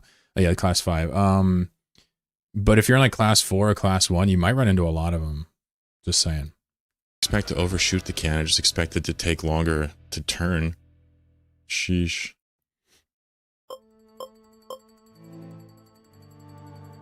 So first of all, before we do this, I just want to make this note. I think I told a couple people this, but this cinematic you see, this is a 2-scale cinematic of me selling products. Every little icon you see next to the trade hub is an actual order, in order, chronological order from this hub, from that hub. I did this using Godot. I basically fed my order data into like an algorithm script that I made, just a tiny one, and it parsed these and spawned game objects with sprites on them. So I basically used Godot to make these little animations, and the idea was to give you a sense of how much shit we have sold. Like, you can't watch this and not get a sense of like, wow, we've sold a lot. That was the idea. It's been a while since we've looked at the industry side of things, and definitely quite a lot of progress. You really has been feel made. how much we've sold. So many more subsystems sold. So many more ships sold. The valuation's getting awfully high. Obviously, the short-term goal here is 200 bill, but I have aspirations of reaching 1 trillion here. So one thing I'm doing differently is I have actually less of a stockpile than I once did. Specifically, the materials tab here used to be almost double what it is. Look at the game object. Basically, I'm reading the data that I just import directly from my spreadsheet, and I'm just assigning a sprite to it from the resource folder, and then I'm spawning it at a random scale and distance. So I'm basically using like Unity style game logic to animate stuff. I want to do more of that. I It's fun. realized that just having so many of these was kind of pointless. Sure, I could front load the order, but then I'd spend forever rebuilding it. I almost like to do it the other way around now, which is I figure out what I want to build, Made it to 1 trillion. enter it up here, and then I kind of work away. at getting the materials for it, and finally we build it. So I've kind of come full circle on how I don't like know to how do much this. I have, Right. actually. Kind of kept. Now, originally I was track. selling in many locations. I was selling, obviously, in Amamake. If we pull that up. I was selling in Amamake. I was selling next door in Ren's, which is right here. Audio can be a little bit rough on some of these segments. I'll try to turn it down if it's harsh. I also experimented with selling in Huala, somewhere out here in the Bleaklands. I experimented with selling in Turner, and even Orville. Orville. All the way up here. And really what I found was that it's just not worth selling at these kind of non-trade hub places. I got a couple of sales here and there, which I thought was interesting, but it's just kind of not worth the time to even stock them and list them. Nobody's really looking for advanced products in those locations. So what I do now is I have these locations that I'm selling from. So there's 4 locations, right? Amardo, Dixie, Heck, and Ren's. Amardo. I do not sell in Jeddah, and I no longer sell in Amamake. I noticed that the number of sales in Amamake are pretty low. If you give them a good discount, they'll buy all day here, but I'm kind of just past the point of calculating discounts. So Ren's, Heck, Dodixie, and Amar. Those are the 4 locations I sell at, and you can tell Amar is a primo trade hub. Dodixie, tertiary, and Heck and Ren's are kind of small. So to do this, I actually manage the sales in Ren's with the industry character, this guy, the person that stays in Amamake. This is important because I don't have to really go far. I can just dip over to Ren's, grab some stuff, set up some orders, and come back to Amamake where my factory is. Let me draw you this map real quick so you have some understanding of like what this might look like. I was thinking about doing in-depth maps in the episode, but I ended up just going for gameplay over everything else. So let me just draw a couple of points here. This is kind of how I understand this to look. And so this would be Jeddah. This would be, let's do orange instead. This would be Heck. This would be Ren's. This would be Make. And then this would be Amar. Oops. And then finally, this would be Dodixie. Not perfect handwriting, but that's okay. There you go. Dodixie. Okay.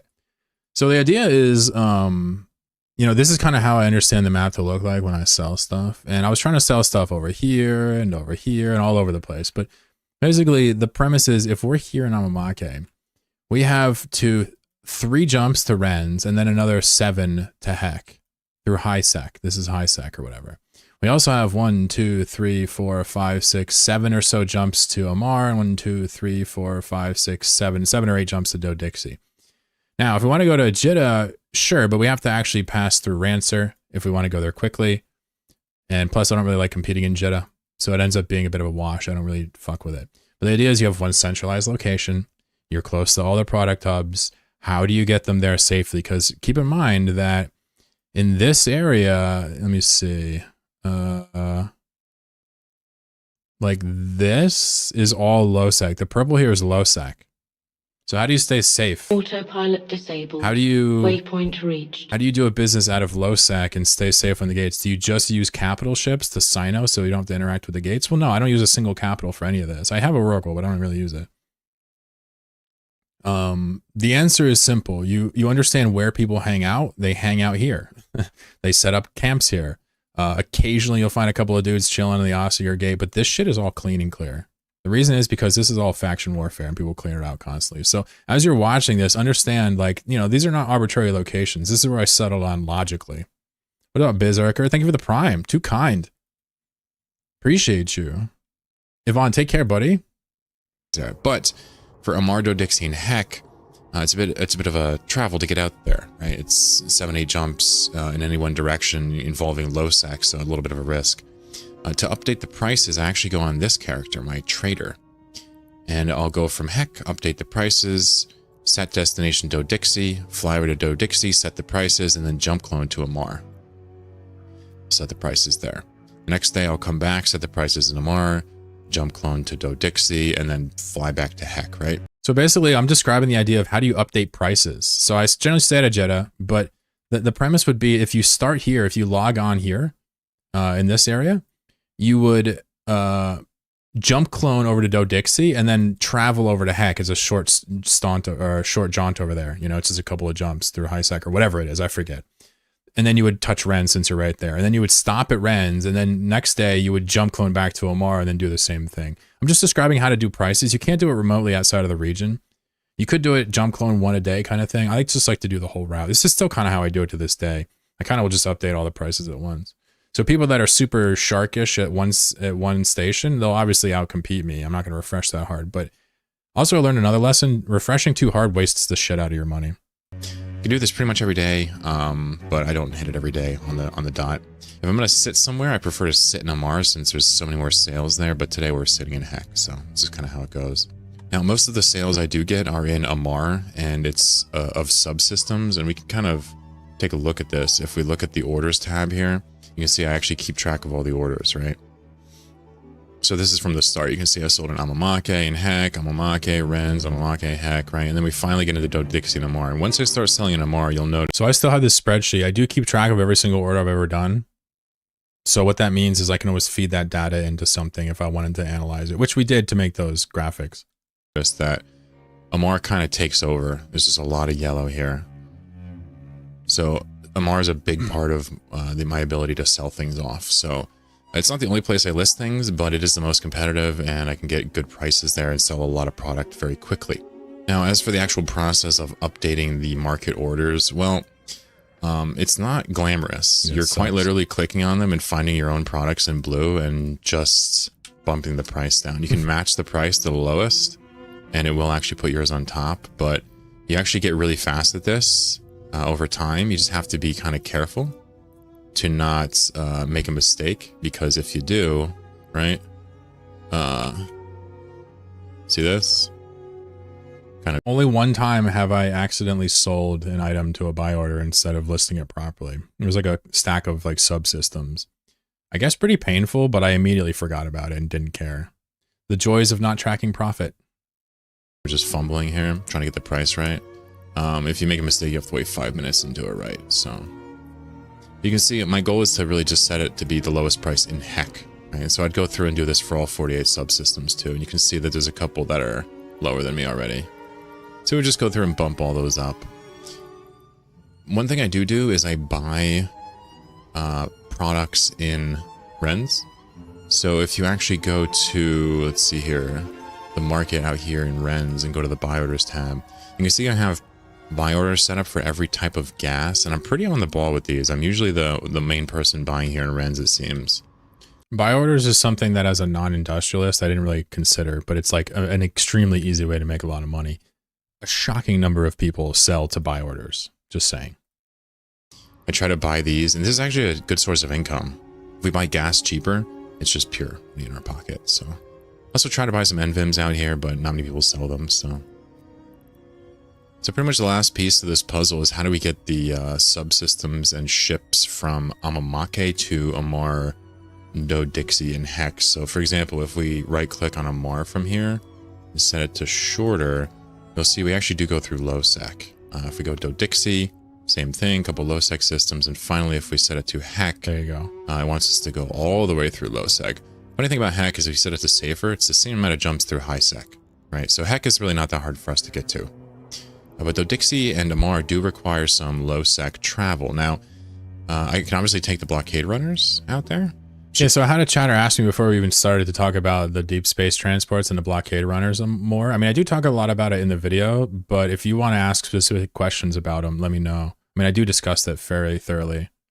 So if anything's missing, I'll try to point it out. You can ask as well. You're safe, almost impossible to get caught. But quite frankly, lately, I've just been taking the DST, kind of unscouted. This is all faction warfare. It's kind of low-key. There's really never anybody camping the gates properly, especially not from here to Amar Do-Dixie. Occasionally the Ossiger gate is camped, but we're not even taking that, so yeah, I pretty much just load up some ships in the DST and take a trip out and dump them and give them to the trader, and he lists them. So nice little mini game here. I've been really enjoying it. I feel like I'm selling a metric load of subsystems on the regular, but Wow. It's been really enjoyable. You know, when I run out, I come over here and invent some. So, yeah, I guess the next update, hopefully we'll cross that 200 billion-isk threshold. Yeah, it's kind of relaxing to see this kind of work. There's a lot of, you know, watching it back now, there is possibly even too much, you know, of the agonizing over where to sell. But it's good. It kind of shows you that I did spend a lot of time thinking about how to do this. I didn't just jam them in a MAR and hope for the best. I tested a lot of things, but maybe a little bit too much that I got in the video. But either way, I'm not here to criticize. It's still good. I'm enjoying myself. So we have certainly seen Silent Battlegrounds before, but now that we can sort of use the ancient relics found within to create ships and subsystems, this site hits completely differently to me. It really is a huge injection of ancient relics. Now, I guess the value is not crazy. A couple 100 mil tops in these sites usually. But it is very exciting to just get a fresh batch of, you know, organic ancient relics. Yeah, so I'm just talking about how I use these items now. In the past, I didn't even use these yellow things. Now I do. Granted, the more jaded I get to exploration, the less I like having to click so much all at once. However, they're ancient relics. Deal. Called ancient relics.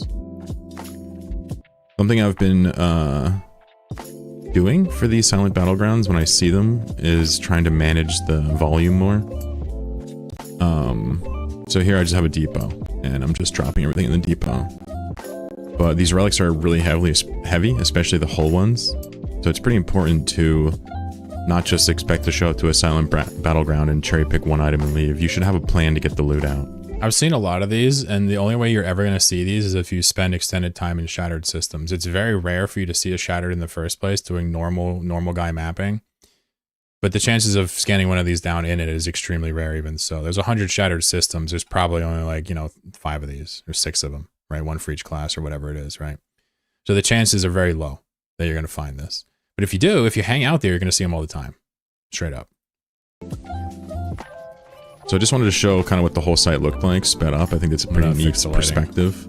There's a lot of hacking, and you kind of have to come up with a system, as we've covered in previous episodes, for making sure you don't double back on them all. You can broadcast, you can double click them to mark them gray. I just go from right to left and kind of know what I've done. Kind of a feel thing for me. It's been a little bit of time since I've checked in and kind of showed off the progress with the business, so I kind of want to do that now.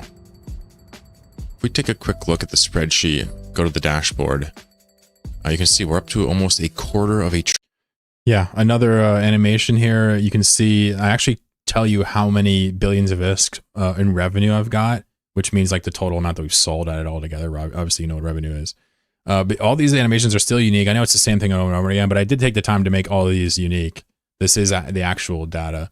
What I kind of envisioned originally was to have like a big pile of these things kind of stack up, but this is kind of how it ended up going. I'm just not that great at video editing, even with a lot of practice. Trillion ISK in valuation. Now, granted, a lot of that is tied up in stuff.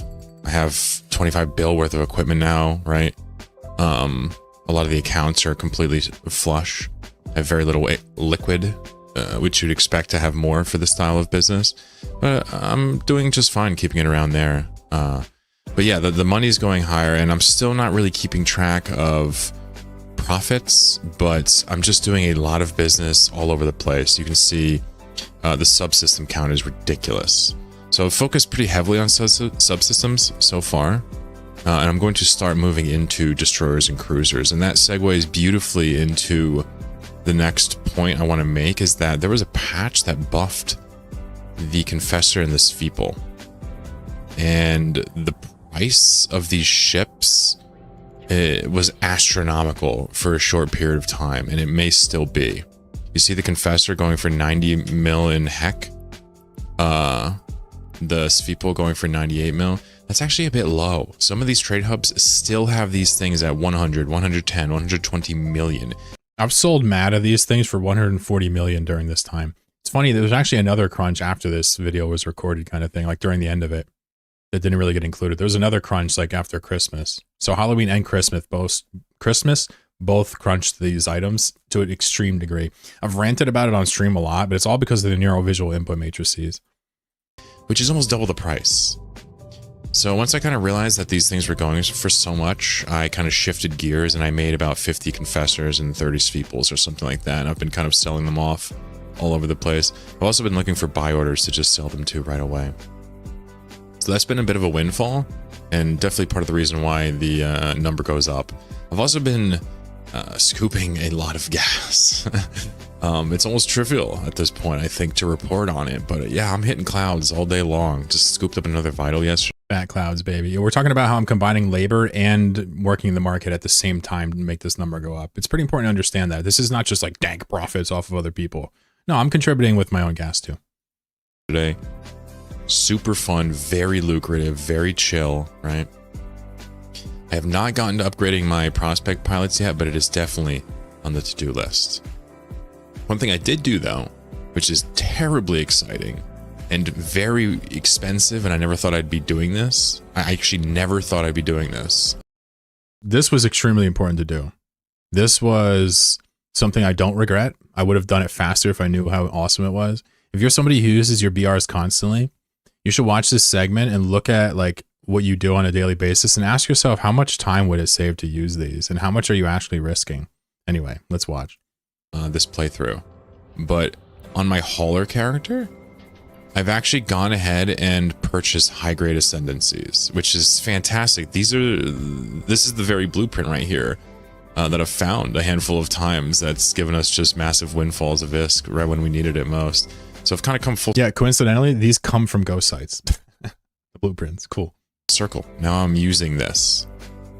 And this is like stupidly exciting for me to use ascendancies because if you don't know what they do, they increase your warp speed, right?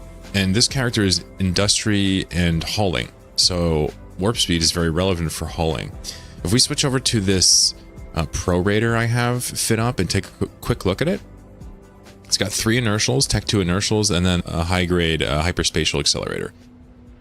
This blockade runner warps at 20.5 AU per second and has a sub 3 second online with a nullifier and no warp core. So Yeah, if you don't know, that's pretty fast. 20 AU per second. It's a 3 second nullified, 20 AU a second ship. Now you can obviously drop the AU down a little bit and put a stab on there if you want, but if you have to stab your BR, you're probably making a grave mistake anyway. But it doesn't hurt to stab it, to be fair. Just lose a slot. I wouldn't stab non-pro raider ships, just not enough lows to enjoy. this ship warps faster than leopards, cheetahs, right? Obviously, it's with the ascendancies, but this ship goes so freakishly fast. Most of the time, when you're traveling with this ship at this point, it's just waiting to get through the gate itself, right? So this is my ship I bring to Jeddah to get neurovisual input matrices and to do small sails. It doesn't have much cargo room, however, could always strap some cargoes on it and sacrifice some align time. But perhaps even more exciting than this kind of hyperspatialed out blockade runner is the DST. Now the DST is probably one of our most used ships at this. This is pretty important to understand. The DST, if you do not use one, you're probably missing out. This ship basically is the poster child for micro warp drive tricking, with micro cloak tricking, excuse me. This is like the perfect vessel for it. You can micro cloak trick with anything, but that can move fast enough. But this is the perfect vessel for it. It's extremely safe if you've nailed the micro cloak trick to use this in lots of segments of space now that they're nullified. But it just carries so much, not even that big of a skill investment. So blockade runner, excellent for personal use. But if you're going to do anything that involves hauling, you know, some moderate amount, you're probably going to want to switch over to a DST immediately and have this available as well. You know, it kind of is an upgrade over the normal Tech 1 hauling ships, but a huge upgrade. It has a lot of safety features built in. Do you like the dailies? I've never actually played with them, but yeah, I do like them. From everything I've seen, all the conversations I've had, yeah, they're amazing. All forms of the what do you call that line of ships? Are those ore? All of those are actually quite usable. In some cases, best in slot, depending on what you're doing. For nomading, some of them are up well. For some of them, they're extremely good for nomading, because you can bring like fuel and like, you know, stuff like that if you're into starbasing. So yeah, don't sleep on the Upwell transport ships. I just have never actually trained into them or used them, but I know they're good. point. I don't use capital stuff to move my industry products. I just use this, right? So Ascendancy's kind of transformed this ship into some absolute insane, just efficient monster. Now, just a standard Tech 2 fit DST is already extremely good. Micro cloak trick it, right? But this is on another level. We have Ascendancies. We have triple tier 3 hyperspatials on here and some faction inertials to push the micro cloak trick super consistent. Also a faction cloak on here. So we've splurged a lot on this character. But what do I have to show for that? A 10, almost 11 astronomical units per second warp speed deep space transport. This thing warps so fast. Yeah, I mean, doing it like this, I've had so many conversations on stream. Some of you will remember them about this ship and, you know, the tanking it versus inertials and all this stuff. But the real premise is this ship is almost built for holding hyperspatials. Putting 5 hyperspatials on this is actually not a dumb idea, because the low slots have very little value for expanded cargo holds because you can't actually affect the fleet hangar, right? There's so many lows, and you actually don't have to tank these things. It's a misconception to think that you have to tank these to take ganks. If you are getting ganked, you have made a mistake that tanking isn't necessarily going to save you from. People will be like, oh, what about on the undock? I don't have a problem on the indock because I warp to an undock bookmark, right? On the indock, I warp to a instadock bookmark, right? On Stargates, you micro cloak trick, so people can't even scan you to see if you have valuable loot. And with that said, you can be killed in these, right? A Scepter, a Daredevil, one of these ships can decloak you. Up until recently, fighters could decloak you easily. Easily, mind you. So you got to be a little screwness. But in high sec, it's almost unheard of to lose these days since the fighter rework, honestly. If you're scouting it, it's like there's almost no chance. In low sec, very low chance. You're pretty much running into a cutter camp or a camp with like a lot of redundant tackle and get a decloak on you. With a scout, this is like the perfect vessel to move semi-large amounts of stuff quickly. I can fit 12 ships inside of this. You micro cloak trick it, come out of cloak, and boom, you're at the outgate. It's so incredibly fun to use and valuable. I don't think I'd spend the ISK on these implants and these upgrades unless I was doing business with it, which I am. I traveled to Dodixie, Heck, Amar from here, and all of those require low sec, right? 7-8 jumps a pop. The faster I go, the safer it is, the more I get done. It's just awesome. I'm just so happy to actually be running Ascendancies on this guy, right? Yeah. So there's always the opportunity to get randomly decloaked by shit, you're right. A lot of Concord. I guess I'm speaking if you don't get randomly decloaked, right? It's a super interesting scenario I just stumbled upon. Yeah, they're all similar. I'm not sure I've ever seen it this blatant before. But if we take a look at the signatures in here, you'll see, you know, just relic site, combat site, gas site, and it's just, how many signatures is this? Like 20 signatures. It's crazy. This is a weird segment. I'm basically speculating as to whether or not we're sitting in a Vestal wormhole right now, or, you know, have a bunch of Vestal connections. We don't have to really elaborate much. Pretty cool. There's only 3 wormholes in here. All 3 statics. Just speculation. And I'm pretty sure what happened is these are all Vestal. They're all completely locked off. The reason I think that is because if anybody came in here whatsoever, these sites would be gone. So I noticed the nullsec being Vestal yesterday, but it turns out no one-ring wormholes in here. I want to say the number of sites has like dissuaded wanderings from spawning even. I'm going to do all these relic sites here and clear this down and probably watch more wormholes spawn in the system and break these Vestals with people coming in and scanning. If you don't know what the word Vestal is, fine. I made it up. Well, I didn't make the word up. I made up the application here. But instead of me explaining how these work, just wait a couple weeks. I'm actually making a video on stuff that'll explain how Vestal holes work, what they are, and what the other names they go by, etc. So just stand by for that. It'll be fascinating if you don't already know. But for now, just assume that Vestal means closed. Pretty cool, though. So I suppose now would be a good time to talk about the market conditions. Thanks, Pastor. Really, I can't sit here and say that I know exactly what's going on. Not really an economist here.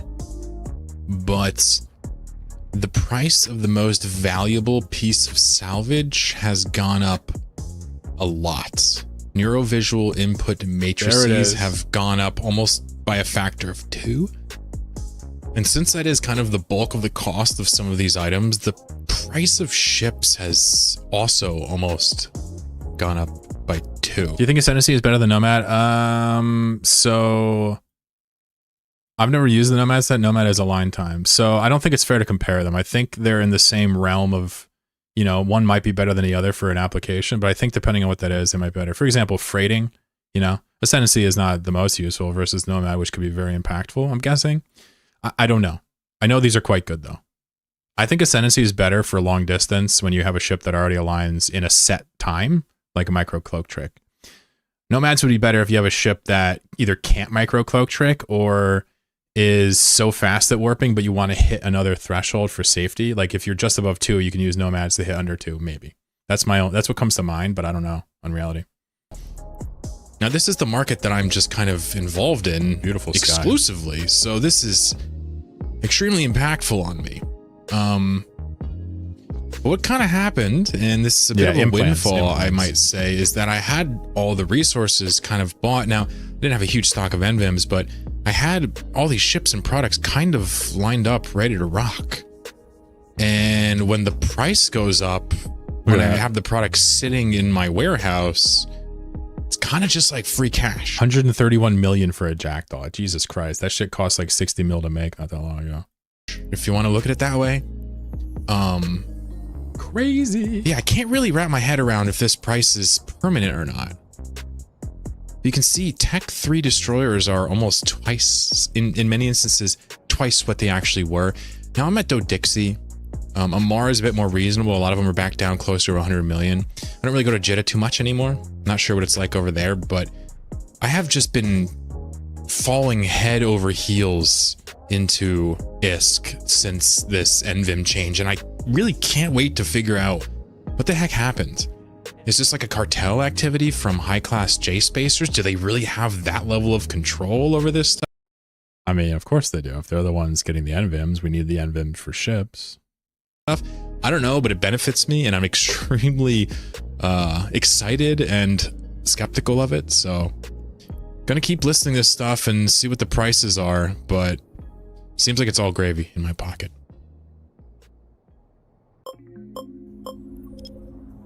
All right, that's another silent battleground in our current home system. Insane. So even though these sites are pretty tedious to do and they don't really pay that much, they are really rare, and that makes them cool. I guess I just kind of wish they had like a lottery drop, or What's up, Tanit? they were faster, or they dropped more or something, but maybe that's just... Yeah, it'd be cool if Silent Battlegrounds had one can that had like, the envelope here. you know, a bill in it. That'd be It really does seem cool. a little bit low though for such a rare spawn, a shattered only spawn to drop like 200 mil or so, but there it is. Scanning here. Well, let's get Satorigu here and see if we can get some ancient relics. Yeah. The average 200 mil worth of ancient relics. Skipped out on pretty much all the data. We'll take it. Pretty much all these can be made into blueprints that I can actually express, which is nice. I don't know Feels where these good. things come from. Who the fuck hacks ancient relics?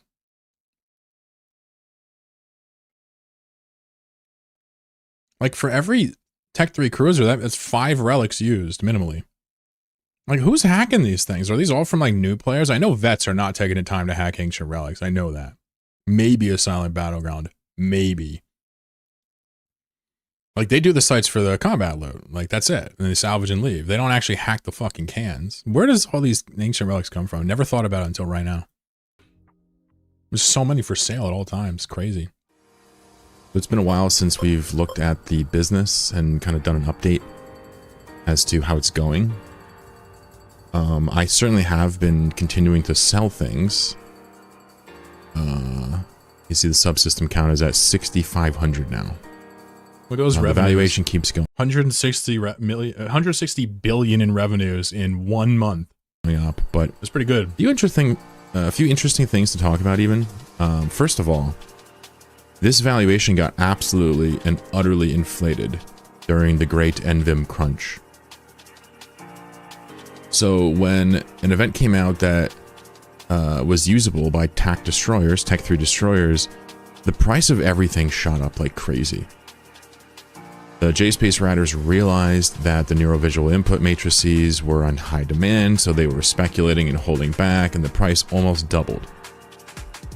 Long story short, a lot of the growth I feel I experienced in terms of valuation was on the back end, the actual products and stuff that I have available for the market going up in price that had nothing to do with me. So when that eventually crashed, when that kind of bubble popped, I was left in a situation where my valuation dropped a lot, by like 50 billion. And so it made me realize that this is really just not a good way to look at it. This is kind of like the sexy way to look at how to run the business and to see kind of how it's going, but this is not it. The valuation of the combination of your accounts and assets, it's just too easily, it fluctuates. I'm trying to explain that I just happen to be holding assets that another group was like either advertently or inadvertently cartelling. So my valuation bloomed up to like 350 billion before this was shot. And then it came back down to like whatever this is. And I'm trying to explain to you that, like, you know, if you just look at your net worth across everything you have across all your accounts and you view that as like a form of progress, you're going to run into situations where you'll progress, but it'll go down. That's all. So I'm trying to explain to you that, like, if you're trying to do an industry, you might want to keep track of the profits, right? Smart. Even though I don't. You really want to look at like the revenue and the profits more than the value of the business in terms of your progress. It's very obvious in hindsight, but that's what I'm trying to spit out here. It's too easily changed. It's not really a good way to look at the progress. So really, the way to look at the progress for me might actually be more along the lines of revenue. Revenue kind of shows off what we've managed to do in the game. This could go up or down, and we haven't done a thing. It's really kind of, we'd have to basically peg this valuation to specific items in the Tech 3 product lineup to get a sense for what this actually is. And it's just not worth it. I mean, we have things that aren't even related to Tech 3 in here. Extractors, injectors, ISK, equipment, right?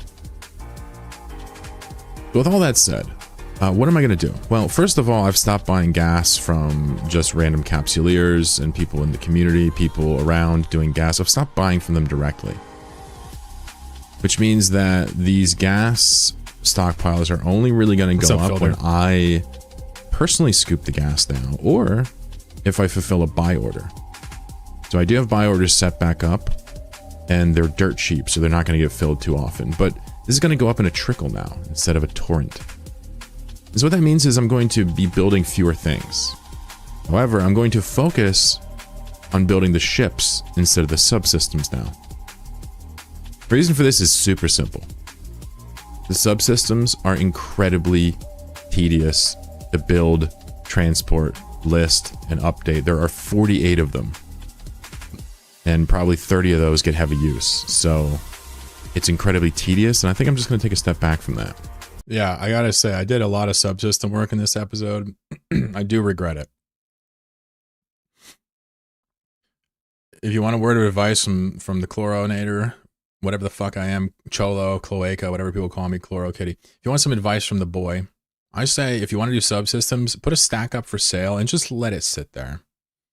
You know, just let it sit there and let the riffraff beat you. And if somebody ever buys a lot, they'll grab yours. That's all. Don't fight it too hard. Maybe update it once every week or two.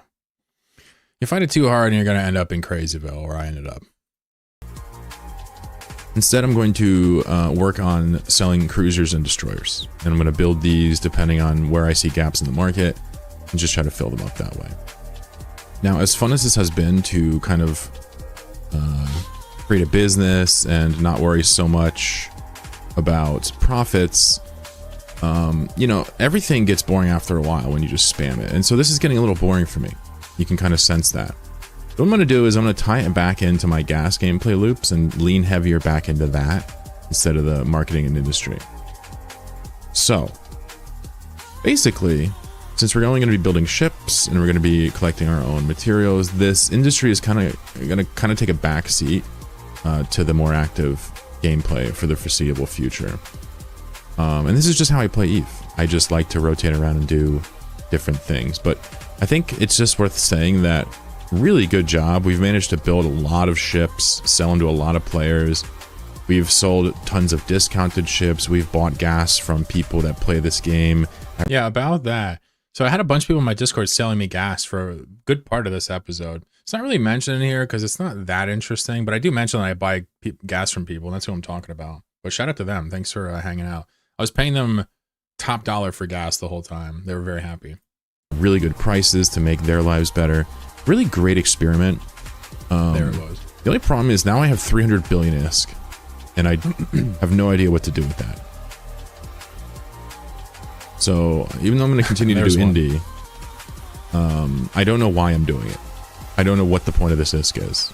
I just know that this is a fun project and I like creating machines like this. So yeah, what I do next with this business is going to be largely dictated by my interests.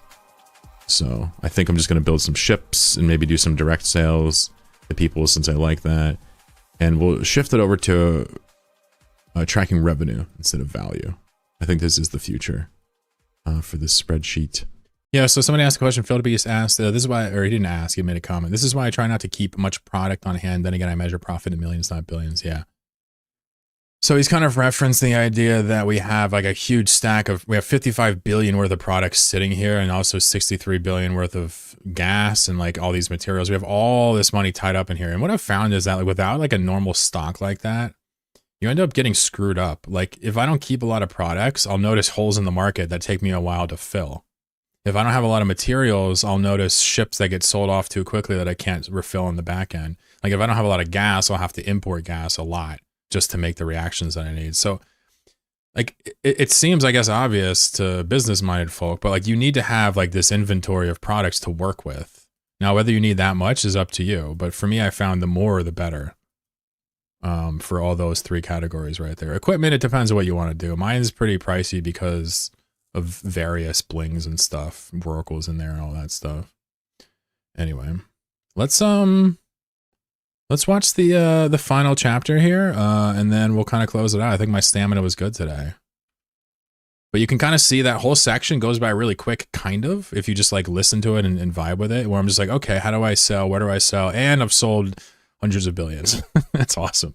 All right, let's keep watching the remarks. It's what is this? I don't know, like 25 minutes of me talking about mechanics, follow-ups, things that interest me about the game as they relate to the episode and so on and so forth. So it's pretty interesting still. This section should be enlightening if you've never seen it. The Jolly Ranchers Corporation has 3 wings, and we've seen them all in action. Act 4 is going to talk about errant thoughts as they relate to the previous 3 acts, and also just other things that pop into my mind. I really do love this game. I think it's incredible that it's so deep, so wide, so many mechanics to kind of just browse through, no real true centralized source of knowledge. I just like evaluating the game, doing little experiments, seeing what happens, writing my thoughts down, and the purpose of this act is to celebrate that line of thinking, just to enjoy the game and its various mechanics and try to use them to get some type of advantage. So I hope you learned something from Act 4 because, shoot, I learned a lot. The Odysseus is a ship custom built for nomads. How cool is that? During the closing moments of Act 1, we caught a glimpse of my early fumblings with the ship, but we didn't actually talk about the ship itself. Now, however, we're going to thoroughly discuss it. When I first saw the bonuses on the Odysseus, I was pretty blown away. Although it was bound to be expensive and probably too well-rounded to slot into our lineup, the desire to use it for its aesthetic value alone is undeniable. But what if the ship was more than just pretty? What if the Odysseus actually belonged in our lineup? Determining whether or not we could actually use this ship is a tall order, but after a lot of thoughts, I think I've discovered the perfect use case. You see, a major problem of ours is that our security wing is too large to manage in the heat of battle. This manifests in decisions like having a cloaky interdictor, a bait character, and other pilots that don't require much input. But what if we could use one of our combat pilots for more than just security? The idea I have is simple. Let's have our main pilot fly the Odysseus to perform security duties and one or more specialist roles simultaneously. But what could justify attempting to use such an expensive, clunky vessel in combat?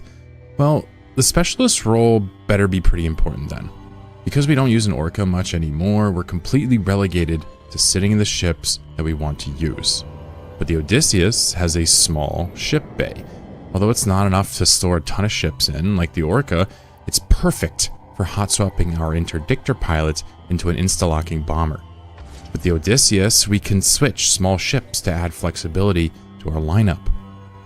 A second small bonus granted by the Odysseus' ship bay is the idea of stashing a shuttle inside. Because our porpoise pilot occasionally needs to run to New Eden to extract skills, it's an incredibly awkward experience flying a pod or the porpoise through wormholes.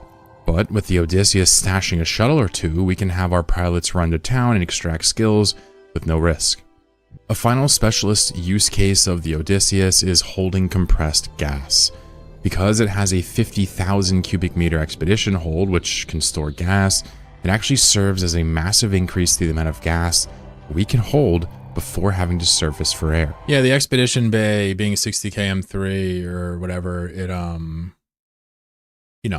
this is essentially like a ton of extra space randomly attached to a semi-combat ship. It really got me thinking. I'm like, well, that almost justifies it. The fact that it can drop drones and hold all this stuff. But the idea that you can hot swap fits off of it, the idea that you can stash a bomber and switch between an Ares and a bomber, like it really put me over the edge. It's the reason why I use it in my fleet even today. Before the Odysseus, we were stuck with the Porpoise's 62,500 M3 mining bay. Now we can hold 112,500 cubic meters of gas, which when compressed is over 1 million M3 of gas. Furthermore, the Odysseus is a safer gas stash as we don't have to lock it down to compress. It doesn't have a random chance of getting combat scanned down and killed, like the Porpoise does. And that's actually super interesting. It's something you'd never think about if you live in buildings. But when you compress with gas, when you compress with a Porpoise, you're basically rooted to the floor. So if you mine like 2 billion worth of gas and it's all compressed, and then you mine another bill, you'd have to pull that Porpoise out, root it to the floor and risk it, and then compress the other 1 bill to get it in your bay. What the Odysseus does is it allows you, it's the same thing as maybe a DST, but this kind of wraps it onto one package. It allows you to get rid of that 2 bill, put it in the Odysseus. Now it's locked in and safe. You just jack can and pick it up later. And now the Porpoise can then focus on doing his job of compressing and then dropping instead of holding. It really makes it so that if somebody scans you down when you're compressing, you don't lose everything. And this is really kind of the benefit of the ship for me personally. This is one of the major draws. But, there's more to it. But these specialist use cases hardly justify a ship like the Odysseus on their own. We would need something more concrete to bring the ship into our lineup. Luckily, the ship can carry drones to great effect. With a few drone damage amplifiers and Tech 2 ogres, the Odysseus outputs 800 DPS. By showing up to a fight, dropping and assisting drones, and then micro jump driving away, the Odysseus can assist our ganks by providing a large chunk of DPS with very little risk. With all these benefits in mind, there is one weakness that's undeniable. The ship can be caught on wormholes by a decloaker as it can't equip a nullifier. That means although the Odysseus is infinitely safer than something like an orca, it cannot be YOLO'd through wormholes lest the small gang catch and kill it. Welcome, Odysseus. You're going to be a great part of the crew. Yeah, so that last note is about the idea that when you punch a wormhole with this, if you have an experienced group of players there, Vita, Zoolander, somebody else, pick a group, Silence, right? Pick a group. They can, with a bubbler, they can catch this. You're not safe in this. You can't actually get out of it if they're really good. So this needs to be kind of scouted and treated almost as if it was micro cloak tricking instead of escaping. And the reason is it's too big to actually pilot quickly enough to get away from like the sabers and shit that'll decloak you, even with a 50 MN or whatever. So you want to make sure you're careful with this. And generally, if you get decloaked, you should have some fight back plan or other things supporting it. But it is still safer than Porpoise. It's just a 10 times the risk. So that's why it's a problem. It's literally about as safe as an orca in terms of moving it through holes. It's a little safer, but it's about as safe, to put it in perspective. Micro cloak tricking an Orca versus using a Kovops on an Odie. If someone is there to decloak you, they'll get both. Well, they'll get either. So with the addition of gas cloud scoop muted plasmids, I wanted to revisit my normalized scoop sheet here.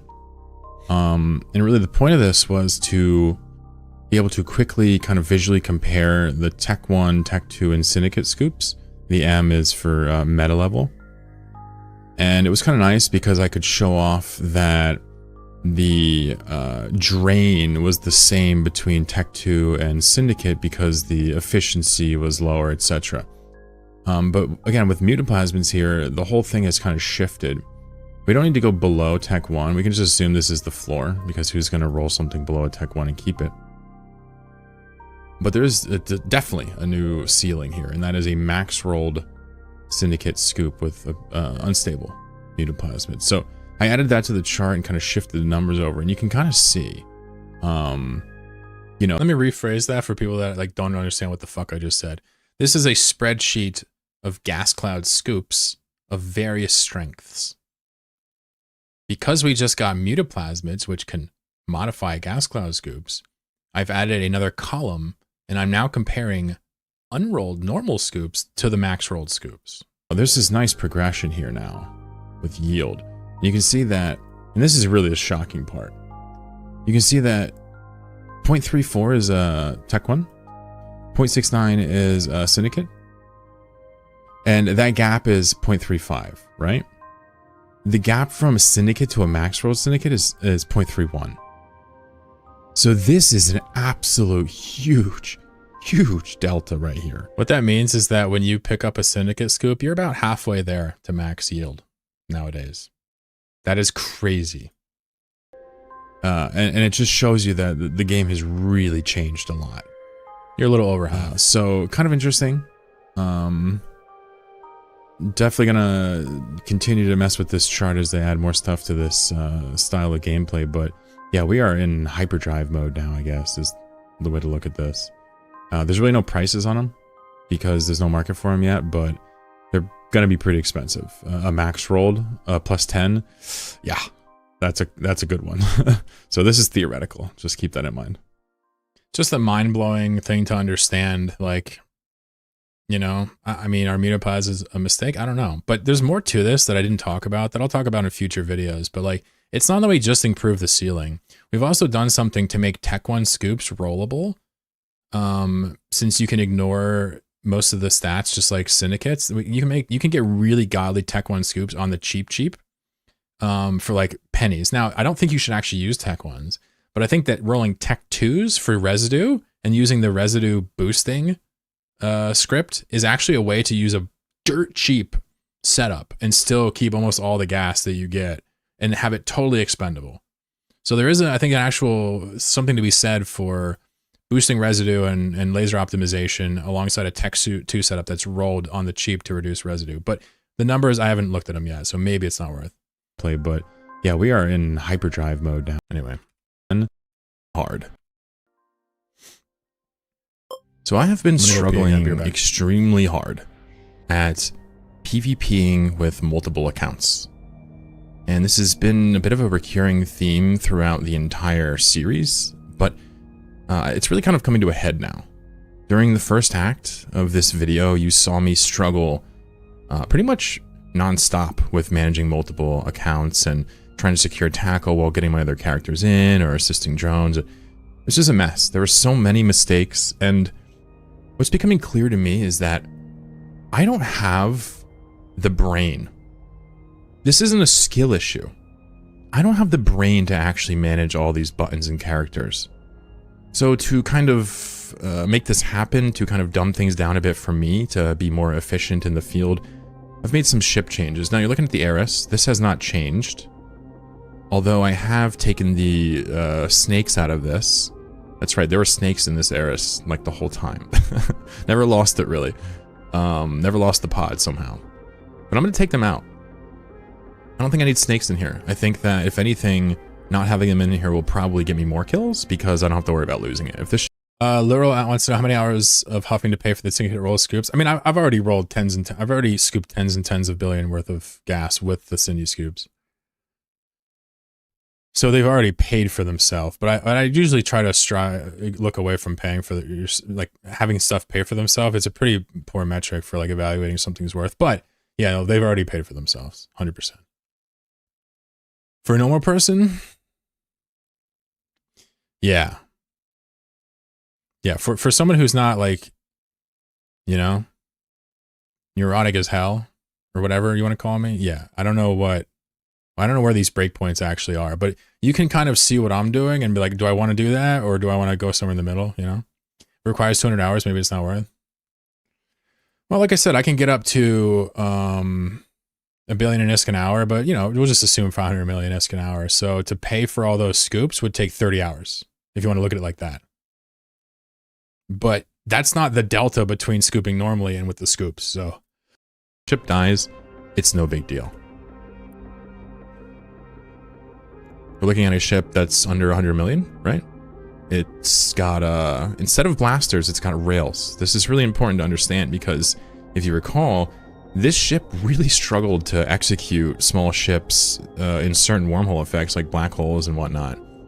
Switching to rails means we can always hit them at scram range, so there's no longer an issue of no longer applying.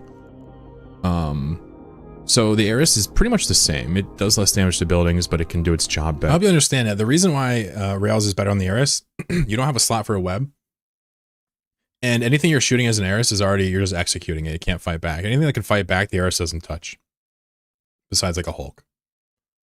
But the idea is the extra application from rails, it's worth cutting the damage in half because truthfully, unless you're shooting a gosh darn building, this thing can't even apply to it no matter what. If it's running, you can't shoot it with the Ares. It's annoying. We learned that. But crucially, it's throwaway. If this ship dies, I do not care. That means I can put it in situations that might get it in trouble and not have to worry, right? That's a big thing right off the bat, is that this ship is now expendable, straight up. Now, sort of the other idea is 3 ships, not just one. We're going to talk about all 3 at once. But the premise is that instead of using kind of 3 or more combat ships to brawl somebody down, the premise is to just brawl them with 1 ship and then add things safely with the other ships. You know, you see this referenced a lot as like drone bunnying or multi-boxing with drone boats. However, I'm looking to do it a little bit less mindlessly. Instead of having like 10 guys assist drones. Mindlessly is totally the wrong word. It sounds like I'm denigrating gigaboxers, but it's not at all what I'm trying to do. I'm trying to say I'm trying to actually play the characters, but also use like drone assisting tech. Just not do it outright gigaboxing style. That's what I meant to say. But if you're like a 20 account user, you're like, oh, what do you know? My bad. The one guy and play him. I want to, you know, make active tackles and then assist drones to the thing that's tackled. Kind of like what I tried to do before, but with more planning and some practice involved. So here's my idea. I'm taking this Legion, right? This Legion is pure tank. I've gone between ham newt, I've gone full newt, I've gone full tank, I've done everything under the sun, and this is my favorite implementation of the Legion. The reason why I like this ship so much is that with just these boosters, this thing can tank 2,000 plus damage. That means if I catch somebody solo or even 2 ships, they really don't have the ability to kill this ship no matter what. So this Legion can be volleyed by like a couple tornadoes, but like I said, it tanks 2,000 EHPS, which is hilarious. If you know anything about damage in this game, that's pretty much any single target I'm not gonna be able to think about. So the premise is we just go all in on tanking and we just kind of extrapolate the, sorry, that's the wrong word. We basically, what's the word? Delegate? Relegate? I don't know. We make the other guys do the damage once we secure actual tackle here with a Scram Web Afterburner combo. So my premise is simple. Like, I just don't want to have to chase with multiple guys anymore. Only one guy. We have a throwaway tackle in the Legion. That's like pretty much how we'll get guys from in the future.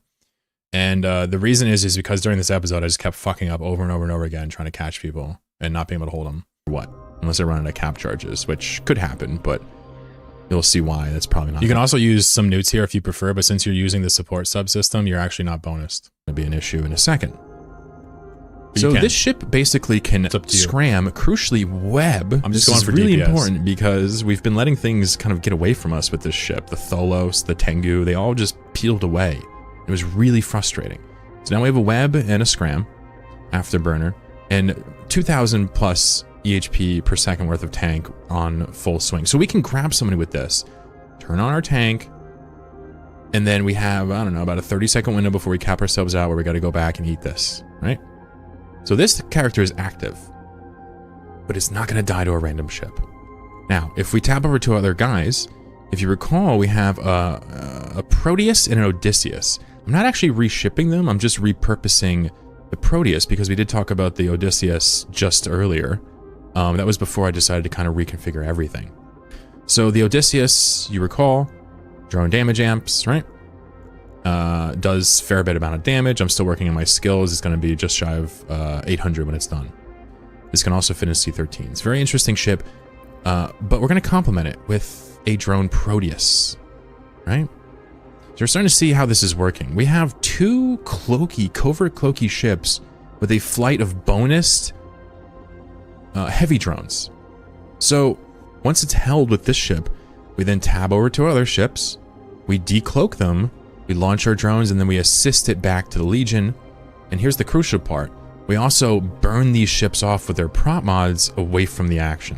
But just to clarify, before anybody makes the astute observation that this doesn't really work, if other people were talking about how if more ships show up, if you're out of control range, the assist won't work. Granted, this is just if there's one guy. Like imagine a Praxis. You tackle him with the Legion, you drop the drones, you burn off, it's done, right? It's fail-proof. You might lose the Legion if his friends show up, but you're not losing Odysseus or the Proteus, right? That's kind of what I'm talking about.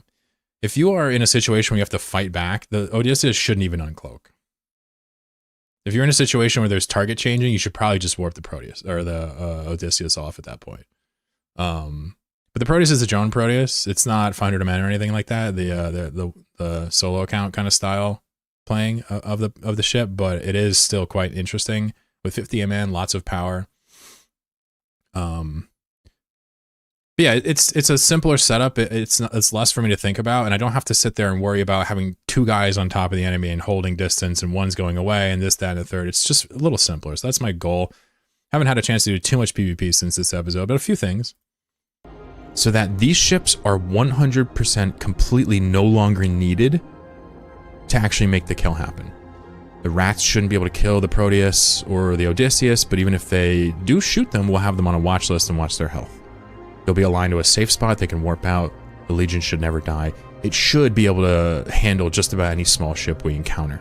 Now, there's no nuke pressure, it's just drones, but I'm kind of just getting the impression that my biggest problem is just applying damage and holding the guy. So, a couple other things, obviously, with the Odysseus we mentioned. By the way, I would say if you're a better player, you'd probably just want to use a regular ham Newt Legion for this.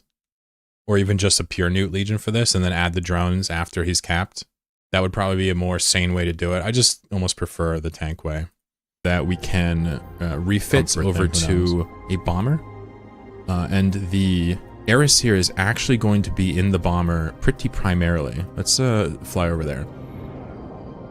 And the rationale is that putting the Eris pilot in the Nemesis actually sort of allows you to catch explorers and stuff a lot easier. Now, the Eris is still very important when it comes to you know, controlling wormholes or making a gank and getting a pod or something like that. But for most days, I would just rather catch a random explorer or scanner that I see making a mistake, right? So the goal is we're going to actually have this ship inside of the Nemesis instead of the Eris at all times. So the Eris pilot is going to be a Nemesis pilot now. Pretty cool.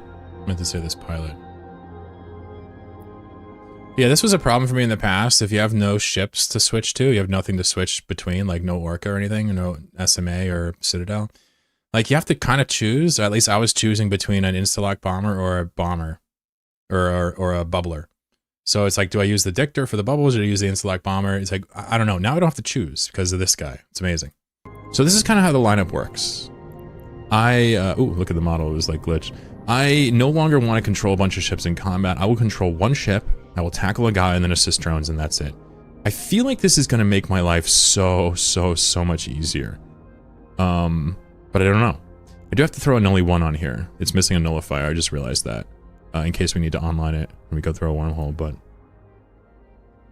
yeah. I'm thinking this is the way forward for me, and if somehow I make kills and I get bigger and better kills in the future, with this strategy, we'll slowly add on a little bit more, you know, E-War or active modules onto the stack over time. But basically meaning I'll use like a ham newt legion instead of a tank one. Yeah. So I've always wondered whether or not when you have a module that is like 4.1 versus 4.9, whether or not it actually was faster. I.e. was it on the global cooldown or not, the server tick. And it's kind of hard to tell looking at it. Kind of seems like maybe it is, maybe it isn't. But I decided to finally just do an experiment here, and I've layered 2 audio tracks on top of each other. This one is with an acquisition array on a scanner, this one's with a triplet. This one is 4.6 seconds, this one is 4.1 seconds. And if you look really closely, if I turn this up, it's synced up, right? So it starts here.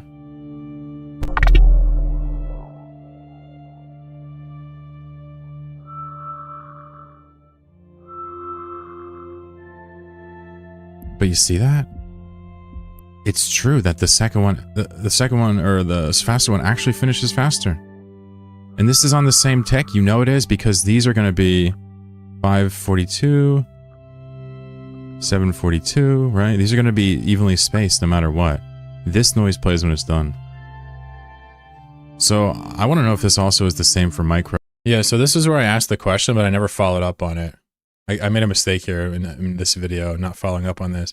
But this basically shows you that if you are using a triplet scan acquisition array, you are actually making a big mistake. You need to use a Tech 2 acquisition, there's no question, because this is what you're losing. You're losing a half a second every single time you scan. So, jump drives. Because this is super relevant. I did not know this. Chatter says, since you love Blops, do you see the new video called Bloodsport? Can we get a reaction to that one next?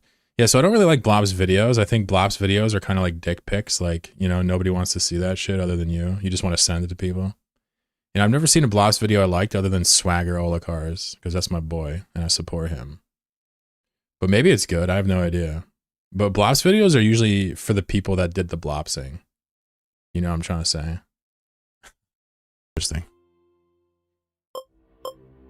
But no, I don't really. I love mapping JSpace. I've loved it ever since I kind of learned what it was. I've loved using mappers. 6 minutes. Nice. Ever since I stumbled upon Pathfinder. You saw me in previous episodes. I even talked about hosting my own. In this episode, we talked about Wanderer, which is like a newer community-built mapper. But, you know, there's really no getting around it. Even, like, all of these mappers are overkill for me. Even if I like using them, they are just way too bulky. There's way too many features on there that aren't made for solo players. Those are really made for groups. And that's just the truth. Can you use Pathfinder, Wanderer, Galaxy Finder, and whatnot for solo use? Of course you can. But it's honestly cumbersome. And as I kind of learn more about computers in my own life, I've kind of picked up a couple of things that have kind of transformed the way that I view mapping. So as mysterious as that sounds, I'm going to make it very simple. I no longer use Wanderer or Pathfinder or anything like that. In fact, I don't use any mapper anymore. I have built my own and have been using my own for a little bit now. But it's not a normal mapper. It's not a group mapper. It's not online. It has nothing to do with the normal mapping routine you're used to. All the way down to the point where it's not even a GUI. There's nothing graphical about it. It's just text. So why would I do this? Well, this mapper is actually faster and more efficient for me, for what I do, than any mapper I've seen. And that really is the reason. But there's also the reason of just having fun building stuff for the game. So I'm going to show you what the mapper looks like. It is in the terminal. So it's all text-based, right? So I type map top. It's going to list out all the signatures that I left in here yesterday. So let's just look at a normal mapping routine here, and I'll kind of show you the features in here and why I use it.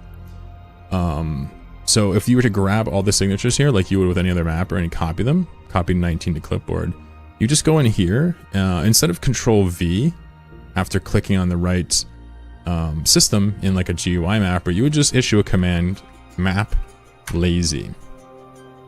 What that's going to do is lazily paste the maps and deletes all of the ones that are no longer there all at once. So you can see my mapper is telling me that I need to delete these signatures because they're no longer present. So let's just do that first. So just in case you're wondering, I actually still use this right now to this day. I use it even today. And obviously I talk about it at length in here and I show you how it works, but this is kind of an interesting solution to a problem that I just never expected to have, which was that the fancy mappers are just too fancy for me. ASQ, JGX, and mix. Gone.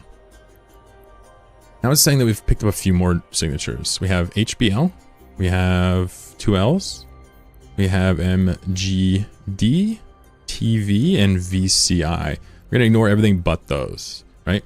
So now we'd go over here, and we would scan the system down. Let me do that real quick. This is pretty funny. Okay. There's a random pacifier sitting here. While I was trying to do my... I was like, yeah, I'll just go scan real quick. And then there's a fucking AFK pacifier. Recording. Can't even make a little recording. I move quick here.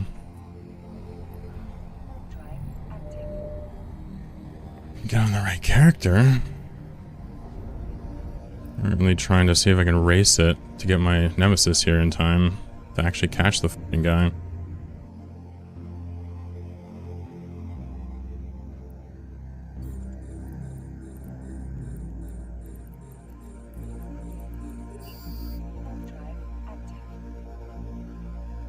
I'm so confused. What are we talking about? You guys are just talking about some random shit. I'm so confused. You talking about this video? Oh, I see. Yeah. Yeah. Okay.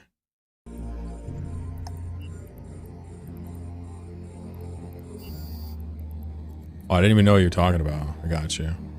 Let's talk about Pokemon.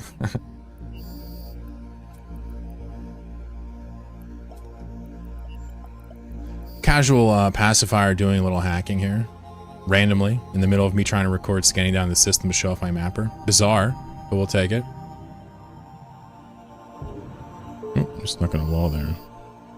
Alright. Well, that's nice. Was not expecting that. Saved my little nemesis, too. Guess he had guns on. I guess I just find it weird how someone asks if I want to watch a video and I say, no, I'm not interested. And then all of a sudden, that's all chat is talking about. It's weird. I guess you guys are interested is what it comes down to. Fair enough. You're allowed to be interested. There. Well, let's go back and look what it was. What the hell? Just confusing. Get Warp Core stab. That's awesome. Get lasers. Nice. We're almost done though. We're winding down. That was silly. Alright, so while I was scanning, another signature actually popped up, this AMS signature. I just added that real quick. So now for the moment of magic. So we have these signatures here that we've scanned down. We're going to copy those and go here and issue the command map add. And you're going to see that it fills out just one of those. Just one. These other ones are wormholes, right? And they need to be manually labeled. Fortunately, this is tremendously easy. Just map the tag and then the label. See this? Map LJW. So we just labeled all of them in like 1 second. To label all of these and where they're headed, it takes a bunch of clicks in most UIs. And this is really the power right here. Now, what happens when we go through a wormhole? Well, let's go through MJD. Show you what happens.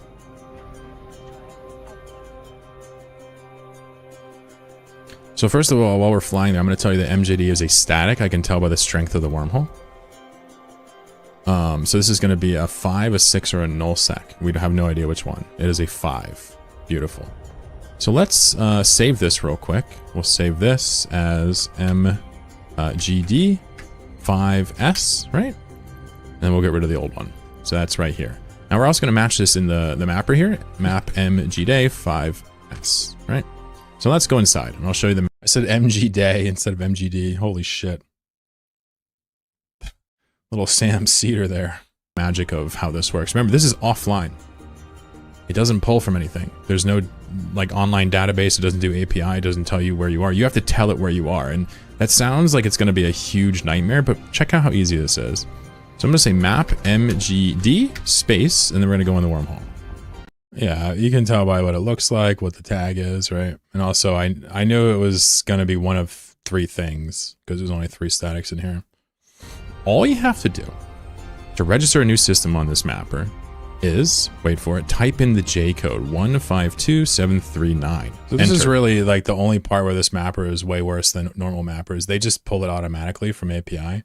You gotta enter the J code.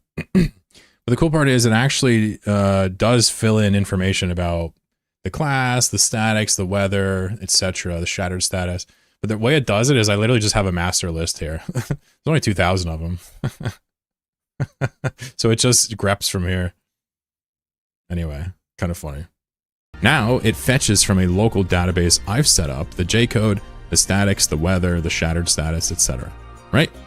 So now you'd come in here, you would go map add, and then all the signatures appear in the new system.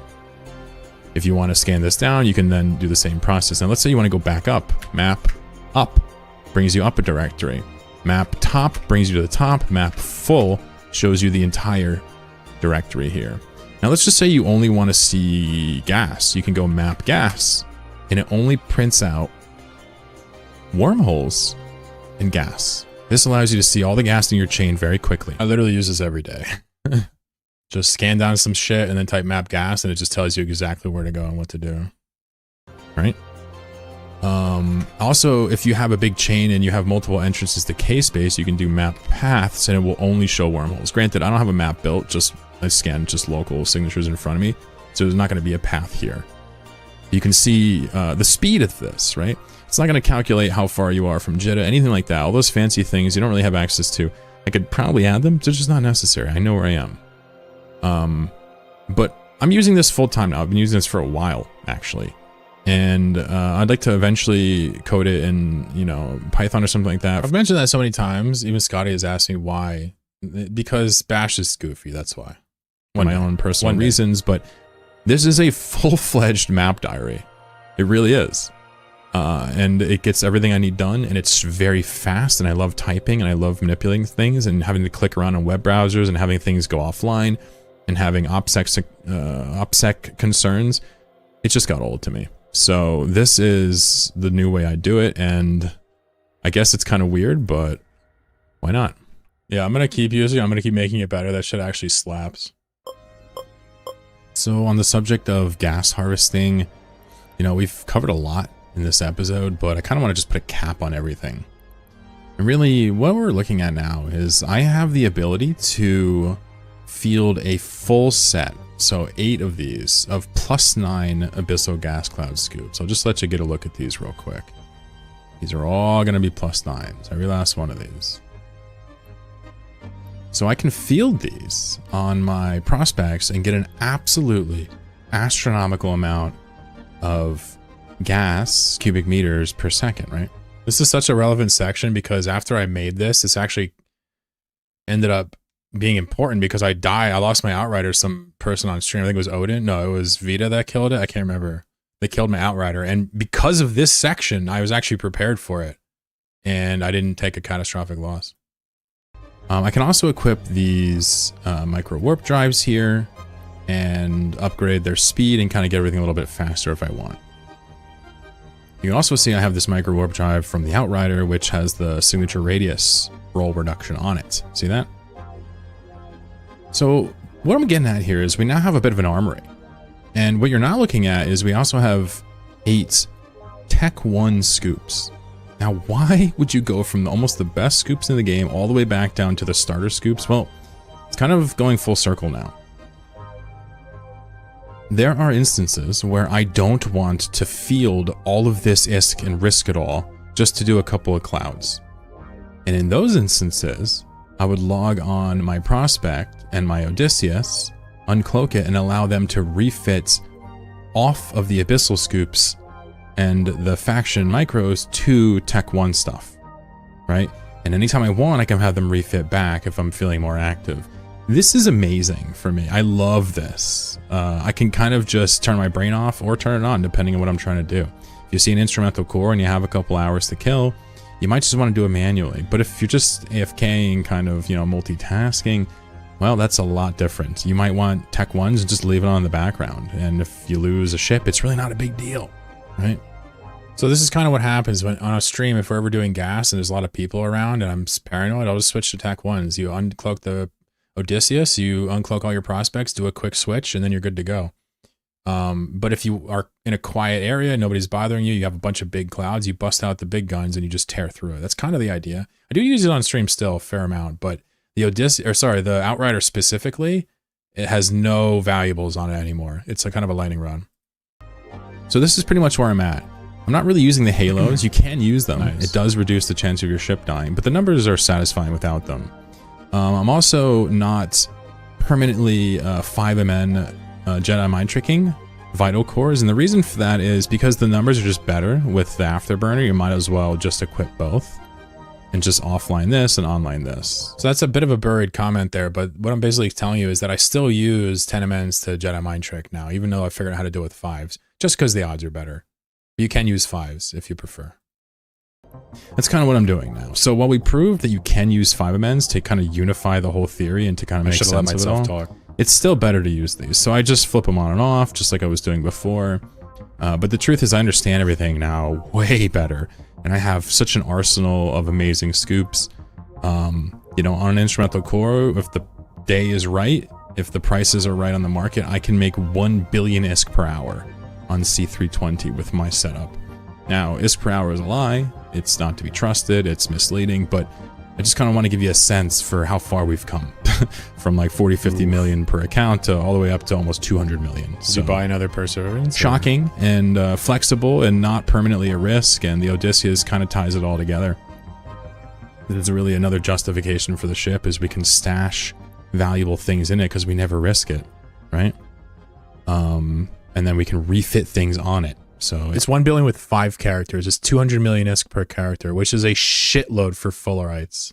Historically, it's been like sub 100 million for me per character. Now I've got it as high as 200 million per character. It's so much for Fullerites. It's crazy. It's like a big mobile depot. It's pretty nice. Anyway, Yeah.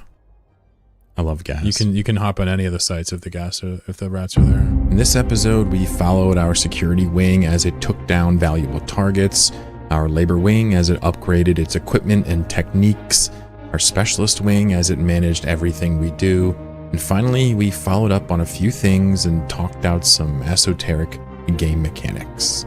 This was not a normal episode of a Nomad Tale, but it was an enlightening one for me. Beyond the game's mechanics that I learned about and the experiences I had with other players, this was the first episode recorded and produced entirely on Linux instead of Windows, but most interestingly, this is going to be the final episode that's off of Rails. What this means for the future of this series is that subsequent episodes will focus on telling a story or exploring a part of EVE, not just following along as Jolly Ranchers does its business as usual. Yeah, a lot of people misunderstood that. I really can't understand how that was misunderstood, but some people, not a lot, but some people were like, oh, you're done doing the Nomad stuff? I'm like, what? No, I'm just going to take these characters and do adventures with them instead of just like grinding ISK mindlessly. It's just, you know, it doesn't really do it for me. This episode, while there's a lot of mechanical knowledge, like, you know, Catalyst was the most interesting part of it, not so much the ISK for me. The reason for this is undeniable. I think episodes are more entertaining and enjoyable when they tell a story, and they're much easier to produce, which means I could spend more time making the video instead of worrying about stringing something together after the fact. EVE is truly a remarkable game. It's been over 2 decades since it was launched, and while one could reasonably argue that the game is a bit of a house of cards with regards to development and the willingness to make big changes, the developers still go out on a limb and continue to shake things up. The addition of the Odysseus was just so unexpected and awesome. Even if it's not entirely how you or I would have designed it, it's just such a welcome treat. But there are issues. The addition of the Outrider and mutaplasmids for gas cloud scoops are both changes that, while interesting, aren't useful to the gameplay loop. The ability to collect more gas per second doesn't change the actual issues with the playstyle itself, like being too safe or bypassing the intended mechanics of the rats that guard the sites. It just means that if you don't have the best tools, you're now going to earn less when gas drops in price as a result of more of it being entered into the economy. But with all that said, the Outrider is pretty cool, and I had a fun time rolling scoops, so perhaps I oughtn't fuss. Sometimes I feel like I could talk forever in this format, but I've been talking for hours now, and it's time for us to wrap things up. I want you to chase truth, challenge yourself, and be good to others. Thank you for watching. Take care. Yay. All right, Nomad Tale 16 has officially been watched. Feels good, man. Definitely well less structured of an episode in the sense that, like, you know, you feel the progression, you feel what's being upgraded, but it's all game mechanics. No actual, there's like no creativity in that episode, which I felt a little bit lacking when I was making it. But, you know, we're allowed to make a mechanical episode. It's cool. You know, no shame in that game. You know what I'm saying? I am all the fuck types of out of here right now. Just want to say thanks for being here. Appreciate y'all. You guys are the latest and the greatest. I will probably not be streaming tomorrow, but who knows? Maybe I'll surprise you. Normally Monday, Tuesday, Thursday, Friday I'm on. I'm always blown away with the support I get. People use my code on the Marquee store, on the Eve store. I see that shit pop up all the time. Thank you. It makes a difference in my life. Much love. People subbing to the channel. Thank you. People just hanging out, chatting. Hope you enjoy it. It's all free, baby. Always will be. And yeah, hit me up if you ever need anything or if you want to chat about something that I do. Let me know. See ya. My lovely YouTube chatters, Viri Chaz, Dan, Gates, Dean, Lucifer, CZ, Cycle Repeating, Life.